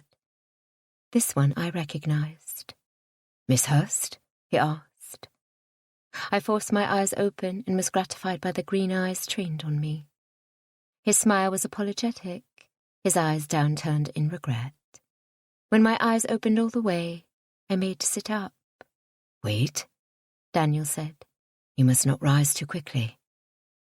I cannot stay down here, I countered. The grass is itchy. He covered his surprise quickly and helped me sit. You never told me of your weakness for... I glanced to his hand, but it was wrapped in linen. I turned my head away when the swelling in my stomach began. Have you sorted the mess with Daisy? He smiled at me. No, but you did. The men are agreeable. I could hear their faint arguing from where they waited a few yards away. Agreeable might be something of a stretch, but I understood his meaning. They've agreed to let Mr. Tomlinson care for her? Daniel nodded. Brilliant, really. Halsey doesn't care about the thing. This way Tomlinson gets his goat bark and part of the winnings, if, indeed, Halsey wins a prize. He watched me closely. Do you think you can ride bark? Yes. I used his arm to pull myself to a stand and landed far closer to him than I intended. My hand rested on his forearm, snug between us, and I caught his intense gaze, his nostrils flaring as though he struggled to breathe through his nose. Earthy tones mixed with shaving soap, and I wanted to lean in further to fill my senses with his scent. His eyes fell to my lips and rested there momentarily. I stepped back suddenly, releasing his arm and clutching my skirts. Let us go home. There is a rumour circling about you, Daniel said, effectively halting me in my tracks in the centre of the drawing-room carpet. The tea, however, did not pause as efficiently as I did, and sloshed from the cup I held and splattered over the front of my gown and down on the carpet. Good heavens, he said, jumping from his chair with a napkin in tow. He thrust it at me, and I set my teacup on the small side table and mopped up the liquid from my gown as best I could. I apologise heartily. Do not fret. I tried to sound calm, but a storm of emotions raged within me, none of them relating to tea. I'd had no inclination I was being spoken of to begin with, but a rumour? There was no such thing as a positive rumour. The nature of the thing itself was speaking about others without their knowledge. It had been a week since the dinner party at Fairlyn Park, and Daniel had not seen anyone since that night, to my knowledge. Had he been keeping this a secret from me for that long? Please be seated. He guided me to the sofa before moving across the room to prepare a fresh cup of tea. Mrs. Overton had gone for an afternoon nap, her delicate nature still adjusting to the pace at Cordon Hall. While there was no particular industry to the house, or our way of living, it was significantly larger than her last one, according to Daniel, and she had yet to grow used to the many stairs and expansive rooms. She would get there eventually, I believed, but the restorative nature of an afternoon rest had become essential in allowing Mrs. Overton to continue later into the evenings. Because of this, she had excused herself from my restoration project, leaving Daniel and me to fix up the bedrooms with the help of the servants. We had nearly completed the first room and were preparing to move on to the next. Daniel brought me a fresh cup of tea, and I set it on the table, allowing it time to cool. The rumour? I inquired. My voice wavered, and I hoped he had not caught that detail. He shook his head dismissively, sitting on the other end of the sofa. "It is nothing, really." I waited, hoping to appear patient, when in reality I was slowly tensing up. Could he sense that? He watched me closely, though that could have been because of the sudden scare he'd caused. I wanted to forget all sense of decorum and beg him to put me from my misery, or bring me closer to the eventuality I tried to prepare myself for. My white knuckles gripped the edge of the seat cushion, and my breathing became shallow. Clearly, I had not fully prepared myself for my past to become public knowledge. What was taking him so long? "Yes," I said, unable to wait any longer. "I met with Major Hayborn this morning." I would have fainted, I think, if not for the sudden knock at the door. My head whipped around to find Harrison standing in the open doorway. "The post has come, ma'am." He brought me a few letters, one sealed with a familiar crest, and I found myself growing even more desperate, despite rational thought. I appreciated Rosalind's updates, but she would have to wait for now. I set the missive on my lap and looked at Daniel expectantly, brushing a lock of hair from my face. "Would you like some privacy to read your letters?" Of all the ridiculous things, of course I did not want privacy. I needed to know exactly what rumour had finally made its way to the small community of Linshire. They can wait a moment. "Hayborn heard from his wife that you are to throw a ball. Apparently, it is the talk of the town." That was all. I felt air fill my lungs as my shoulders relaxed subtly. "I would be happy to throw a ball." He raised an eyebrow in question, or perhaps it was mere disbelief. "I love to dance," I defended, "and I would throw 100 balls if it meant people talked about them instead of my father's indiscretions." I picked up my tea and took a sip, the warm liquid improving my mood at once. "I noticed." I glanced up sharply. Had he been watching me the night of Hayborn's dinner party? There was no other explanation. "And," he continued, as if he hadn't said anything of worthwhile consideration, "if you throw a ball yourself, you could hire musicians and dance every single dance." I laughed, unable to hold in the vision that created. "It has been years since I've danced every dance, sir. I do not anticipate any such success, nor do I wish it." "You said yourself you love to dance." "I also enjoy full feeling in my toes. I am no longer up to the standard of dancing into the wee hours of the night." He shook his head. "You speak of yourself as though you are ancient." "Compared to the debutantes, there are no debutantes here." The force of his tone knocked the rest of my thought away. His serious eyes locked on me with a severity that frightened me. I was not afraid of Daniel, but of the feelings he caused within me. I stood, clasping my letters like a lifeline. "I must go and change my gown." I felt the heat of his gaze while I walked from the room, propelling me forward and away from him. I did not like the uncertain warmth flowing through me. I did not appreciate the way Daniel was causing me to question myself, my feelings, or my basic values. He was throwing a rock into my perfectly orchestrated plan for my life, and I needed another outlet. I needed to focus on something else, anything else. A ball was the perfect thing. I bathed and changed my dress, giving the soiled gown to Tilly to clean, and found Mrs. Overton in the morning room. We shared a love for the room, though it was not primarily lit in the afternoon. The smaller size and comfortable sofas were enough to draw both of us to it in preference to the drawing room most days. I was grateful for Mrs. Overton. She was easy to be around, and I appreciated her ability to balance between acting my chaperone and giving me my needed privacy. I received a letter from my mother, along with Rosalind's update, and she refused my invitation to come yet again. This time, however, she cited the run-down house as cause for discomfort. I could only assume she had experienced the Corden Hall of the past. I was determined to write her a detailed outline of the changes Daniel and I were making, and convince her to see that the house was comfortable. I sat on the sofa, pulling my embroidery out to finish the lilac tree. "I heard about the spill," Mrs. Overton said diplomatically. "It was a bit of a mess, but I feel better now." I sat beside her on the sofa. I had pulled Coco from the master's suite, where she spent the majority of her time, and brought her downstairs with me. "Would you like to accompany me into Lincolnshire tomorrow? I saw a shop with yarn during my last visit, and I would like to obtain a variety. I also need to choose some fabric for the drapes and the bedchambers we are doing over. They are both nearly ready."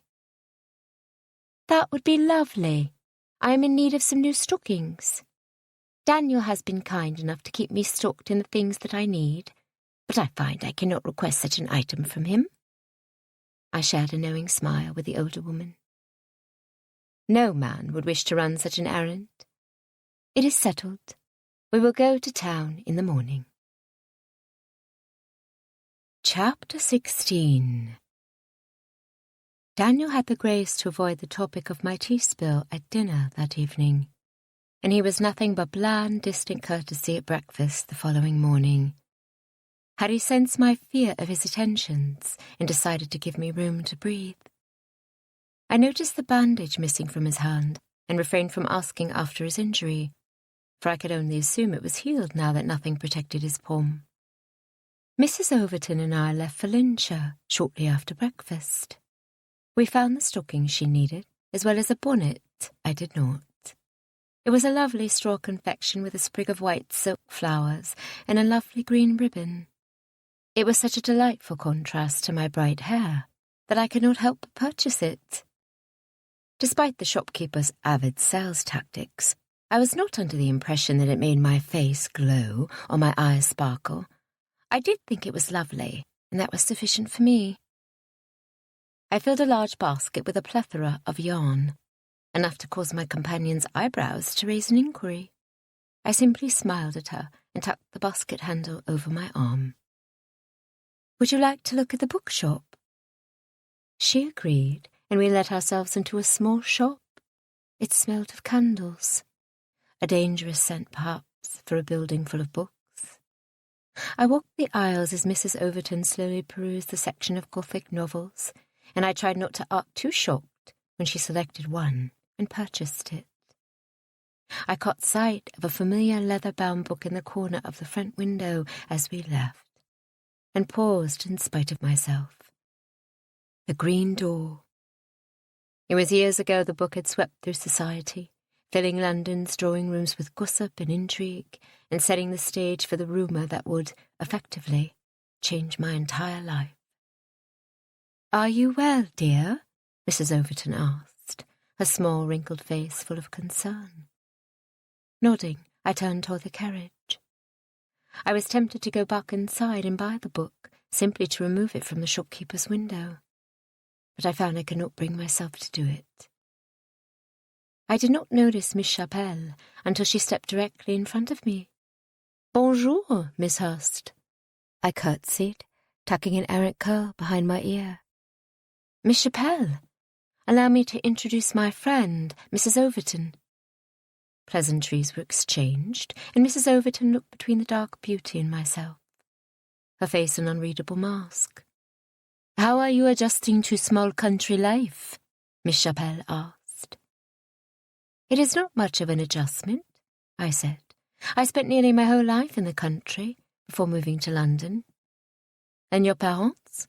she asked, her eyes dark and intelligent. "Where are they now?" I felt the blood drain from my face.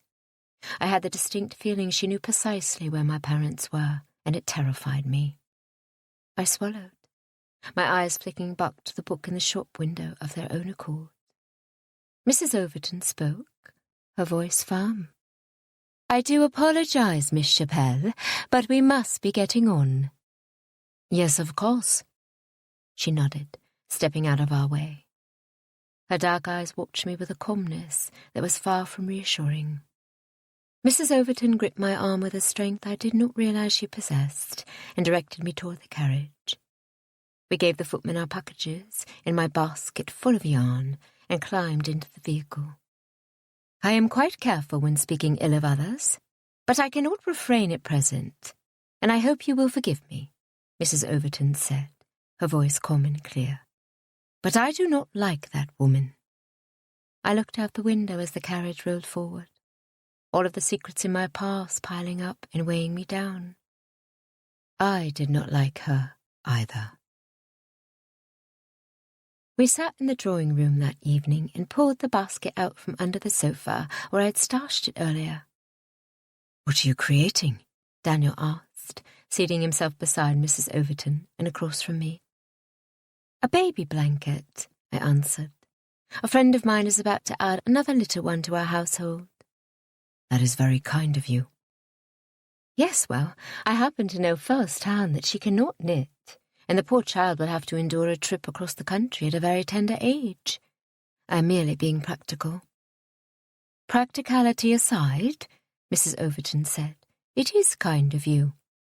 I looked at my lap, focusing on the stitches lining up on the knitting needle like small, obedient soldiers. I did not take well to praise, though I appreciated the thought. It occurred to me in that moment I had yet to read the recent letter from Rosalind. I'd skimmed my mother's and put myself to the task of responding to her, but had forgotten about the other mail. I weighed my options in my mind and decided to wait until I went up to bed to read it. I could spend another quarter of an hour working on the blanket, and then bid my housemates good night. I turned to Mrs. Overton.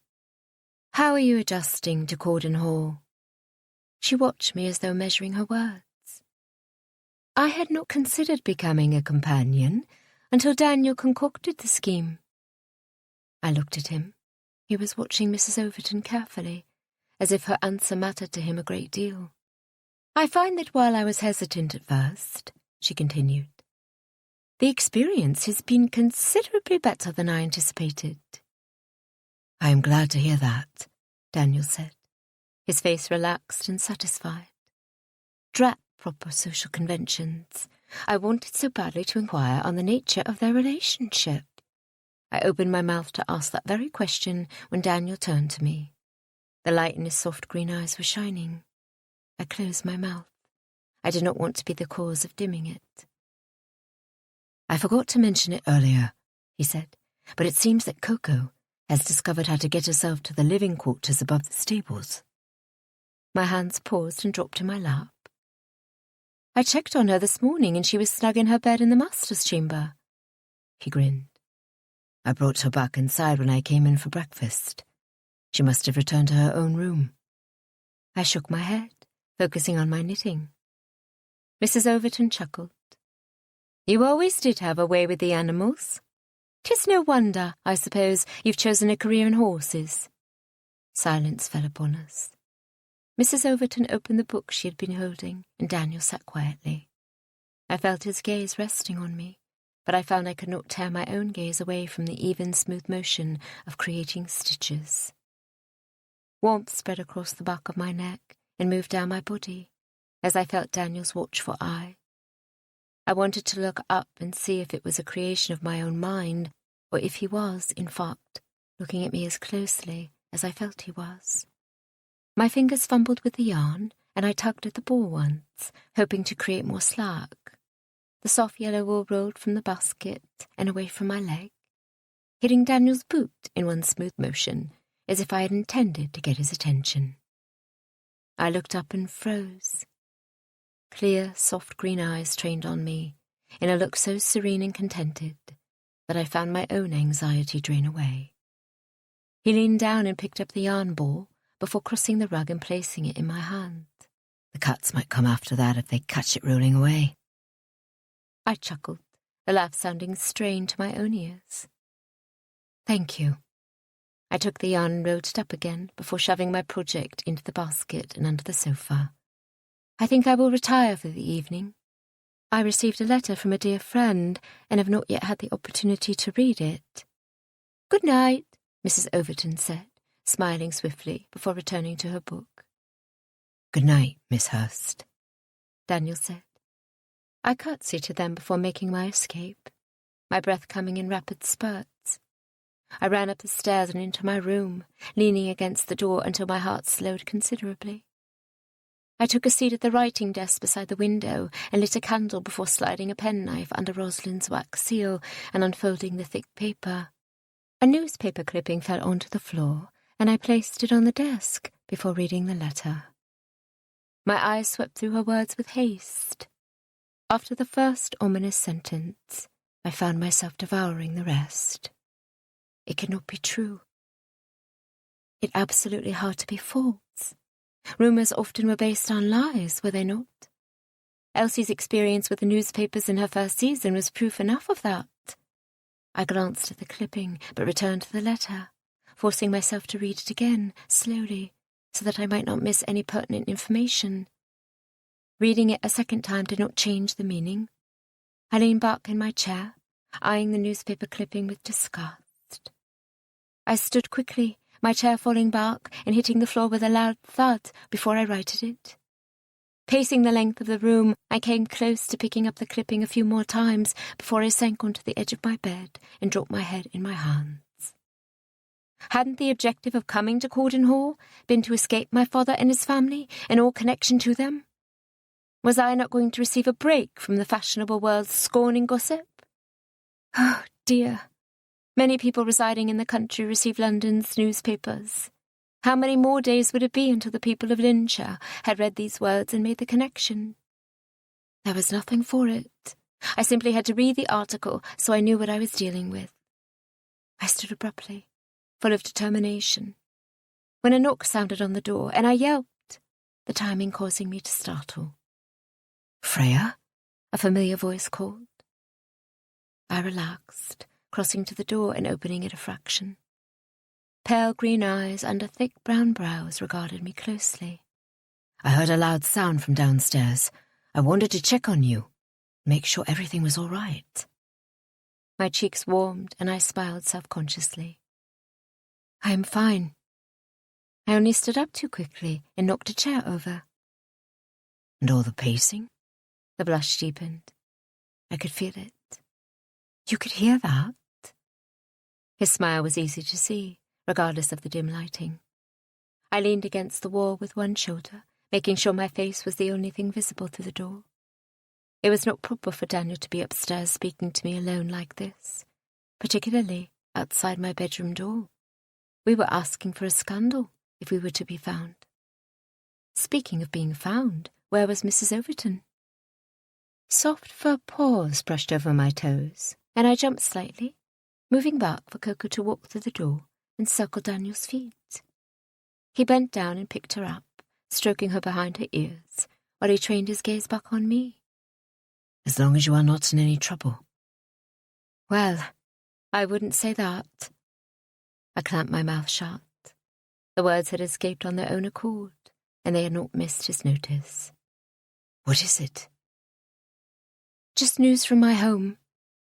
Some things I wanted to avoid are beginning to catch up with me." The weight of the realization spoken aloud was heavy on my shoulders, and I felt them slump.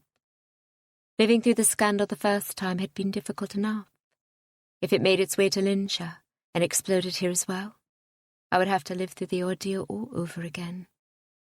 That was not something I believed myself capable of. "Freya," he said softly, stepping closer. "What is going on?" I wanted to tell him so badly, yet I feared his reaction. The moments of late where he had paid me special attention were seared onto my heart.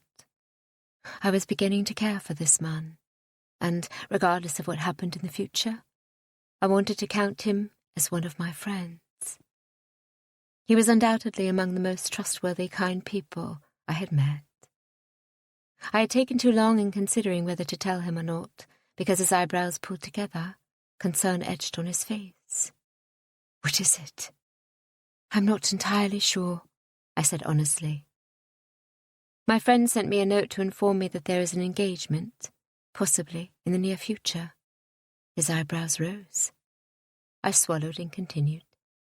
"It is a person I am related to, in a way.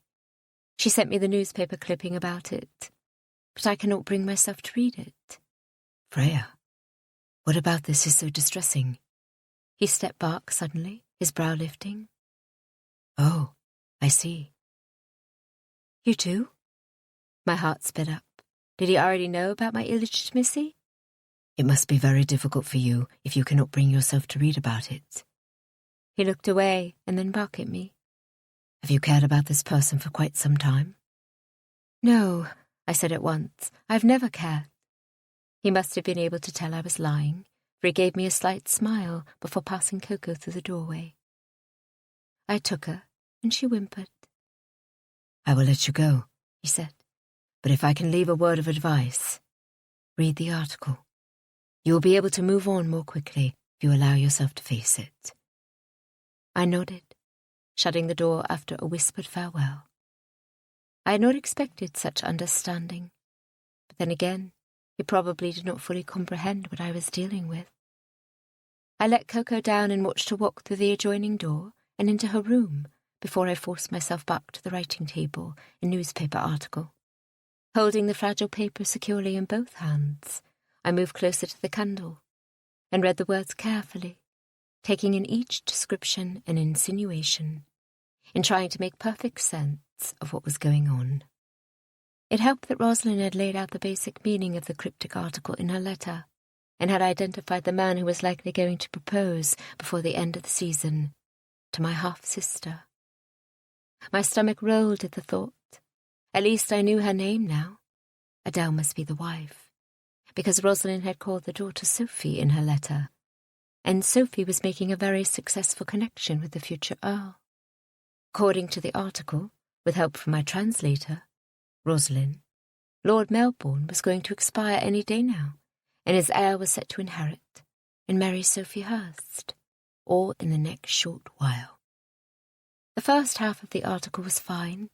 It was the second half that described the bride's estranged, illegitimate half-sister who had escaped to the country to hide in disgrace.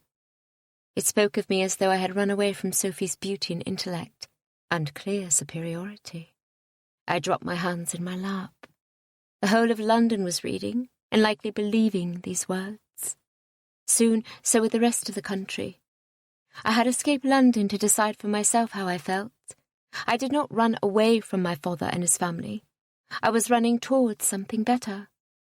I slumped onto the chair beside the writing desk and read over Rosalind's letter again. She had claimed it was not as bad as it sounded, and she and Lord MacGregor were doing what they could to dispel the negativity surrounding my name. And then the clincher.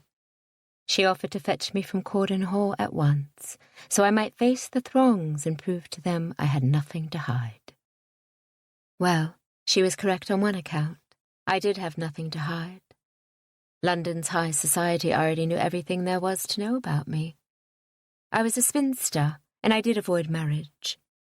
I did run to the country to get away from father, Sophie and Adele, but not for the reasons they all assumed.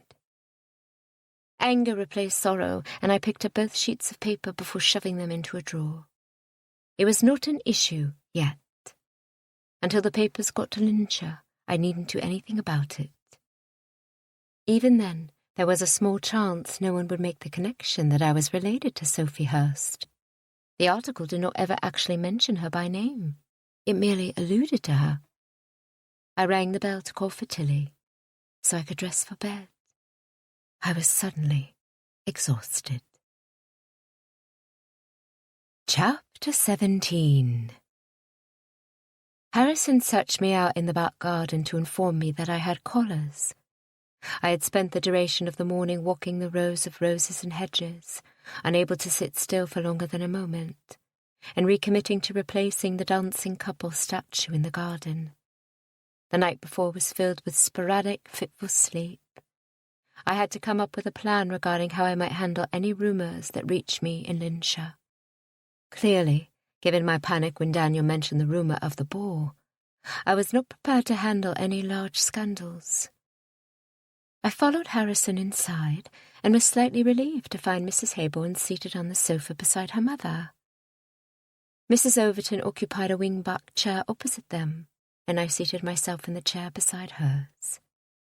Mrs. Hayborn smiled at me as I sat, her face devoid of any sourness. I was glad she had not seemed to hold a grudge over my previous relationship with her husband, particularly as one-sided as it had been. I was just mentioning to my mother and Mrs. Overton, she said, that I had such a splendid time dancing after our dinner party. I was so very gratified so many of our guests were willing to do so. I believe dancing is widely accepted as one of the primest forms of entertainment, I laughed. You'd be hard-pressed to find a group of young people who are opposed to spending their evening dancing. Young people, yes, Mrs. Bennington said, and those who are not so young anymore. My cheeks grew warm and I swallowed. Was she referring to me? I knew I was not fresh from the schoolroom anymore, but I'd like to think I was still agile enough to dance with enthusiasm. I love to dance, Mrs. Overton said. I cannot complete those fast-paced steps the younger set is doing these days, but I could perform a Scottish reel with the best of them just a few years ago. Mrs. Bennington nodded, all condescension. I am sure. Miss Hurst, Mrs. Hayborn cut in, her wide eyes betraying enthusiasm. Is it true you plan to hold a ball? Mrs. Bennington's face pinched uncomfortably. I trained my smile on her daughter. I was so unaccountably grateful they did not bring a newspaper with them to parade my shame that I would gladly throw 100 balls. I am still vastly unfamiliar with the customs of Linshire and most of the people about. I could use help from a local society woman in creating a guest list. Mrs. Hayborn looked near to bursting. I should love to help you. When may we begin? I glanced to Mrs. Overton, a small smile on her lips. She nodded once, and I said, Now? Mrs. Hayborn agreed, and we moved to the table at the other side of the room to begin planning. I had chosen the correct person from which to ask for assistance. As soon as I gave her free rein, she immediately flew away with her ideas. I would not have to do much in preparation if Mrs. Hayborn had her way, for she had a very clear idea of how a ball should be conducted at Cordon Hall.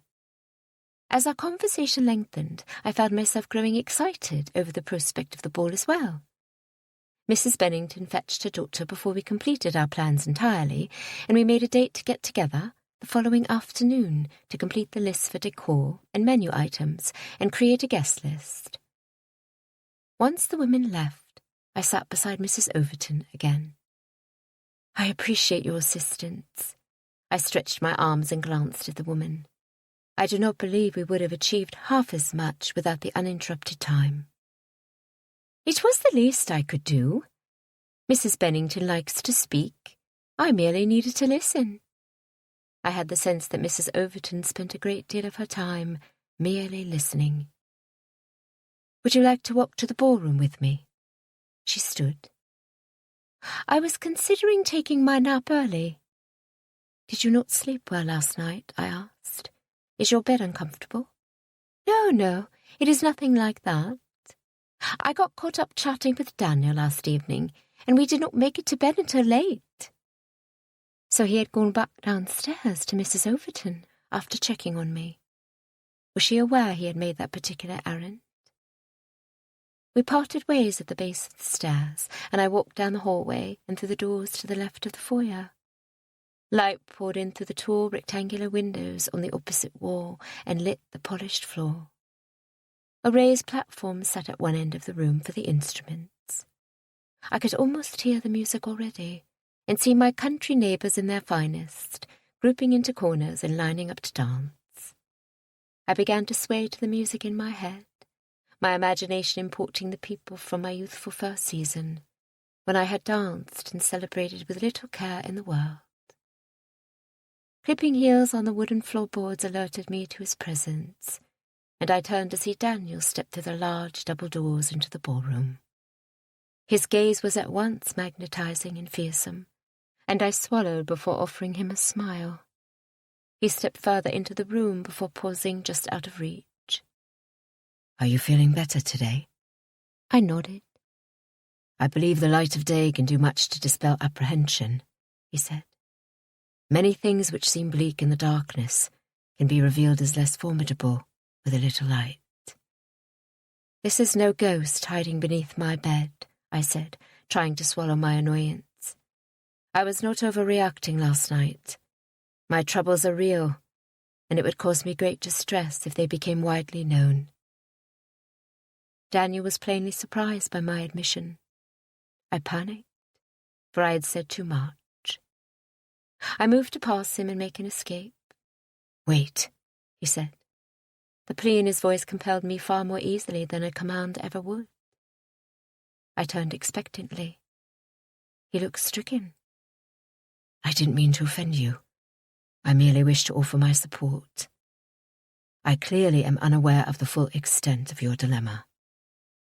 A point which filled me with the utmost gratitude. He stepped forward, his eyes imploring me. "You may trust me, Freya." I felt suspended in time. I yearned to open my mouth and pour my troubles upon him. Yet I had spent years erecting a sturdy, protective wall around myself, and it was not about to fall now. I learned the difficult way many years earlier, that loving someone did not keep them from hurting me. And regardless, while I cared for Daniel, I did not love him. "I must go," I said, my voice soft. "Tilly is meeting me in the guest rooms today to sort the linens." I walked from the room, my slippers silently crossing the floor and carrying me away from Daniel. I wished to turn back and see his expression, to try and read on his face how he felt. But I did not. Instead, I fled to the privacy of my room and the comfort of my animals. Coco may have partially shifted her allegiance to Daniel, but she would always love me more. Chapter 18. The weeks passed quickly after the initial planning meeting for the ball. Mrs. Hayborn began visiting more frequently under the guise of writing invitations and perfecting the menu. Her mother accompanied her a few times, but soon she began to arrive alone, which allowed her to stay for longer visits. We spent time here and there, preparing for the festivities, but often Mrs. Hayborn would wish, suddenly, for a walk in the gardens or a tour of the house. We went for rides along the estate and lounged in the morning room, letting the cats play with my yarn. The 2 guest rooms on the far end of the hall were completed. Daniel reminded me that we'd yet to move on to the next room, and I found more and more reasons to put him off. I could not bring myself to spend such a significant amount of solitary time with the man, choosing wallpaper or rearranging furniture. The remainder of the rooms on the guest floor, as well as a few on my own, were not yet fit for company. But as it stood, I wasn't expecting company either.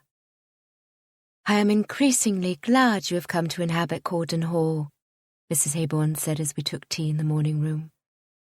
Coco curled up at my feet in a pool of warm light. "Mother warned me to stay away, but she does not know you as I do. Her fears are often unfounded, as it is." She lifted a shoulder to accompany her remark before sipping from her cup. My hand remained suspended, my tea hovering before my lips. I took a sip and placed the cup in my lap. Mrs. Hayborn was sweet, but often tactless as well, which was why I took care to watch what I revealed to her in the course of our friendship. "This ball is already the talk of Lincolnshire. Have you noticed the women at church? There's hardly been talk of anything else." I relaxed, as I often did, at the happy idea that the ball I was throwing to introduce myself to the county was serving another duty by distracting them as well. "Even Mr. Bryce has been given a clear pass for the last few weeks." I perked up. Mrs. Hayborn often talked without need for answers or opinions. I was grateful Mrs. Overton had retired to her room for her nap and left us to speak freely. Mrs. Hayborn did not have the greatest decorum, but she did at least attempt to rein herself in when we were not alone. "What do you mean?" I asked. She turned innocent eyes on me. "You mean you do not know? Mr. Bryce is the largest piece of gossip in Lincolnshire. He has been since he first arrived at Corden Hall. He has been nothing but a gentleman." Her hand came up to slap her heart. "I never implied otherwise." She leaned forward. "Mr. Bryce is a gentleman." "Yes," I nodded. "I was aware of that. It was common for stewards to be gentlemen of fallen means. Daniel was no different.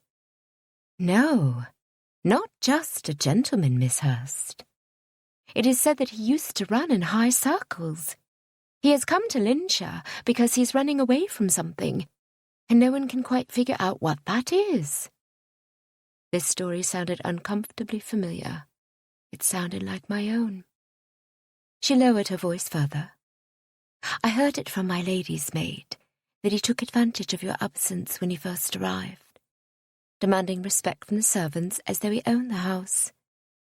He required an office on the main floor, dinners in the dining room, and demanded he be waited on by the lower servants. He even began a horse-breeding business from your stables. Her eyes grew wider with each revelation, and I didn't have the gumption to confirm her accusations. It was all true. But of course it was all true. Daniel was the steward, the highest-ranking member of the paid household. If that is indeed the case, it is within his right as steward to require all of those things, I defended. Perhaps, she leaned back on the sofa. But the way I heard it, he didn't demand them as the steward. He was pretending that Cordon Hall was his. Mrs. Haybourne stood. I must be getting home.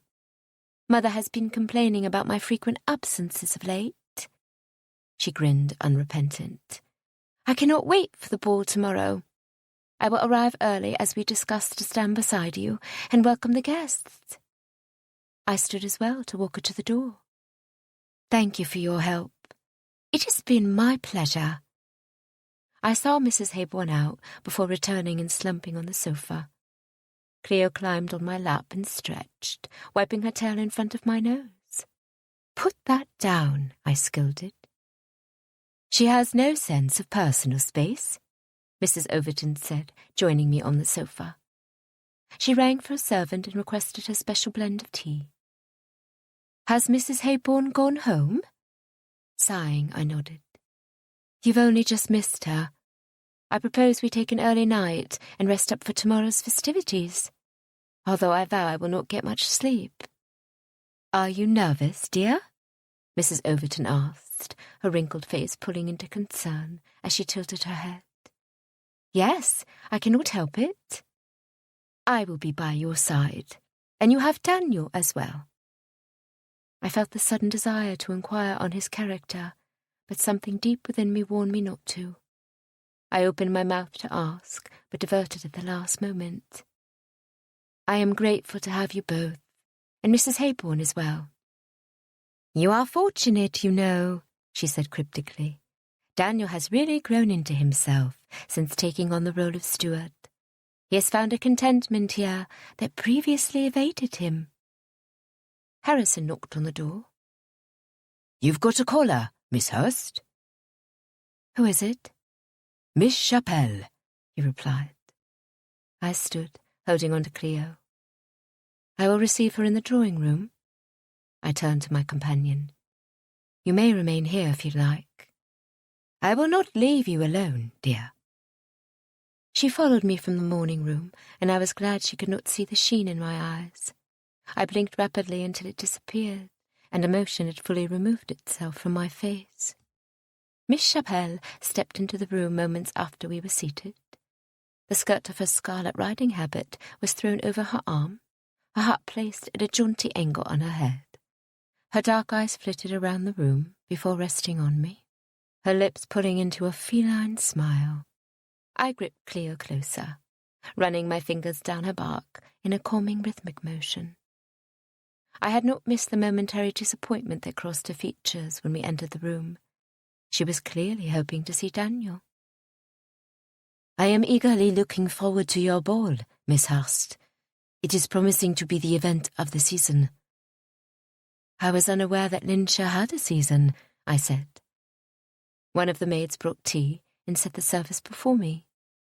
One pot of tea was smaller and set off to the side. I assumed that belonged to Mrs. Overton's special blend and began pouring cups. Not in the official way that London does, of course. There are not many people in this county who leave for London during the season, however, so we create our own social calendar. "That is much like it is where I hail from," Mrs. Overton announced, surprising me. She did not often speak up in company. I'd never discouraged her, of course. She was simply quiet. "And where is that?" Miss Chapelle asked. "North of London. A small hamlet I am sure you've never heard of." Mrs. Overton smiled, then sipped her tea. She seemed to relax instantly. That was all she was going to say about the matter. Miss Chapelle tilted her head, inquiring, "How long have you known Mr. Bryce?" The question caught both of us off guard. Mrs. Overton recovered promptly. "Most of his life." I watched her continue to drink her tea. I had assumed as much, but now it was confirmed, though it did not do much to explain how she knew him. Was she an old governess? A neighbour? Surely she was not a relation, or they would share a surname. Unless, of course, she came from his mother's side. "Do you know him well?"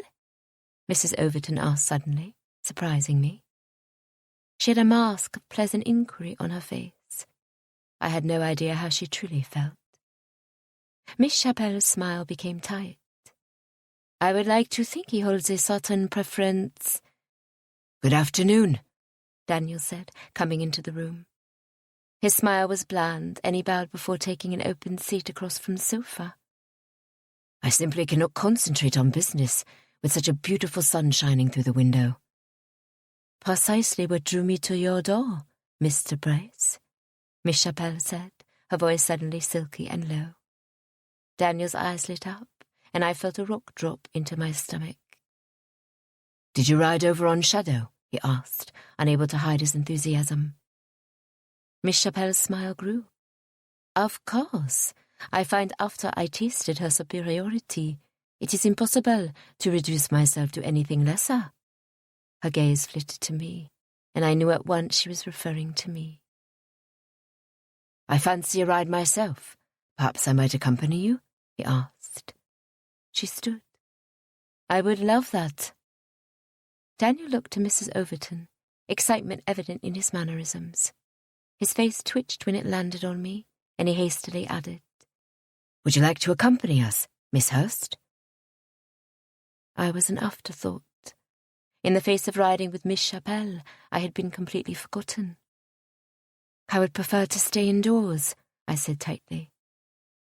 Daniel seemed to sense something was not quite right, but a quick nudge from Miss Chapelle was all he needed to say farewell and follow her from the room, the sly minx. I could only hope the groom they used as chaperone would fulfill his responsibilities with expert care. "It is such a lovely day," Mrs. Overton said when we heard the door close behind them. "I am nearly finished knitting the booties," I said, standing. "I am going to fetch my basket and will return shortly." I walked from the drawing-room, shaking out my arms once I was removed from my companion's sight. I needed to dispel the tension I felt, and furiously knitting away at little booties to match the blanket for Rosalind's baby was as good a way as any. Chapter 19. The ballroom floor was freshly waxed and the chandelier lowered, polished, and filled with new candles. The musicians had arrived and were setting up their instruments, and the servants were preparing the drawing-room with tables for refreshments. I walked through the rooms on the main floor one last time, ensuring that everything was as it needed to be. The retiring rooms were arranged, and Harrison was already stationed at the front door to receive guests. I stood in the hallway out of the way of the servants and leaned against the wall. The ball was sure to go off without a hitch.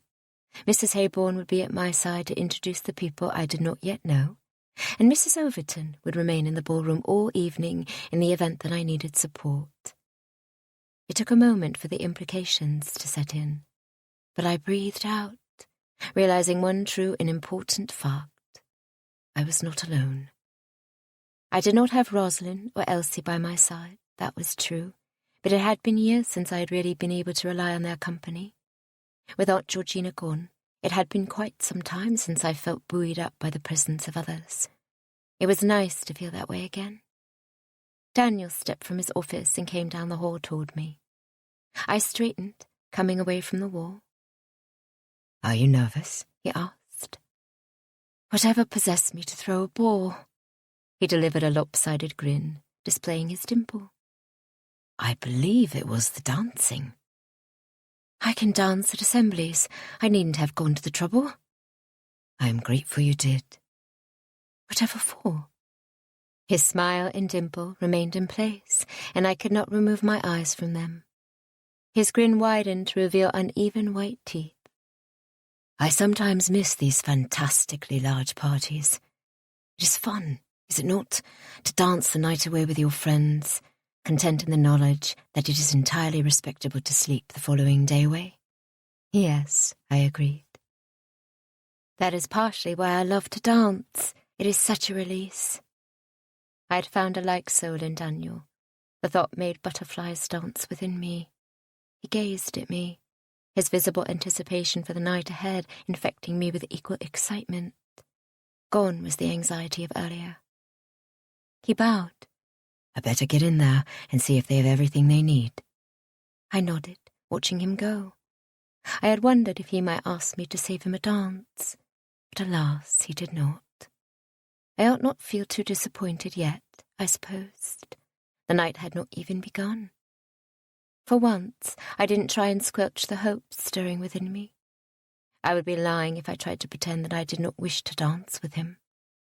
By the end of the night, I just might. Guests began arriving, and I was grateful to recognize the majority of them, so far, from visits at home or introductions in the churchyard. Remembering all of their names, on the other hand, was impossibly difficult. It was a blessing Mrs. Hayborn was willing to stand beside me and assist in introductions. Major Hayborn found Daniel immediately, and I watched them from the corner of my eye as they laughed and chatted on the other side of the room. Since the conversation earlier with Mrs. Hayborn regarding her reservations about my steward, I had been watching him closely. More closely than normal, that is. To say she had credible points was valid, but I wanted to disbelieve them. Surely it was not so terrible to step into a house vacant of a master and assume the role? Particularly when he laid claim to the highest rank present? Who else was to be in charge? Mrs. Hayborn's facts were indisputable. Daniel's intentions left me sceptical. Mrs. Wheeler arrived with her sister, Miss Clark, but no brother. "I looked forward to meeting him," I said, when she made his excuses. Her gaze flitted toward her sister, her mouth tightening. She appeared decidedly uncomfortable, and I regretted my words immediately. I had only been trying to be polite, after all. Trying to regain a steady footing, I said, "I am glad you both could make it. I hope to be able to speak to you more later." I was unable to decipher particularly what it was about Mrs. Wheeler that drew me to her, but I valued her kind disposition and guileless countenance. I felt that in her I could find a trusted friend if given the opportunity to talk without making a fool of myself. Disconnected notes punched through the air as the musicians tuned their instruments in preparation to start the dancing. A minuet was up first, and I was glad to be stuck in the receiving line for the time being. Couples formed in the centre of the room, and I listened to Mrs. Hayborn chatter with each new guest while I kept an eye on Daniel. He stepped out with Mrs. Wheeler, and the look of interest and charm on his face was enough to force me to turn away. I greeted another guest, but found my gaze drawn back to the dance floor. Mrs. Wheeler positively shined. Her smile was genuine, and her gaze unfaltering. Whether attraction or some other force pulled the two together while they danced, it was enough to make my stomach churn. "Widow." I turned to Mrs. Hayborn, her proximity forcing me to jump. "Pardon me?" She lowered her voice. "Mrs. Wheeler is a widow of war. Sad, sad business. And then to get stuck with the care of her brother, and childless, too. The woman deserves a good man. That's what I believe." "And you believe Mr. Bryce to be a good man?" That was not what I had heard from her before. She seemed to consider the situation. "He'll do well with the horses. He already is." Financial success is sufficient to be considered a good man in your opinion? I raised my eyebrows. It was an odd line of thought, or perhaps not so odd when one considered a woman's job to marry. That created an entirely different perspective from which to judge men. I would like to think I was better capable of judging men for who they were, for I never considered them for their marriageable traits. Not entirely, she answered. It is important, of course, but there are plenty of tyrants with sufficient money. I suppose I do believe, however, that enough money can create satisfaction for most anyone. With plenty of money at one's disposal, one can choose to see or not see their spouse however often they'd like. The man, perhaps. I tried not to sound bitter. The tricky part of being a woman unmarried, and later in years, was that others always assumed I was resentful of my unmarried state. It was difficult for them to see my satisfaction and gratification in life. My eyes moved up to the dance floor and found Daniel once again, Mrs. Wheeler laughing at something he had said. I turned back to Mrs. Haybourne, convinced she did not fully know her own mind, if she was going to vacillate so easily about the character of another. What causes you to believe Mr. Bryce is already successful in his endeavours? He's sold a number of horses, hasn't he? I recently saw Miss Chapelle on her new acquisition and found myself a tad jealous. The beast was so lovely. But do not repeat those words. I would rather die than have her find out I wanted something of hers. Your secret is safe with me. And it made quite a bit of sense. Of course Daniel would wish to ride out with her. He likely cared for that horse before making the sale. We spent another half-hour meeting new arrivals before Mrs. Haybourne decided she was finished with the receiving line and would like to dance with her husband. I had seen him out on the floor twice with other women, and he always looked to be enjoying himself. When he approached his wife and led her out to waltz, however, his joy eclipsed any that he had displayed earlier. A ball formed in my gut, and I turned away from them. It was not jealousy of her, precisely, that caused those feelings within me. I was unsure exactly what they were, but I did know that much. I had refused Major Haybourne years before, emphatically, and I did not regret my decision. Mr. Bowen, the man who had sat beside me at the Haybournes' dinner weeks before, approached me for the waltz. I placed my gloved hand on his arm and followed him onto the dance floor, prepared to be swept from my feet. He did not disappoint entirely. The fluid motions were much the same as any I'd endured in London's ballrooms, but the spark was missing that I typically felt in the midst of flying across the floor, grasped securely in a man's steady arms and gliding to the beat of the music. The song ended and another began. I danced 4 in a row with different partners before my feet began to ache, and I slipped out of the ballroom and into the drawing-room for a refreshing glass of ratafia. Miss Chapelle stood in the hallway when I left the drawing-room. Her gown was gauzy and clung to her legs, and her hair was pulled up away from her face in a complicated creation. "You must be proud," she said. "You've accomplished a great feat, for your country ball is positively a crush." "Thank you, Miss Chapelle. I am gratified by the turnout. I'm happy to get to know my neighbours." "I am sure you are." She stood before me, unmoving, her lips forming a smirk, and I felt the colour slowly drain from my face. It was apparent she knew more about me than anyone else in the county of Shropshire, save perhaps Major Haybourne, and it was abundantly clear she was preparing to do something about it. Either that, or she simply enjoyed staring at me. I rather figured it was not the latter. "Is there anything else I may do for you, Miss Chapelle?" I tried to sound strong, but I was sure she could sense my growing trepidation. "Have you enjoyed dancing yet?" "Yes, Mr. Bryce is a fantastic waltzer." I knew that. I had watched them when I could, while Mr. Bowen spun me around the floor. Jealousy, pure and clean, rang through me, and I tried to smile to cover up my less-than-ladylike feelings. "Splendid. Then I suppose I will be seeing you inside." I made to move around her, but she stepped in my way. Her voice lowered considerably, and she said, "You might want to cease in your affections for Daniel. I would hate it if you were to get hurt. I froze.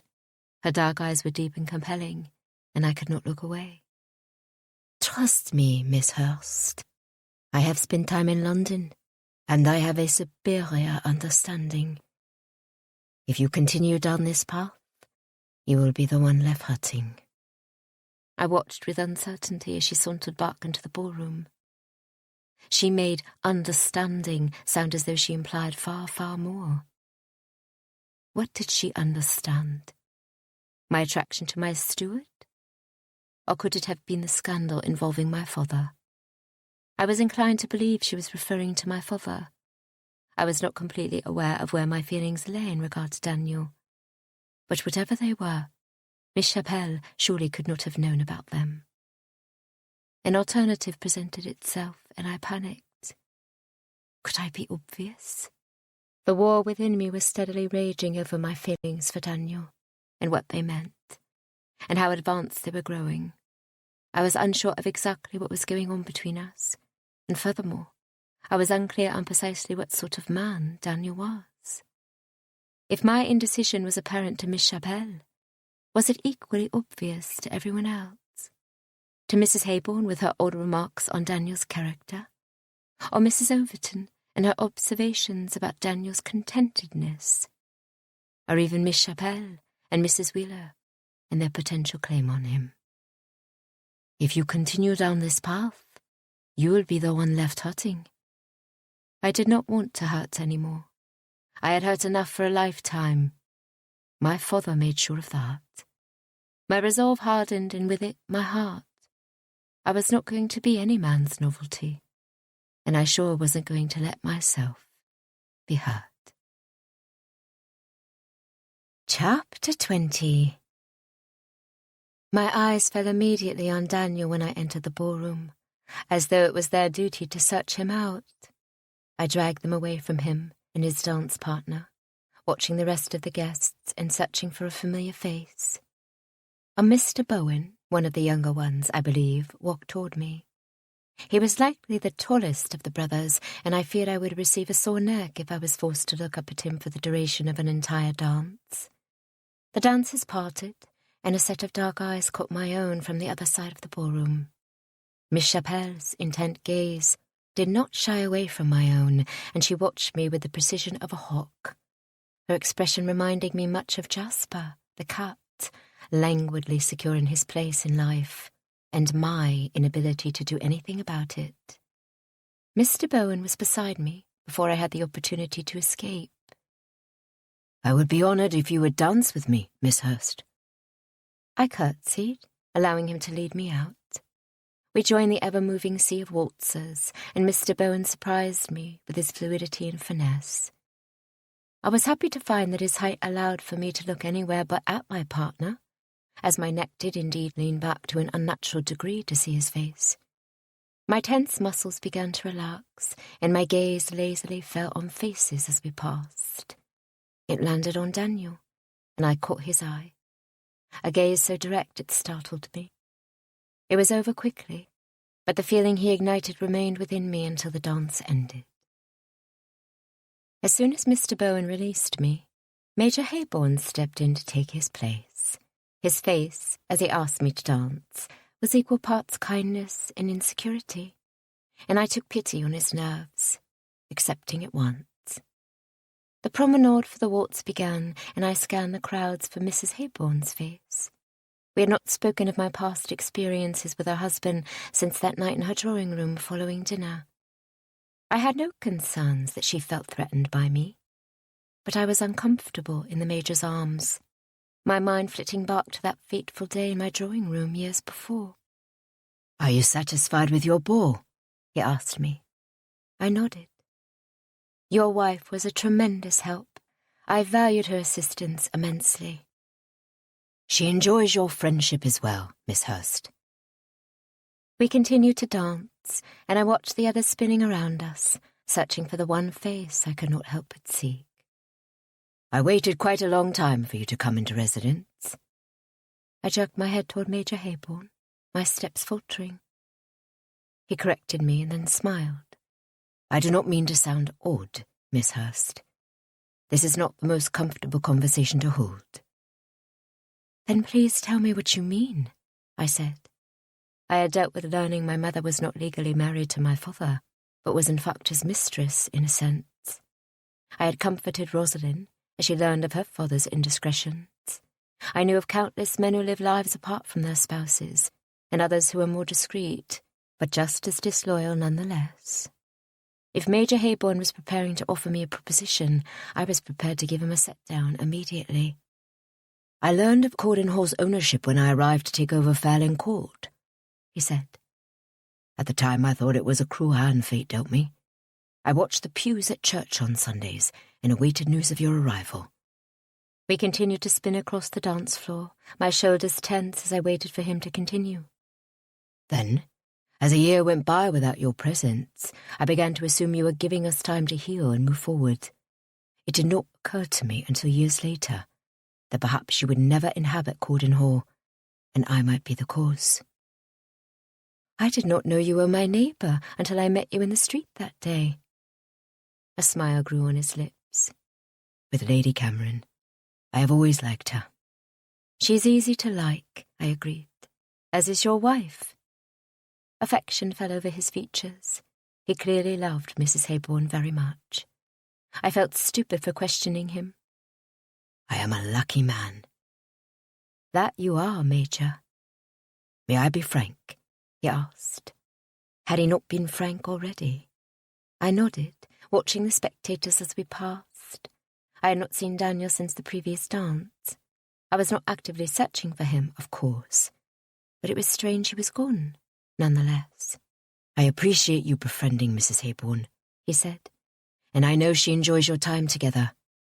In the beginning of our marriage, she struggled accepting my friendships with other women. Well, I have since proved to her my fidelity. Her insecurities are such that I did not go into detail about the extent of my past relationship with you.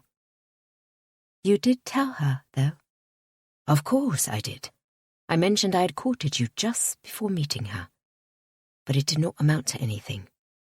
His words were honest. He merely left out his proposal in my swift denial. If I had accepted him, I would be mistress of Fairlane Court. I cannot imagine you married to anyone else, I said. Nor can I. He smiled, looking over my head. I suppose I should thank you for turning me down. I grinned, unable to help myself as the song came to a close. You are quite welcome, sir. The evening progressed at a steady rate, but I found myself growing more and more concerned over Daniel's whereabouts. I had not seen him since before my dance with Major Haybourne, and while I was not overly worried about his safety, I had hoped we would be able to share a dance. The ball was winding down, 2 dances remaining on the musicians' list, and I was sure I would not be able to enjoy the one dance I had anticipated most in the weeks leading up to the ball. Mr. Morris approached. Would you care to dance with an old man, Miss Hurst? I would be delighted, I said, curtsying. When the song came to an end, I glanced to the doorway, pleased to see Daniel step inside at that moment. Our gazes locked, and as the musicians transitioned to a waltz, my heart began to beat rapidly in time with Daniel's quick steps. Miss Hurst, would you care to dance? I spun, disappointed to find Mr. Freya, a man I had been introduced to earlier in the night by Mrs. Haybourne. His height was less than my own. I was positively sure of it, and his eyes had a squint to them that caused me to believe he was in need of spectacles. I said the only thing available to me. I would be honoured. He led me out, and I sought Daniel's face, upset to find him dancing with Mrs. Wheeler once again. Where had he been for the last hour? I could not help but feel slighted. If he had wanted to dance with me, he'd had all night to do so. He'd also had ample opportunity to request that I save him a dance before the ball even began. I tried to enjoy the final dance of the evening, but I could not help the disappointment which laced through me. The ball was a success. Of that I could not deny. Yet my 2 main objectives were not accomplished. I did not get to speak to Mrs. Wheeler, and I did not dance with Daniel. I I stood at the door and received farewells and curtsies in abundance. Mrs. Hayborn embraced me, and Major Hayborn sent me a twinkling smile. Directly behind them, Mrs. Bennington, pinch-lipped and sour, merely nodded my direction.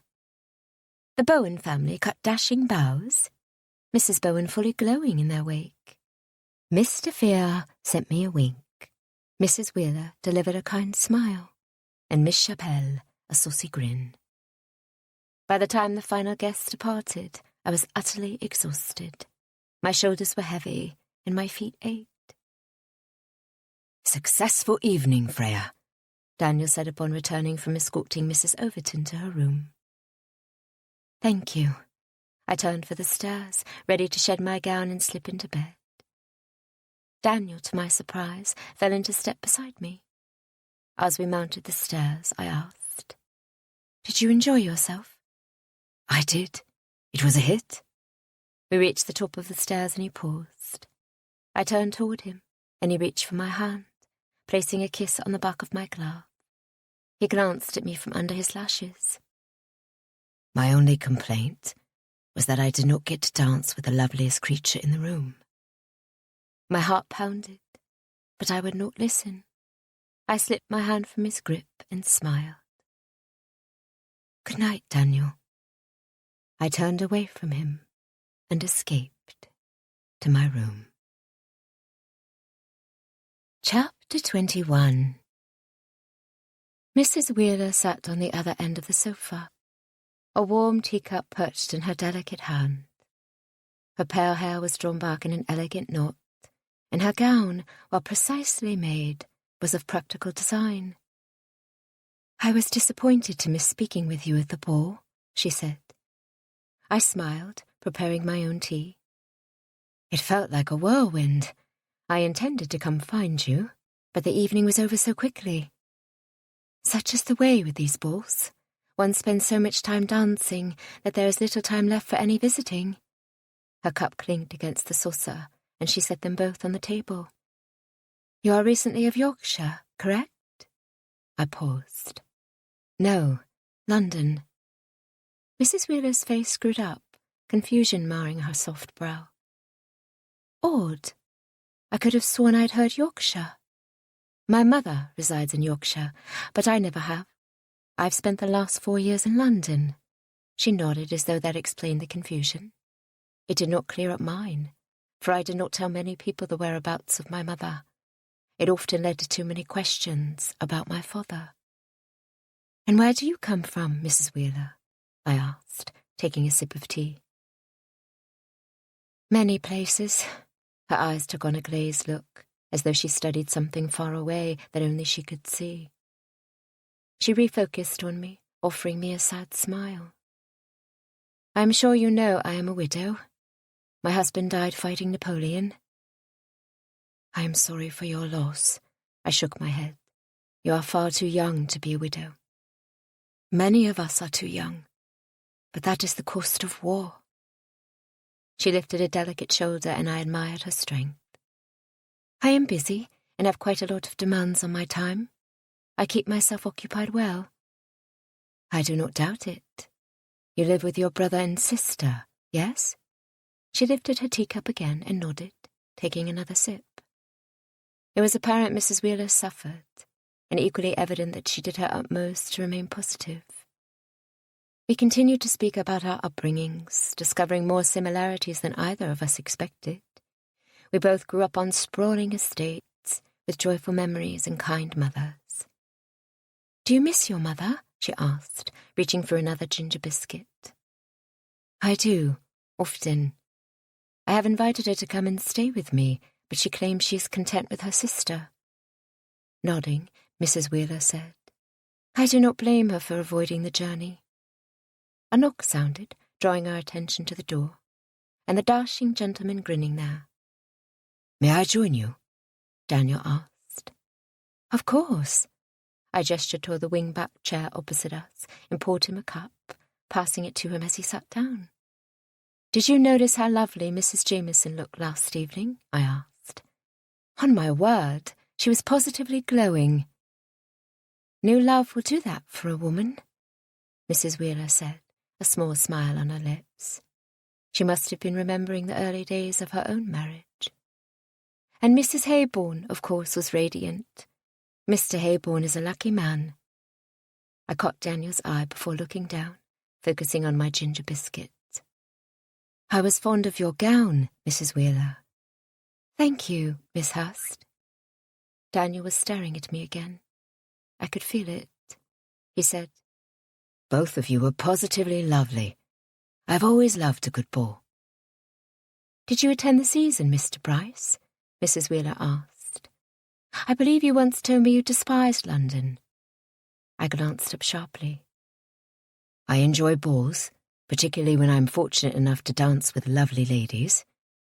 He gave us both a smile. I was tempted to remind him he hadn't danced with me. What I am not fond of is the fashionable world. London's a leader far too stuffy for me. I quite agree, Mrs. Wheeler said concisely.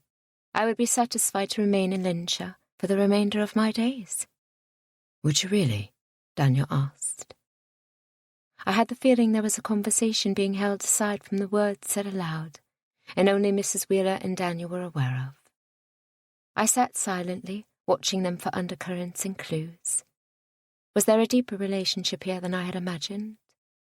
First Miss Chappelle, and now this? If nothing else, one thing was abundantly clear. I did not know Daniel's character as well as I thought. He was a sound judge of business acumen, but a mess in regard to his social life. And to think that I had been willing to consider sacrificing my ideals for him. I was disgusted with myself.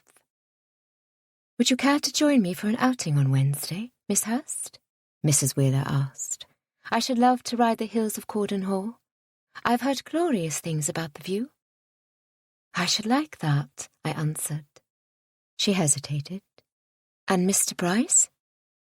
I'm afraid I will be busy Wednesday, and you will better be able to converse openly without my stifling presence. Oh, stuff and nonsense, said Mrs. Wheeler, grinning. You know your company is always welcome. She finished the ginger biscuit she'd been working on for the last few minutes and stood, wiping her gloves against each other. I must be getting home. I shall arrive at 10 on Wednesday, if that suits you, Miss Hurst.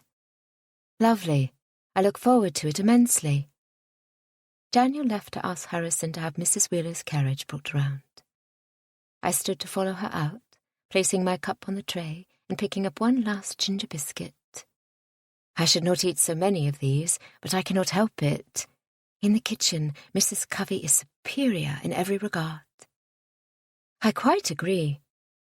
I was able to dine here with my sister and Mr. and Mrs. Haybourne some months ago, and we ate the most divine beef roast with potatoes. I am not typically a fan of beef, but Mrs. Covey quite outdid herself. I was lost for words as Harrison came to inform Mrs. Wheeler that her carriage was waiting, my stomach clenched into a tight ball. Daniel was holding dinner parties before my arrival. Mrs. Haybourne's words about Daniel's behaviour refused to leave my mind. Anger suddenly filled my bosom, and I marched out of the room and toward the morning room. I needed to get away from Daniel before I said something I would later regret. Freya, I was hoping... I marched past him and down the hall, my sights set on the door to the morning room. Freya? He called louder. I made it to the morning room and around the sofa, flung the French doors open, and continued toward the steps that led down to the lawn. Footsteps pounded directly behind me, and I clenched my fists. Where are you going with such haste? He called from right behind me. I did not open my mouth, fearful for what might come out. A small voice inside me forced me to accept that while I was trying to be angry at Daniel for acting above his station, the truth was that those actions did not actually bother me. I was a woman of means and always had been. Had I been forced into a position as governess or companion to a shrew, I would have had difficulty acting properly submissive. Until recently, Cordon Hall had no owner in residence, and Daniel had been forging relationships with the people of Lincolnshire. Far be it from me to oppose him doing his part in entertaining his friends. What truly bothered me was that he did not dance with me at the ball. Ugh! I clenched my fists harder while my throat made an unladylike gurgling sound and my pale face warmed in response. Daniel ran a few steps ahead of me, turning to cut me off. "You are obviously upset about something," he said. I stopped, watching the gold flecks in his eyes shine in the sun. I hadn't noticed them before, and he was far too close to me if I was able to notice them now. I took a step back. "Clearly," I said, my voice dry. "What is it? Does this have anything to do with the marriage that upset you?" "What marriage?" "Oh, that." He was referring to Sophie's engagement. Well, her probable engagement. There was no word it had yet occurred. "It is safe to assume the news from your friend is not what is bothering you at present, then?" "That would be a safe assumption, yes," I agreed. "Then what is it?" His concern was evident, but what could I say? I was not going to tell the man I was hurt because he chose not to dance with me. The entire situation was ridiculous. For the first time in my life, I was allowing myself to develop feelings for a man against all my better judgment. Why should I be so surprised that my feelings were not reciprocated? It occurred to me in that moment that Danny was not the problem here, but I was. "Nothing," I said softly. "I feel foolish. Really, it is nothing." He was not convinced. He regarded me closely, remaining a step away. I could have reached out my hand and touched his cheek, and the urge to do so overcame me so swiftly that I gasped, shocked by the inappropriate thought. "We need to create boundaries," I said, surprising myself. Evidently, I surprised Daniel as well. "I apologize if I have caused you any distress. It was not my intent." I shook my head. I had thought Daniel's social life was a mess only moments before, when in fact it was my life that needed a steady hand to redirect my problems. My father returned to London with his wife and daughter, taking the temps by storm, and effectively resurfacing the scandal of my illegitimacy. Elsie was struggling with some major issue and did not feel capable of relying on me, pointing out my inadequacy as a supportive friend. I was so focused on my steward's social life that I was obsessing over every female he spoke to or laughed with and inspecting the potential depth of their relationships. And furthermore, possibly worst of all, I was falling in love with him. Tears formed, and I squeezed my eyes closed to stem them. I was not typically a crier, and the disloyal tears angered me. I did not want to cry, but I could no longer pretend I did not care deeply for a man who obviously cared little for me. Well, that was not entirely true. He cared for me. He did not, however, love me as I was beginning to love him. The fact made the compassion in his eyes all the more bothersome. Frustrated, I spun away. "Freya!" "No," I called back. "I need to be alone." He let me go, and I ran. Chapter 22. Mrs. Overton pinched the bridge of her nose. "I have had the headache for the better part of 2 days now. Shall I call for a doctor?" I asked. I was not concerned the day before when Mrs. Overton slept until dinner. The ball the night before had tired me as well, so it was a safe assumption that Mrs. Overton required more time to recuperate. She shook her head, settling onto the sofa while I began knitting a second blanket for Rosalind's baby. A soft green colour this time around. I tucked the letter I was about to read into the basket and picked up the knitting again, focusing on my stitches. "I have not quite lived up to my duties recently. I hope you are not upset with me." I lowered the needles onto my lap, confused. Why would I be upset? It is perfectly natural to take naps in the afternoon, or sleep when you are feeling unwell. I would never fault you for getting the rest you need. Silence sat thick in the room, and it occurred to me I had been quite blind indeed. "There is more going on, isn't there?" I asked. Mrs. Overton observed me closely. "Yes," she finally said. "Are you ill?" She nodded, and my chest constricted. I had just gone through this with Aunt Georgina. I did not want to go through it again. I shook my head. How very, very selfish of me. I laid my knitting project on the basket near my feet and scooted closer to Mrs. Overton, lifting her hand in my own, much like Elsie had done for me on many occasions. I am here for you. You needn't fear out of concern for me. It will be hard to uphold my employment agreement as I grow more ill. I tilted my head, humour forming a small smile on my lips. The only reason that Daniel fetched you was to avoid scandal. Neither of us were in any jeopardy of actually causing a scandal, but we wanted a safeguard to protect our reputations. Living in this house is fulfilling your employment agreement, Mrs. Overton, and you needn't worry any more. She nodded, her eyes glistening. My own cheeks were burning from the implications laced through my words. It was true. We weren't in any jeopardy of creating a scandal, but alluding to the possibility forced me to blush, regardless. "Shall I send for the doctor?" I asked gently. "Perhaps it would be best to understand what is going on, so we might know how to best move forward." "That is unnecessary, dear. But if we understand..." Mrs. Overton shook her head, and comprehension dawned, bright and true. "You already knew, before you came here?" "Yes. And you didn't choose to stay in your own home. It is easier this way. I have lost all my income this past year, unable to work. I was going to be evicted shortly anyway. Daniel knew of my troubles. It was how he convinced me to leave my home. Or that is, what he thought he used to convince me to leave. But I was prepared to come and spend what time I had left beside him." She stared into the distance, seeing something I could not. Her voice soft, she continued.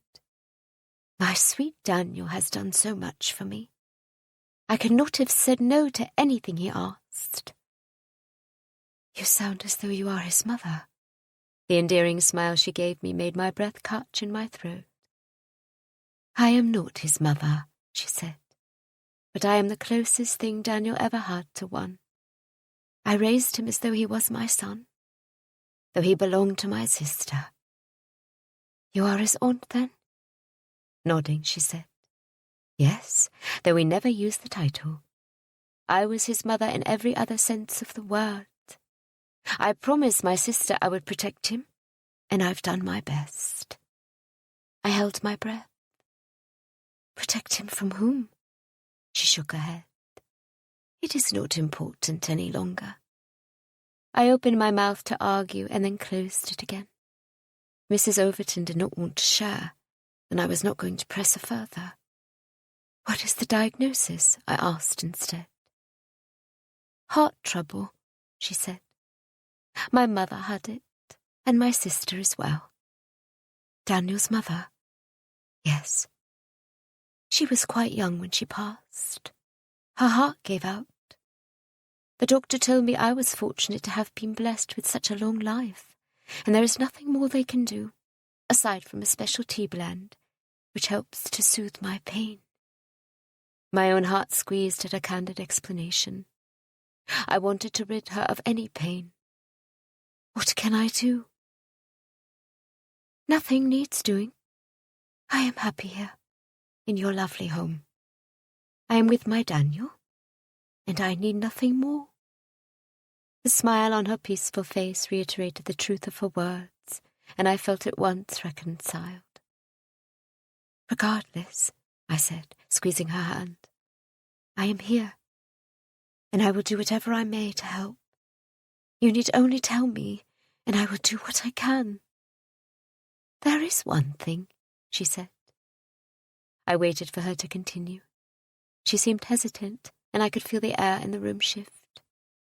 "I would appreciate it if you could keep this to yourself." "Of course, I won't speak a word of it." "To anyone," she said. Sudden comprehension dawned. She did not want me to tell Daniel. "But you cannot keep this from him, surely." "I can, and I will. I choose this, Miss Hurst, and I would appreciate your support. I do not want my last few months to be tainted. If Daniel finds out just how dire my health is, he will not treat me the same. He will fawn over me, and concern will consume him. I do not want that for my final memories. I could see her reasoning, but I did not agree with it. I will keep your secret, Mrs. Overton, but I do not like it. Daniel would want to know.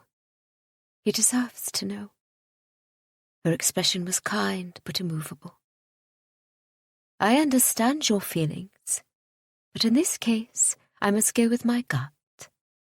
We were at an impasse. I had made a promise and I intended to keep it, but I was not happy about it at all. Can I get you anything now? No, dear. Dinner will be ready shortly. I will be fine to wait until then.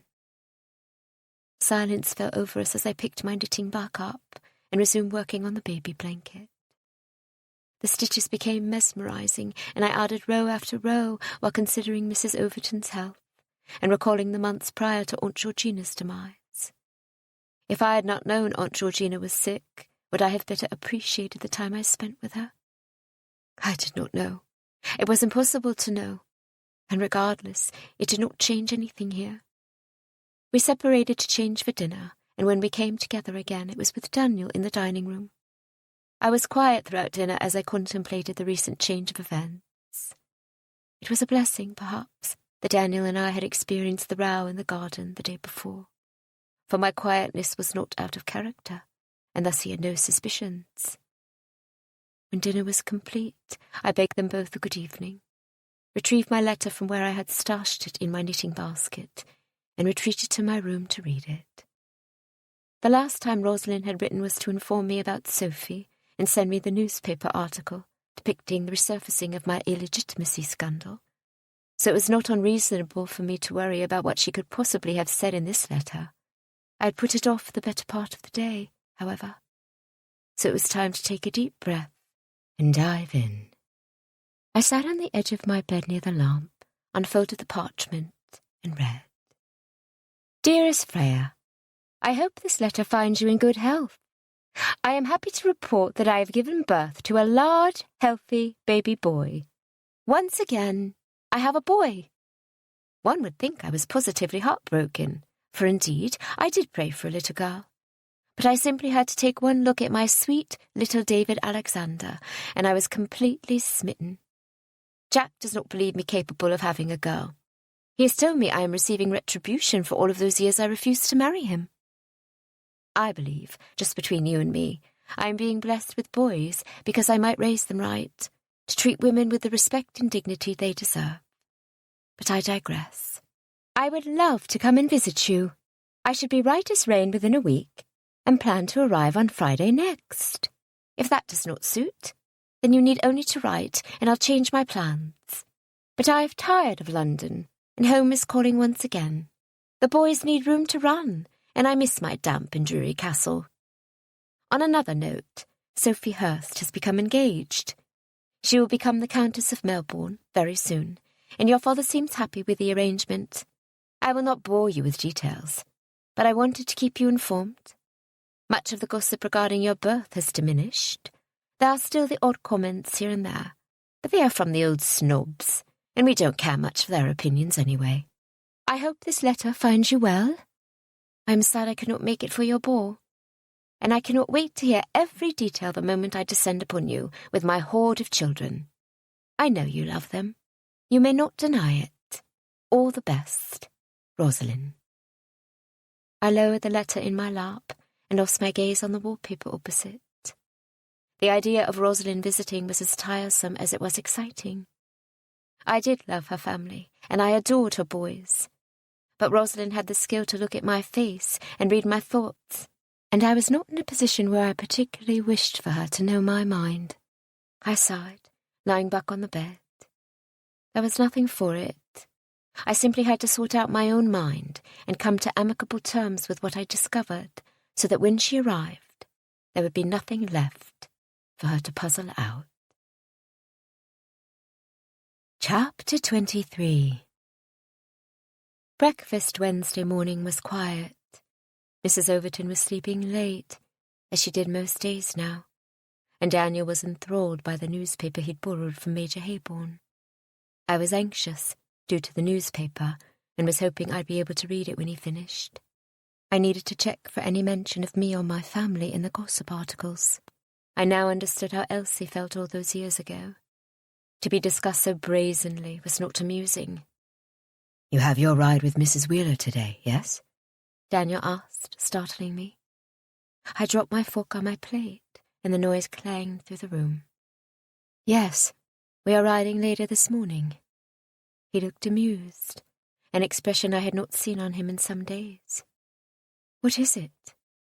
His smile grew. "You've got a bit of jam on your chin."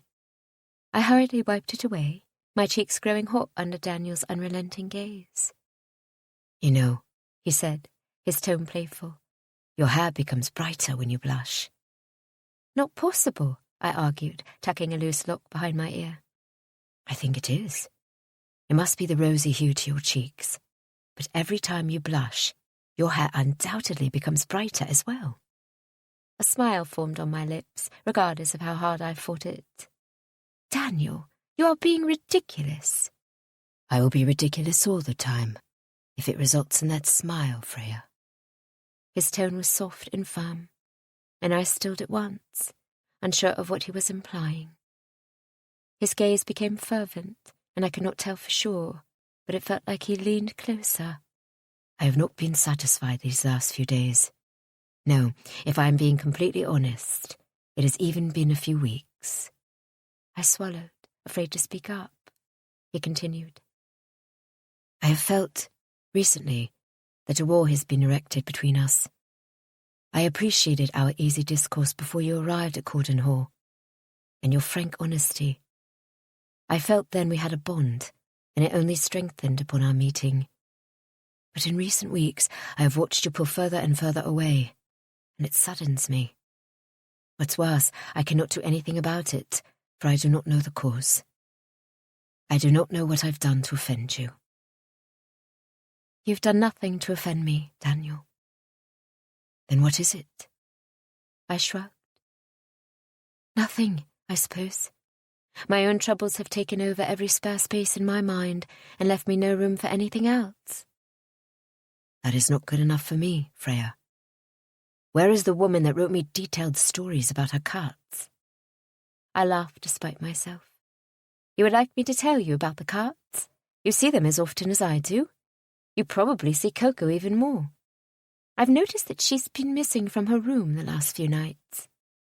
"She won't leave me be," he said, though his facetious smile gave him away. I grinned. "And you enjoy it, don't you?"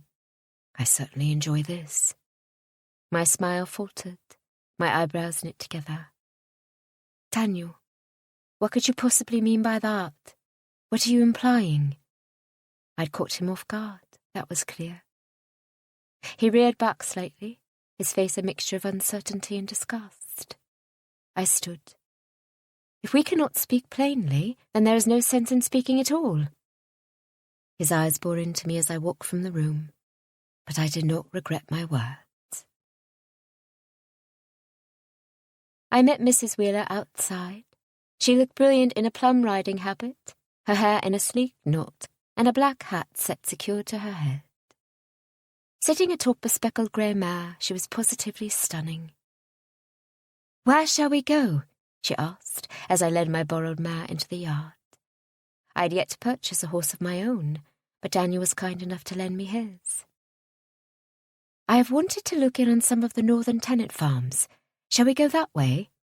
I was sure Daisy was well in Mr. Tomlinson's yard, but it couldn't hurt to check on the goat again. "Splendid." We rode through the wheat fields and past the wood.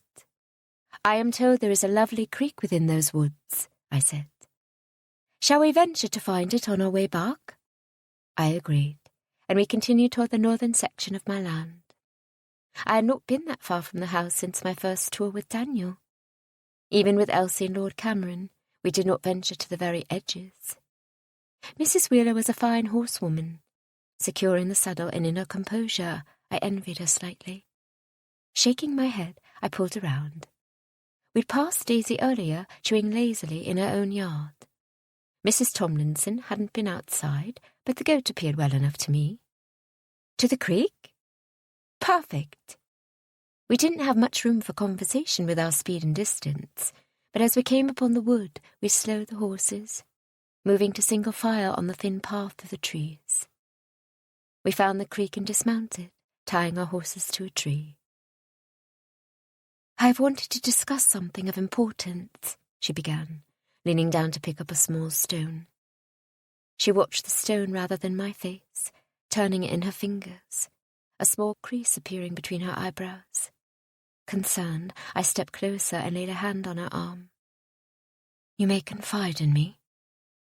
She looked up, a pained expression taking root. "I know we haven't known each other long, but I have always valued my own ability to discern true character, and I find you trustworthy." I nodded, unsure of her intent. Dread gripped me, and I sucked in a breath.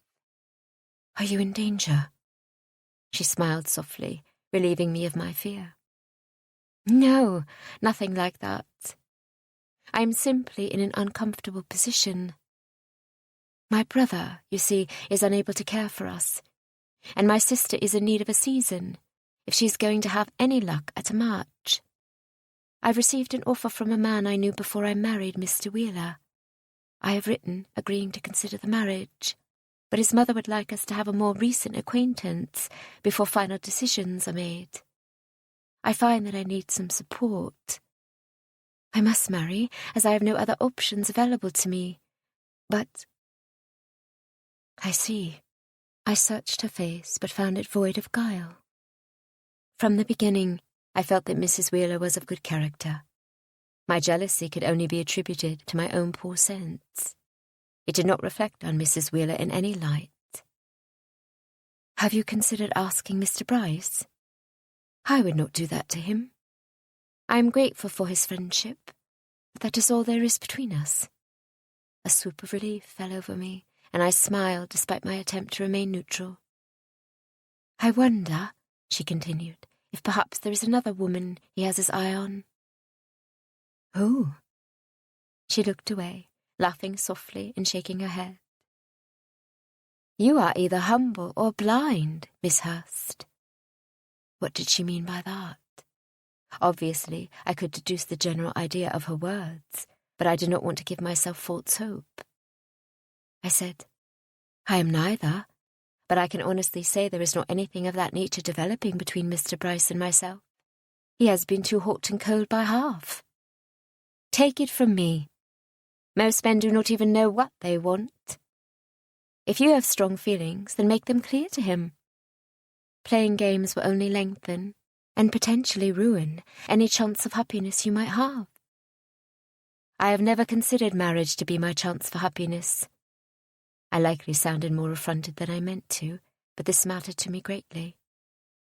She tossed a stone into the creek and bent to pick up another. "That is good. Even in a love match, marriage is not always happy. If you choose to make that choice, you must be positive you love him, but that is what you may fall back on when the seas turn stormy. And trust me, at some point they are bound to."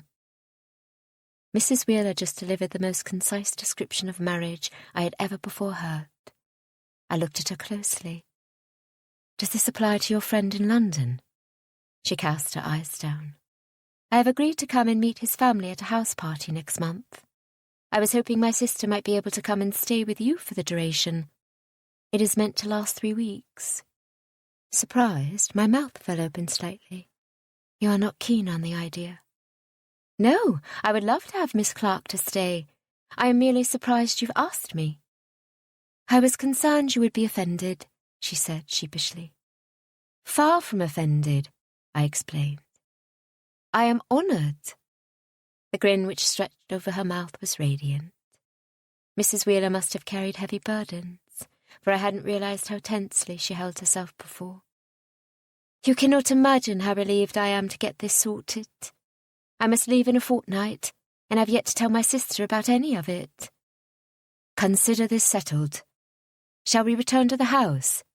I have it on good authority that Mrs. Covey is preparing a luncheon for us." Mrs. Wheeler grinned, tossed a stone into the creek, and wiped her gloves against each other. "That sounds wonderful to me."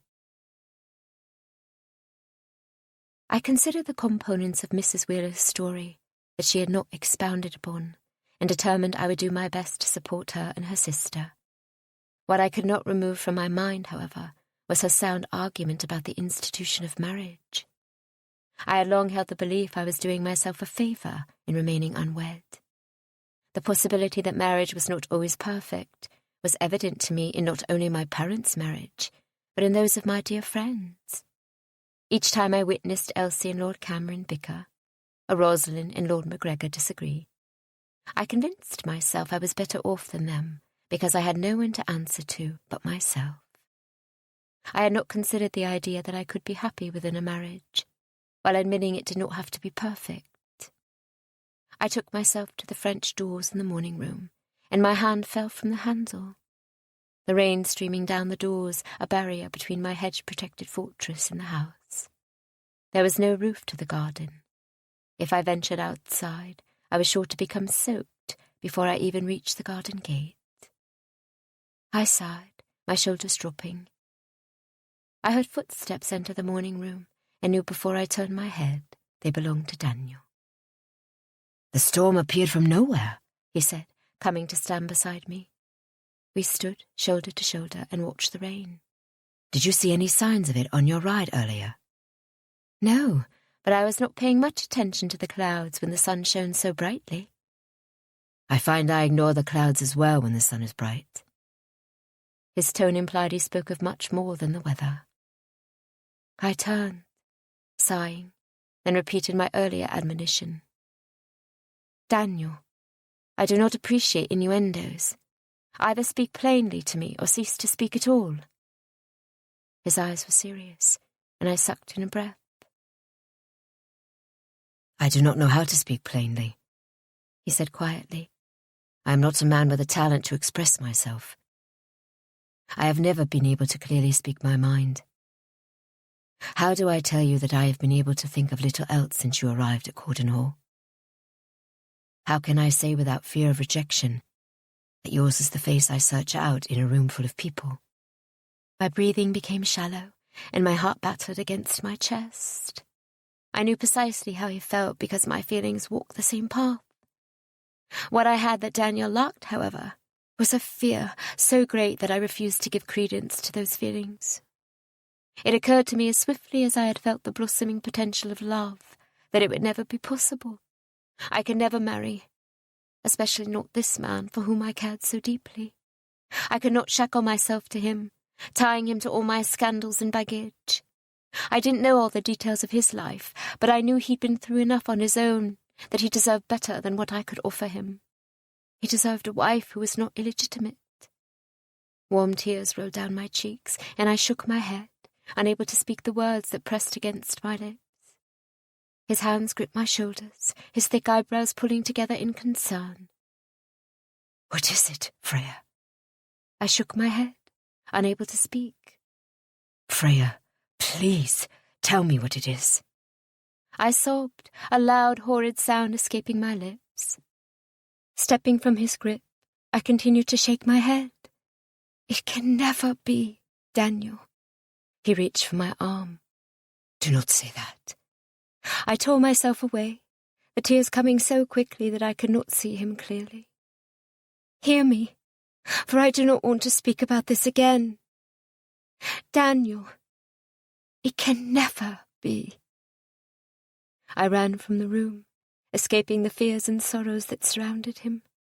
My heart tore, and I tripped on the staircase, banging my knee against the wooden ledge. I bit my tongue to keep from crying out, and pulled myself up, climbing the stairs at a safer pace, clinging to the banister as I walked. I entered my room, closing the door and locking it behind me. Climbing under the covers, I curled up, pulling my knees to my chest. There, in the safety of my room, I opened my heart and sobbed. Chapter 24. After I cried every tear available to me, I slept through the remainder of the day. I requested a tray in my room for dinner, and continued to sleep through breakfast the following morning. My head pounded from the exertion of emotion, and I had Tilly create a softer knot at the base of my neck as she dressed me for the day. A looking-glass revealed spotted cheeks and puffy red eyes. I would not be able to hide my show of emotion, but neither did I need to. Tilly informed me upon waking that Daniel left before dinner the night before. He did not inform anyone where he was going, but stated some business he needed to take care of and fled. He did not mention a return date, either. I did not cry when Tilly told me he had left. I had no tears left to give. My heart was hardened in the night, encased by a wall so thick that nothing Daniel could do would ever penetrate it again. I found Mrs. Overton in the morning room before lunch, her face drawn and pale, her eyes glassy. "How do you feel?" I asked, coming to sit on the sofa. "Well enough." I reached for my basket of knitting supplies, but I did not feel the desire to knit. Rosalind's sweet baby boy already had 2 blankets and a pair of booties awaiting his arrival. I needed to distract myself, however, and supposed I could begin a hat to accompany the booties. I pulled yellow yarn from my basket and held it limply in my hands, looking at the wool that would cover a baby, Rosalind's 5th. I shuddered, feeling the need for fresh tears, but none came. Mrs. Overton spoke, causing me to jump. I had forgotten for a moment that she was beside me. "Do you want to talk about it?" I looked at her then, and kind, intelligent eyes gazed back at me. I shrugged. "I do not know if there is anything left to say." "There may be nothing new to say, perhaps, but unburdening your troubles always helps you stand easier." I gathered a deep breath before blowing it slowly through my lips. "What do you know already?" "Daniel only told me that there is a horse in London he has been wanting to look at, and he's been putting it off for a few weeks now. I could tell he was deeply troubled. He went to clear his mind, I'm sure. You could both use a good deal of space, I believe." Mrs. Overton was wildly observant. She obviously could see the larger issue and was offering her support. Sure, I paid her for her services as a companion, but I believe she was coming to me as a friend. Furthermore, I knew I could trust her. I released a shuddering breath. "It will never work. There are larger things at play here, things that Daniel could never know and possibly never forgive." I glanced away, my voice growing softer. "Even if he chose to weather the storm with me, I could not do that to him. I could never ask him to give up his social standing for such a small thing." "Your heart is no small thing." I smiled despite my sorrow. "I was referring to marriage." Mrs. Overton chuckled, the sound of a balm on my weathered, broken spirit. "I am going to share a story now, and then I shall leave you be." I looked at her, prepared to hear the same arguments I had received countless times from my mother and other well-meaning and sometimes not so well-meaning society matrons. She began.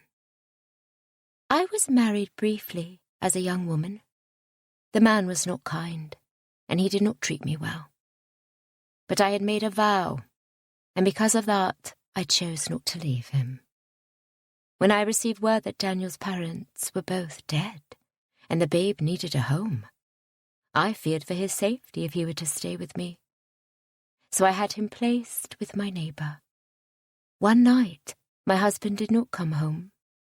It was not so uncommon, for he liked his drink and would sometimes fall asleep in the pub or on the street. This time was different, however, and I knew within my soul something was wrong. My neighbour came to me in the middle of the night to tell me my husband had been in a brawl that evening, which cost him his life. Oh, Mrs. Overton, I am so sorry." She shook her head. "You needn't be. I considered it a gift from God. Fell asleep and promptly went to retrieve Daniel the following morning. I may not have had much, but I have had peace ever since." Nodding, I could not help but feel confused. If it was her intention to confirm that marriage was not a good idea, then she succeeded. A smile tipped her pale lips. I can see you do not follow. I was grateful for my husband. If I was unwed, I couldn't have taken Daniel in at all, for I would not have had the home and income my husband provided for me. It seems odd to be grateful for my trials, but each of them built me up to become the strong, independent woman I needed to be, for Daniel's sake. He was fortunate to have you. And he would have likely done just as well with my dear neighbours had my husband survived and I never went to claim him as a babe. The idea that we only have one clear path is not one that I subscribe to. There are many good choices, each of them worthy in their own way. What you must do is decide which path you are meant to take, and then do not look over your shoulder. It does not heed one to constantly consider the past, but then we have no clear view of the future. I looked toward the French doors that opened to the garden. Nodding, I stood. I am going to walk outside and clear my mind. Thank you, Mrs. Overton. You have given me much to consider. Whether she responded or not, I did not notice. My feet led me outside to the garden entrance, and I opened the iron gate, stepping inside and pausing. 2 paths lay before me. If I walked to the left, I would be led straight toward the hidden oasis. Right, on the other hand, would detour me through the roses and past the fountain depicting a couple dancing. I wound my way through the path to the right, passing rosebuds tipped with dew. The fountain did not seem as horrible to me anymore, and I sat on the ledge, dropping my shoulders. Mrs. Overton was a wise woman. It did not matter, perhaps, which path I chose. But either way, I would someday end up in my own oasis. But did I want to take the straight lane, or wander through the roses first? Chapter 25. Rosalind arrived with her family in tow on a crisp, clear morning. Much of the previous week had been laden with rain and the occasional thunderstorm. The heavens had parted and were grieving with me, for Mrs. Overton had allowed me a fresh perspective, and with it I had made a decision. Elsie should not be too far behind us, Rosie said, coming toward me with a glowing countenance. Her sons exited the carriage behind her and ran to me, exclaiming all at once, while a maid behind them carried a small blanket-wrapped bundle. "Boys," Lord MacGregor commanded from atop his horse, and they all fell into line, one of the younger twins dawdling toward the front door of the house. Their father jumped down from his steed and came to stand beside his wife. "Good day, Miss Hurst. Thank you for putting up with the lot of us." I couldn't help but grin at his disparaging words. It was apparent he did not mean them. "You lot are welcome here any time. Come inside, and Mrs. Lewis will show you to your rooms." "Is there a nursery, perhaps?" Rosalind asked. I nodded, turning for the door. She walked beside me. "There is. My maids have removed the dust this week. I'm afraid it is a little outdated, but it should suit for the time being." "Thank you, Freya. You are such a gem." I informed Mrs. Lewis of the additional impending guests, and Rosalind and her family were led away, their servants unloading trunks and bags and carrying them upstairs to the newly renovated guest rooms. I took myself into the drawing room and ordered tea, awaiting Elsie and her husband. Voices reached me from the foyer, and I crossed to the hallway. I rounded the corner and stilled, my gaze falling on the last man I expected to see. A few days ago, I'd given up waiting for him to return. Now, however, I felt unprepared for the wash of emotions that flowed through me from simply hearing his voice. A knock came at the door, and Harrison stepped forward to open it, allowing Elsie and Lord Cameron entrance. I watched from afar as Harrison made proper introductions. Elsie glanced over Daniel's shoulder, and her face lit up. "Freya," she called, excusing herself from Daniel and her husband and scurrying down the hallway to embrace me. I felt her cool hands come around me, pulling me tight against her, as Daniel looked over his shoulder and caught my eye. As soon as he looked at me, he glanced away again. Saying something to Lord Cameron, he turned toward us and began walking down the hall, his gaze on everything but my face. Anticipation skittered over my limbs as Elsie pulled away, and I watched Daniel closely as he came toward me. Offering me a small, emotionless smile at the last moment, he turned down the hall and let himself into his office. Crestfallen, I spun for the drawing room. "Please, come in and have some tea," I said over my shoulder. I was glad my emotions did not make themselves clear in my voice, or so I hoped. "It was wicked of us to come unannounced," Elsie said, "but we just couldn't resist." "You are welcome here any time, which I believe you know very well." She dropped onto the wing-back chair opposite me. "Yes, I may have assumed."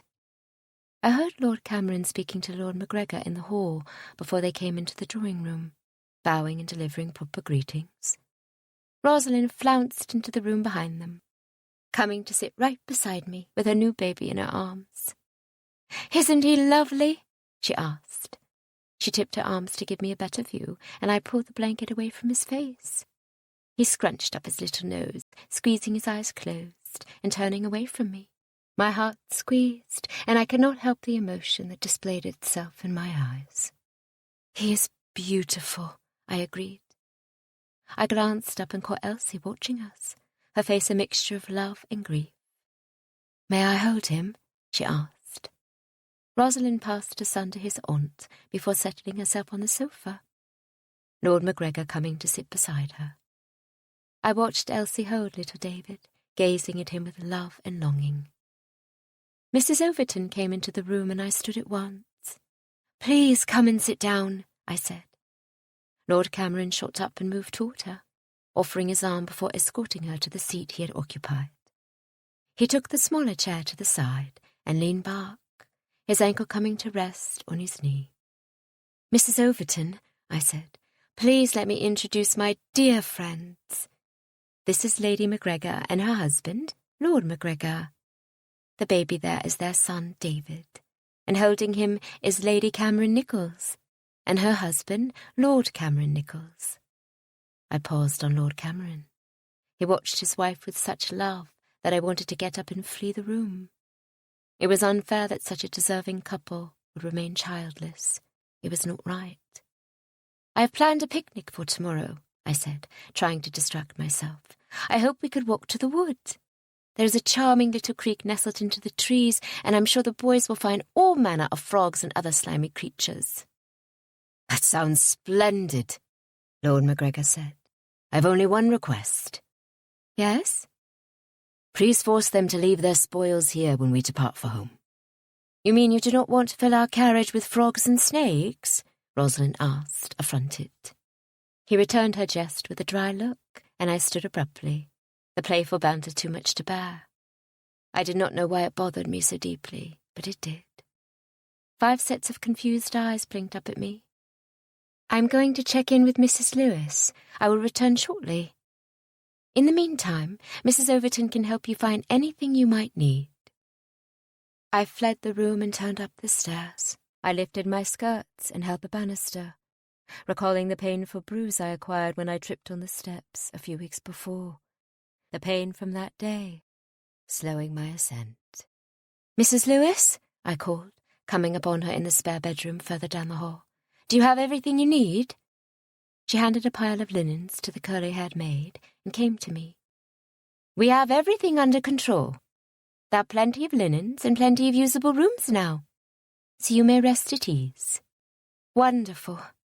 I left them to prepare the Nichols' room and slowly meandered toward the stairs, taking my time in returning.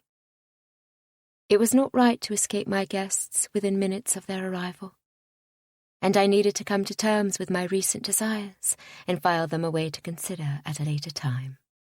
At the present, I needed to play hostess. However, upon returning to my guests, I found myself fastened to the floor in the drawing-room entrance, my eyes fixed on Daniel and refusing to move. I caught Mrs. Overton's knowing gaze and snapped out of it, moving back to the sofa and sitting beside Rosalind. "There is so much news from town," Rosalind said. "I vow this was the most dramatic season yet." "I believe they are all overly dramatic," Elsie said, which is why I've done my part to avoid them for so long." "That is why you wanted to spend those extra months in India?" Lord Cameron asked, a smile betraying his playful words. Elsie ignored him, smiling at a small David who seemed to be just waking up. When he began to cry, Rosalind was on her feet at once, taking him from Elsie's reluctant arms. "I better deliver him to his nurse," she said. "He is bound to be hungry." Lord Cameron turned toward my steward. "Mr. Bryce, I would love a tour of the grounds if you think you've got the time." Was my tour insufficient? I asked facetiously. "Of course not," Lord Cameron answered. "I am simply looking for an excuse to beg your steward to show me his horses." Mrs. Overton laughed. "That was all you needed to say, dear. Daniel jumps at the chance to show off his stables." "And take the horses out for rides?" Lord Cameron asked. Daniel grinned, and my heart turned over. "Shall we?" The men departed at once, and I was able immediately to relax. Daniel avoided my face and company, and I found myself watching him all the more for it. I had hoped when he returned we would be able to speak and put the past behind us. But it seemed he was bent on avoiding me instead. Chapter 26. I led Rosalind's boys into the wood as the servants cleaned up the remnants of our picnic. We headed down the path that led toward the creek, Elsie close behind me, Rosalind and their husbands lagging in the rear. "I want to catch a frog," Harry, one of the fire-haired twins, shouted. "I'm going to catch 10 frogs," his twin countered. I couldn't help but grin when they came upon the water's edge and peered into the stream, as if the frogs themselves would jump from the safety of their home directly into their small hands. They began whispering to one another, and Elsie came up beside me, holding the hand of James, the younger McGregor child.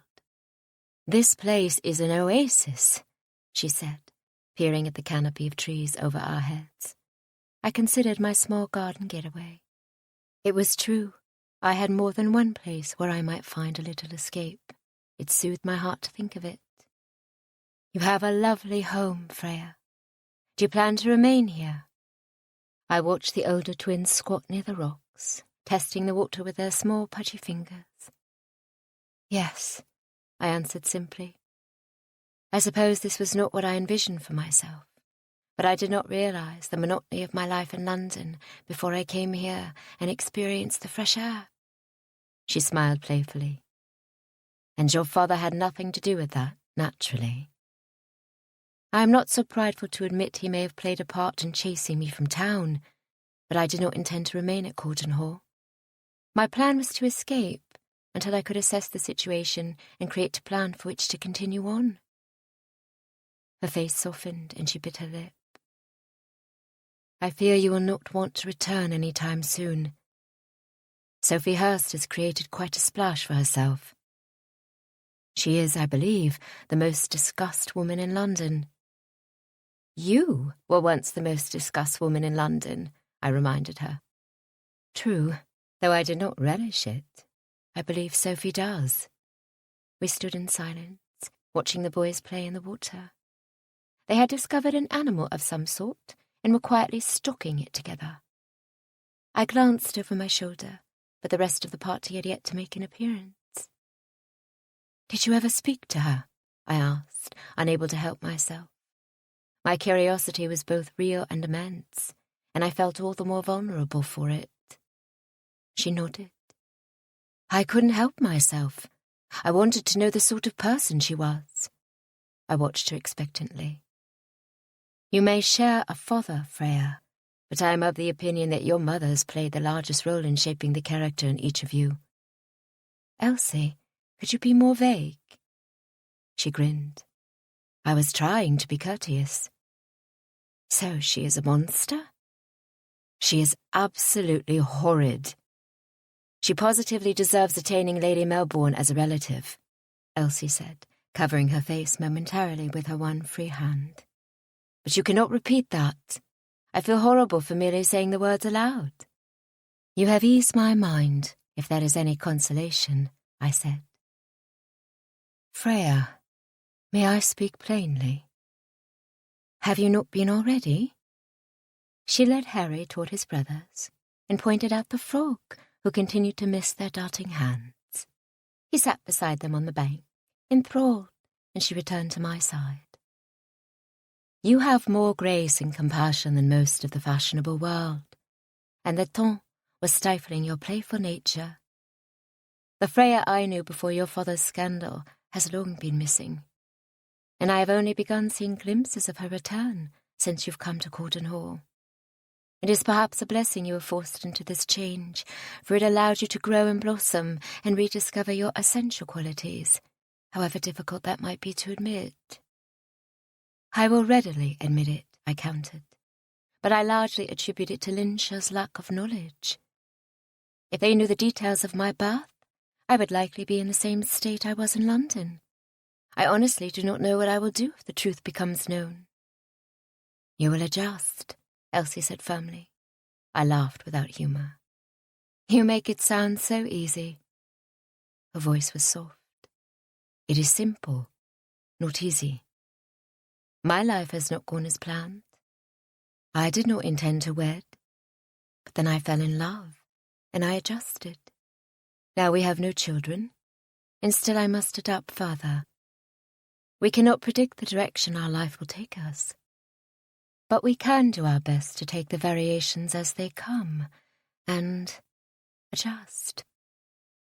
I reached for her hand, hoping to convey encouragement and comfort. She looked at me, emotion in her eyes. You must understand.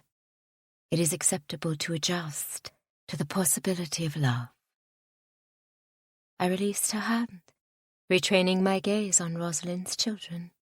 There is no need, Elsie. I know I love him.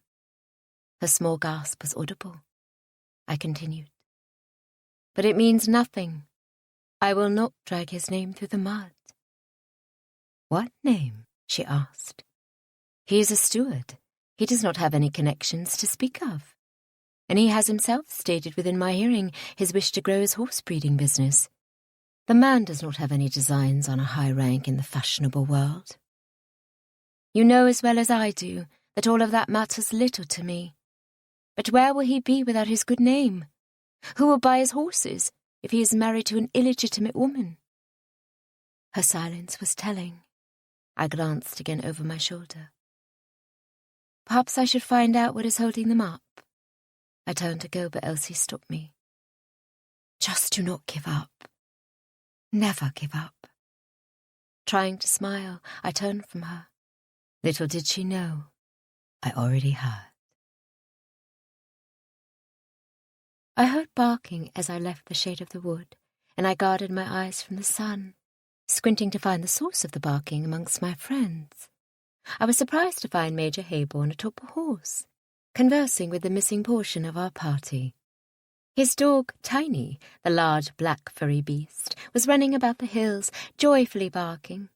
Rosalind's other younger twin, Lachlan, squealing in delight. Miss Hurst, the Major called. I was making my way to meet Mr. Bryce and came upon this lovely party. Do tell me you plan to bring them to the assemblies tomorrow evening. I hadn't thought of it, I answered truthfully. Rosalind grinned as I approached them. Oh, Freya, it could be so much fun. Her husband, on the other hand, merely looked indulging. I am not certain the entire party shares your enthusiasm, Rosie, but I'm open to the idea. Capital, Major Hayborn said, his grin spreading. Positively capital. I shall see you all tomorrow night. Farewell. He took himself off. Shall we find ourselves some frogs? Lord Cameron asked, amused. The boys may need some of your expertise, I said. Very well. Let us go. Chapter 27. Mrs. Covey duly impressed my guests with dinner preceding the ball at the assembly room in Insha. She must have heard about her elevated guests and did her utmost to deliver a meal fit for the aristocracy. Upon hearing our plans, Daniel informed us about the dress code, graciously less severe than that found in Bath or at Almack's in London, undoubtedly due to Major Hayborn's role as master of ceremonies. He was, in essence, a relaxed man, finding joy in all things. Furthermore, it was evident in the company he kept that Major Hayborn was an understanding individual, not at all high in the instep. We loaded into 2 carriages, and I had the misfortune of sitting opposite Daniel, Mrs. Overton on the forward-facing seat beside me. Conversation was sparse, Mrs. Overton inquiring on my friends and the origin of our relationships. I have known them both since we were girls at school. Their husbands I met during our first season in London. It was quite some time ago, but I beg you will not ask how long, for I would prefer not to own up to it. I accompanied my words with a self-deprecating smile. Mrs. Overton smiled, her fatigue concealed in the fading light. You are fortunate in your friends. They are lovely. Indeed, I am, I agreed. Your friends are fortunate as well, Daniel said, his low voice sending a shiver up my spine. It was the first time he had directly spoken to me since returning from London. I stared at him, lost for words. He watched me back with his mouth firmly closed, his face a work of stone I could not decipher, try as I might. The carriage pulled up to the front door of the assembly hall. Music and laughter poured through the candlelit windows, the dancing already well underway. The carriage door swung open, and Daniel hopped out, turning to hand out Mrs. Overton. He faced me and my hand slid into his, our gazes locking as warmth spread up my arm. I felt a chill the moment he released me. Mrs. Overton walked on ahead of us, and Daniel held out his arm to escort me inside. May I reserve the first waltz? He asked. His voice so low I wondered if I'd heard him correctly. I nodded, afraid that speaking aloud might break the spell. The second carriage pulled up behind ours, and I could see Elsie and Rosalind exiting as I walked into the building. I caught Mrs. Hayborn's eye as I stepped through the door, and at once felt something was wrong, for she did not return my smile, but instead shifted her gaze uneasily away. Major Hayborn greeted us at the door, a strained cheerfulness about his face. "Welcome. How glad I am that you could make it," he said, his voice betraying his lie. Daniel froze behind me. He must have sensed something was off. My gaze flitted from face to face as I tried to make sense of the discomfort I felt, aware of my friends and their husbands coming through the door to stand behind me. I caught Miss Chapelle's calculating eye and knew immediately what was wrong. My secret was out. Dread filled my body as the blood drained from my face. I felt faint at once and turned to go, but Daniel gripped my arm, refusing to let me leave. "Let me go," I whispered. "Do not let them win." I looked at him, my eyebrows drawn together in confusion. He smiled at me as though nothing was different. "I believe our waltz is beginning." "Daniel, no, you cannot know." "Yes, I do," he countered. "Now dance with me." He swept me into his arms, and I allowed him to pull me into the centre of the dance floor. Spectators created a circle around us, fans fluttering, eyes narrowed in judgment. I caught Mrs. Bennington's self-satisfied smirk and turned my face away, ashamed. Elsie drew Lord Cameron onto the dance floor to join our set, and Rosalind joined with Lord Macgregor. Our party danced a few measures longer before Major Hayborn pulled his wife onto the dance floor, much to the obvious dismay of his mother-in-law. Mrs. Hayborn refused to meet my eye in passing, but I appreciated the show of support. Mrs. Wheeler was last, her partner a very tall blonde, Mr. Bowen. I was not entirely sure which one. The rest of the occupants in the room remained firmly on the outskirts, observing. They had convicted me already. "Thank you," I said. I looked into Daniel's eyes and nearly faltered at the intense heat emanating from them. He held me securely, not allowing a single misstep before the many scrutinizing faces. "You needn't thank me." I clamped my mouth shut. He was likely acting the gentleman. but there was no mistaking his words. He knew. He handed me away, and I joined the women in the centre of the set, before the dance took me back to Daniel. "How did you find out?" I asked, embarrassment warming my cheeks. It was not difficult. When I went to London, there was quite a bit of talk about a Miss Hurst. It was not so difficult to connect the French Miss Hurst to you. I nodded. I should have assumed he would hear, but it had not occurred to me, so caught up as I was in deciding whether or not I loved him. The song came to a blessed end, and Daniel grabbed my hand amidst my curtsy, dragging me from the room. He pulled me outside, in clear view of the windows of the assembly. I could see a cotillion forming, my friends doing their part to join in the dance. Was that the cause? "Pardon?" I asked, unsure of his meaning. He glanced at the windows, then back to me, dragging a hand over his face. You told me we could never be. Was it because of your father? Is that not a valid reason? Daniel, I am illegitimate. Marrying you would bring shame to our marriage and our household. You saw how quickly the people in there were willing to cut me. With my stigma attached to your name, you would never sell another horse. Blast the horses. You think I care more about horses than I do about you? A memory flashed in my mind of Daniel asking Miss Chapelle to ride out with him so he could see her horse, forgetting about me. I don't, he said. I love you, Freya. I have loved you for some time now. I do not care about your father's poor choices or what anyone else thinks of us. Confound them all. It is so easy for you to say that. You have not had to live through such a scandal. Friends one week cut me the next. I am reliving a nightmare. I pointed toward the assembly hall. My eyes began to smart, and I blinked rapidly, trying to dispel the tears before they came. You only saw the judgmental, flighty onlookers. Did you notice those who stood in your support? I was struck by his words, my mind replaying the few who stood up to waltz despite the rumours. His voice lowered, and he stepped closer. You are not alone.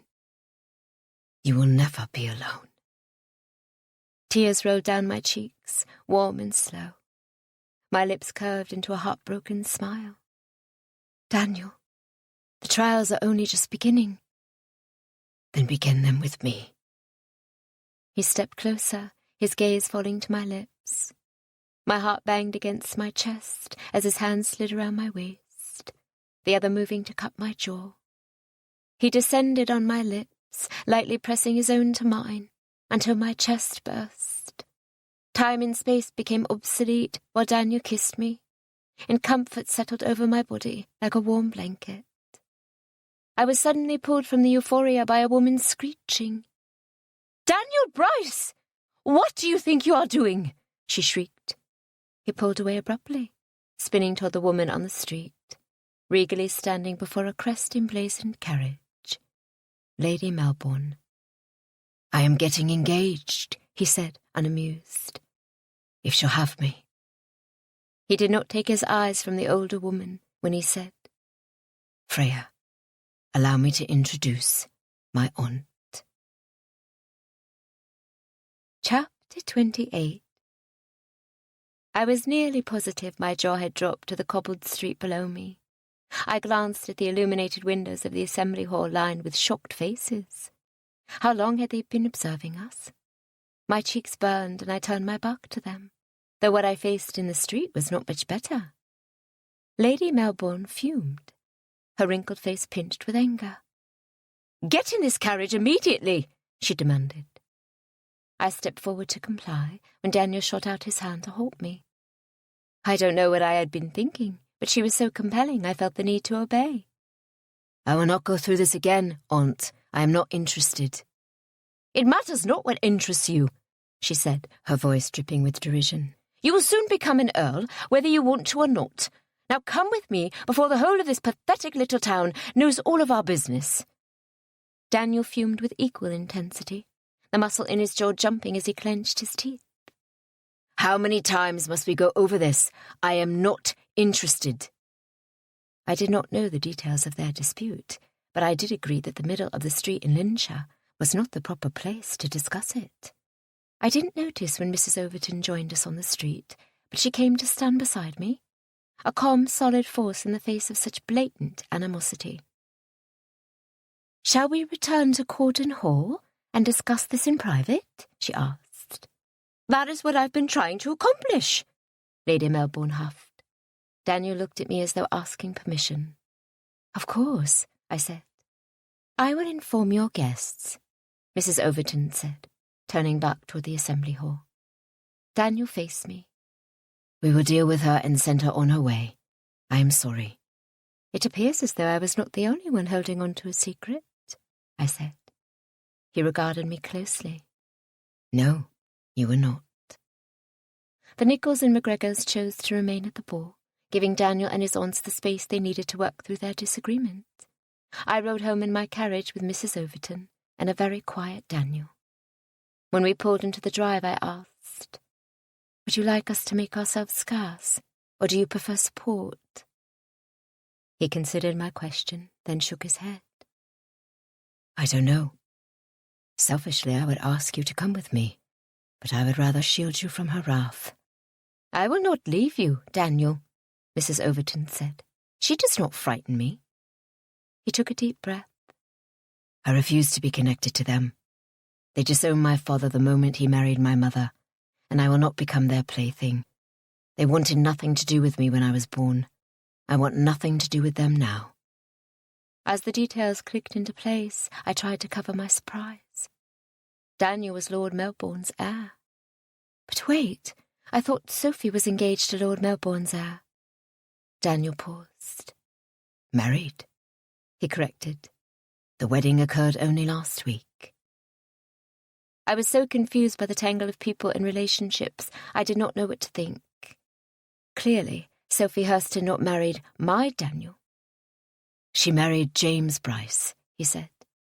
"He is the next in line for the earldom, after me. I don't know the direct relation, but he is a cousin of mine of some sort. I have been avoiding my aunt and uncle for years now, and James led them to believe I was dead. Lady Melbourne hunted me down when she received word I was in London last week. Evidently, she has followed me here." He was next in line to become an earl, and didn't seem to care in the least. The man truly was a marvel. "I will do whatever you need me to do," I said. Daniel nodded, then left the carriage, helping me and Mrs. Overton onto the gravel drive before walking into the house. Lady Melbourne was already seated in the drawing-room, comfortably set up, as though Cordon Hall was her home, and we the visitors. We hovered at the entrance of the drawing-room doorway, allowing Daniel to take the lead. "I will make you a deal," he said, coming to stand before Lady Melbourne, fearless and strong. "I'm listening," she said, wary. "I'm not going to come with you now, so you may cease your attempts to convince me to move to the Abbey. I am recently engaged to marry, and would prefer to enjoy my wedding free of manipulations and bribery. Leave us be, and I promise you, when it becomes necessary, I will discuss the situation with my wife and approach you with our answer." He had yet to actually propose, of course, but that was a minor detail. Hearing the words caused my heart to skip a beat. Regardless, if I was understanding him correctly, he was telling his aunt he was not entirely closed to the idea of coming to her and Lord Melbourne, but that she needed to give him time to decide. She seemed to sense the same change I did. She studied his face, her small bleak eyes narrowing. "That is not good enough for me," she finally said. "I will not have the Bryce name dragged through the mud by any connection to her." Her eyes shifted to me, and I felt the sting of them from across the room. Daniel tensed visibly. "You have no right to dictate any aspect of my life. As matron of this family, you lost any claim to call me family when you turned away my parents and refused to take me on at their death." She straightened in her chair. "Had I known then that I was barren, and you had become the next in line, of course I would have taken you in and reared you up properly." Daniel scoffed in disgust. "You are welcome to stay here for the night, if my mistress is not opposed. but I bid you would take your leave at first light. You've received what I am willing to offer. Take it or leave it. The choice is yours." Daniel turned and walked from the room, brushing past Mrs. Overton and me, before escaping to his office down the hall. Lady Melbourne stood, derision dripping from her face. She speared me with a look. "Well, I never," she muttered, passing me. She shouted at Harrison in the foyer, and I flinched when the front door slammed behind her. I was grateful she chose to leave right away. That I could not deny. "You should go to him," Mrs. Overton said. "I am sure he needs a moment alone." She turned for the stairs. "I am going to sleep." Pausing on the step, her hand resting on the banister, she looked at me one more time. "Go to him," she said. I watched her leave. The last few hours had brought a swift storm of emotions. I didn't have time to properly process any of it, and I was sure Daniel needed time as well. But my human needs won out, and I found my feet carrying me toward his study. I knocked lightly, opening the door after a moment of quiet. Daniel sat in a chair in front of the fire. I recognized the chair he sat in from my last visit to the office, but it had previously been sitting in front of his desk. He must have dragged it before the fire at an earlier time, for now the hearth was cold. "Daniel?" I asked, unsure of myself. "I am sorry," he said, the words muffled from his hands holding his face. I crossed the room, placing my hand on his shoulder. He glanced up at me, and my heart broke and soared simultaneously. I felt an overwhelming surge of emotion, and could not help the tears that formed as a result. He was on his feet immediately, pulling me into his arms. "Do not cry," he said softly. "I cannot help it," I whispered back. "I am so happy, yet so terrified at the same time." I could feel the chuckle reverberating from his chest. He pulled back and looked at me. "Can we make an agreement right now?" "I suppose that depends on what it is." Smiling, he pulled me toward him again. "Can we please get married?" "Oh, Daniel, I thought you would never ask." He pulled me closer, kissing me softly. When he backed away, he smiled, his dimple making a delicious appearance. "What are you going to do about the earldom?" I asked, a little concerned. I had not signed up to become a countess. I was not sure I was even up for the job. "I am not going to worry about it until I need to." "But I was under the impression Lord Melbourne is nearing the end of his life." Daniel shook his head. "The tyrant could live another 10 years for all I know, or care. I am not going to bother myself with any of it until it's staring me right in the face. And like I told that woman, when the time comes to make a decision about where we shall live, we will decide together." I nodded, but I already knew where I stood on the matter. This was an issue that had affected Daniel and his parents for the entirety of his life, and part of theirs. It was not my decision to make. I already planned on supporting him in whatever path he chose. I had written off my father and his new family and did not regret my decision. If Daniel was willing to stand by me throughout the peril that awaited, and the scandal that Miss Chapelle had recently opened within the parish, then I was going to do the same for him, no matter what. "I suppose I can move back into the house soon," he said facetiously. I grinned. "Not until after the wedding. But it is probably a good thing Coco loves you so, for she has already claimed the bed in the master suite. I hope you do not mind a dog to warm your feet." "For you, I'll put up with anything." Chapter 29. Mrs. Overton requested a breakfast tray in her room, so I checked on her that morning, concerned for her after the eventful night before.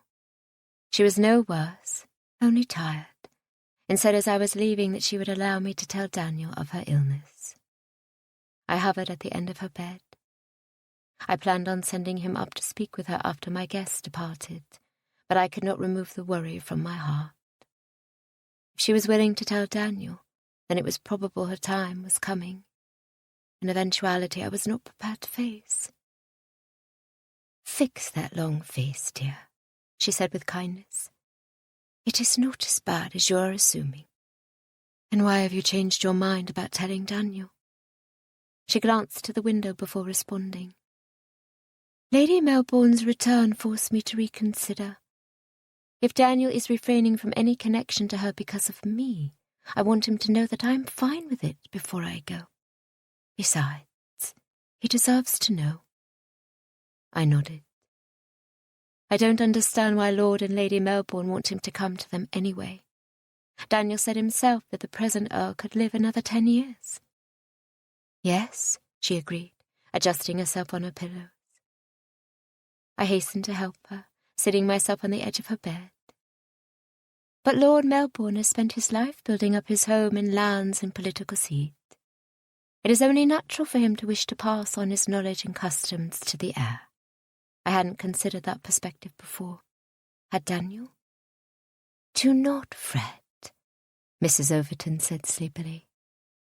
"It shall all work itself out in the end." I leaned forward to kiss the woman's forehead before letting myself from the room and leaning against the door. Her words stuck with me, and I could not help but think of the importance of posterity. I did not blame Lord Melbourne for having the desire to pass something on to future generations. Carrying myself downstairs, I sat at the breakfast table, surrounded by my 2 closest friends, their husbands, and my Daniel. But I could not remove the conversation with Mrs. Overton from my mind. "You will let us know the moment you set the date, yes?" Rosalind asked, pulling me from my musings. "I must be here." "I will let you know," I agreed. Elsie simply watched me, a continuous smile on her face. It was unnerving, but I imagined my mother having much the same reaction. "We will have to wait at least a month," I told them. "I am having a guest come to stay soon, and she will remain a few weeks at least." "You have not told me this," Daniel said. "Have I not? Mrs. Wheeler asked if we could have her sister, Miss Clark, come to Corden Hall while she attends a house party. I told her I would be delighted." An image came to my mind of the scene at the assembly hall. "Unless, of course, she's changed her mind." "She stood up last night," Daniel reminded me, referring to the waltz at the assemblies. It was true. Mrs. Wheeler was one of the select few who chose to support me in the face of adversity. "Perhaps we shall have everyone to stay at our castle for Christmas," Rosalind announced. "Wouldn't that be splendid fun?" "Capital, darling," Lord McGregor said indulgently. Lord Cameron sighed. "It is settled, then. We will all freeze to death in the McGregor Castle for the holidays." "It is not so draughty when you grow used to it," Rosalind defended. "Of course not," Elsie said, grinning. She turned to Daniel. "We shall have a splendid time. Just do not forget to bring extra warm cloaks." Their carriages were parked and filled with small boys, sans frogs, of course, and we gathered in the drive to say our farewells. I was proud of myself for keeping a dry eye as I waved to the disappearing carriages. I had cried enough within the last month to fill my quota for the year. "Shall we?" Daniel asked, offering me his arm. I clung to him, walking toward the house. "I am glad you get along with them. They mean a great deal to me." Elsie and Rosalind were the family I could rely on. "They admire my horses. What more is there to like?" "Yes," I said with a laugh. "What more indeed?" He led me into the foyer and I pulled back on his arm. "Mrs. Overton would like a word with you in her chamber." Confusion marred his brow. "What is it about?" I drew in a breath. "You will have to speak with her." He turned to go, but I spoke, forcing him to turn back. "Will you regret the opportunity you have now to learn from Lord Melbourne?" He stilled. "Learn what, precisely?" "He has been the Earl for years. He probably has a lot of knowledge and customs he would like to pass on to the next one. Do you know much about running an earldom?" Mrs. Overton wouldn't mind my borrowing her words. It was she who caused me to consider these things in the first place. Daniel ran a hand over his face. I was not planning on worrying about any of this until after our wedding, at least. Nodding, I stepped closer and picked up his hand in both of mine. Then we needn't worry about it. I merely wondered if it was something to consider.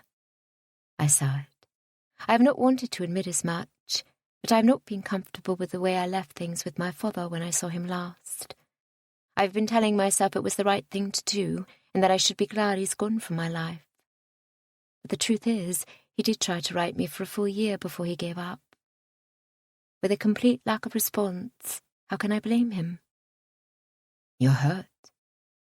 Pain is not a valid excuse anymore. My father's abrupt arrival at a ball with no prior warning was not exactly ideal, but that is not just cause for cutting him out of my life entirely. Elsie told me once that holding on to this anger and pain would only hurt me. I can see now what she meant by that, for I pretend not to care, but I do. He leaned forward and tucked a stray curl behind my ear. What do you plan to do about it? Warmth grew in my heart at his touch. I would not let anything ruin the beginning of our relationship. I am going to write to my father, I said. I will tell him I forgive him. Daniel nodded, his arm coming around me to pull me close. Do you? Yes, I said quietly. With his arms holding me tightly, I felt I would never want for anything. Then I suppose I ought to follow your noble lead. You shall write to my father too? I asked. His chuckle vibrated his chest and sent shivers down my arms. No, he clarified. I shall wait until after we wed. But I shall write to Lord Melbourne and accept his offer. My breath turned shallow as realization dawned that I did not know exactly what Lord and Lady Melbourne had asked for. What was his offer? For me to move into the Abbey and learn the workings of the estate and lands. Forever? He leaned back to look me in the eyes. No. I shall not plan to live there forever. Only long enough to get a lay for the land, and then we can return here. We? His dimple appeared with his smile. Of course, we. I will make it very clear that I shall only come with my wife. I have confidence they will not refuse me. Who could refuse you? I said, slipping my hands up to grasp his lapels. You tried to, he reminded me. Laughing, I shook my head. But it did not last long. No, it did not. And for that I am eternally grateful. He leaned in to kiss me, and I felt the world fall from beneath me. Daniel's arms holding me steady and secure in his embrace. I had the distinct impression I would always feel this way in his arms, and it was an enticing prospect.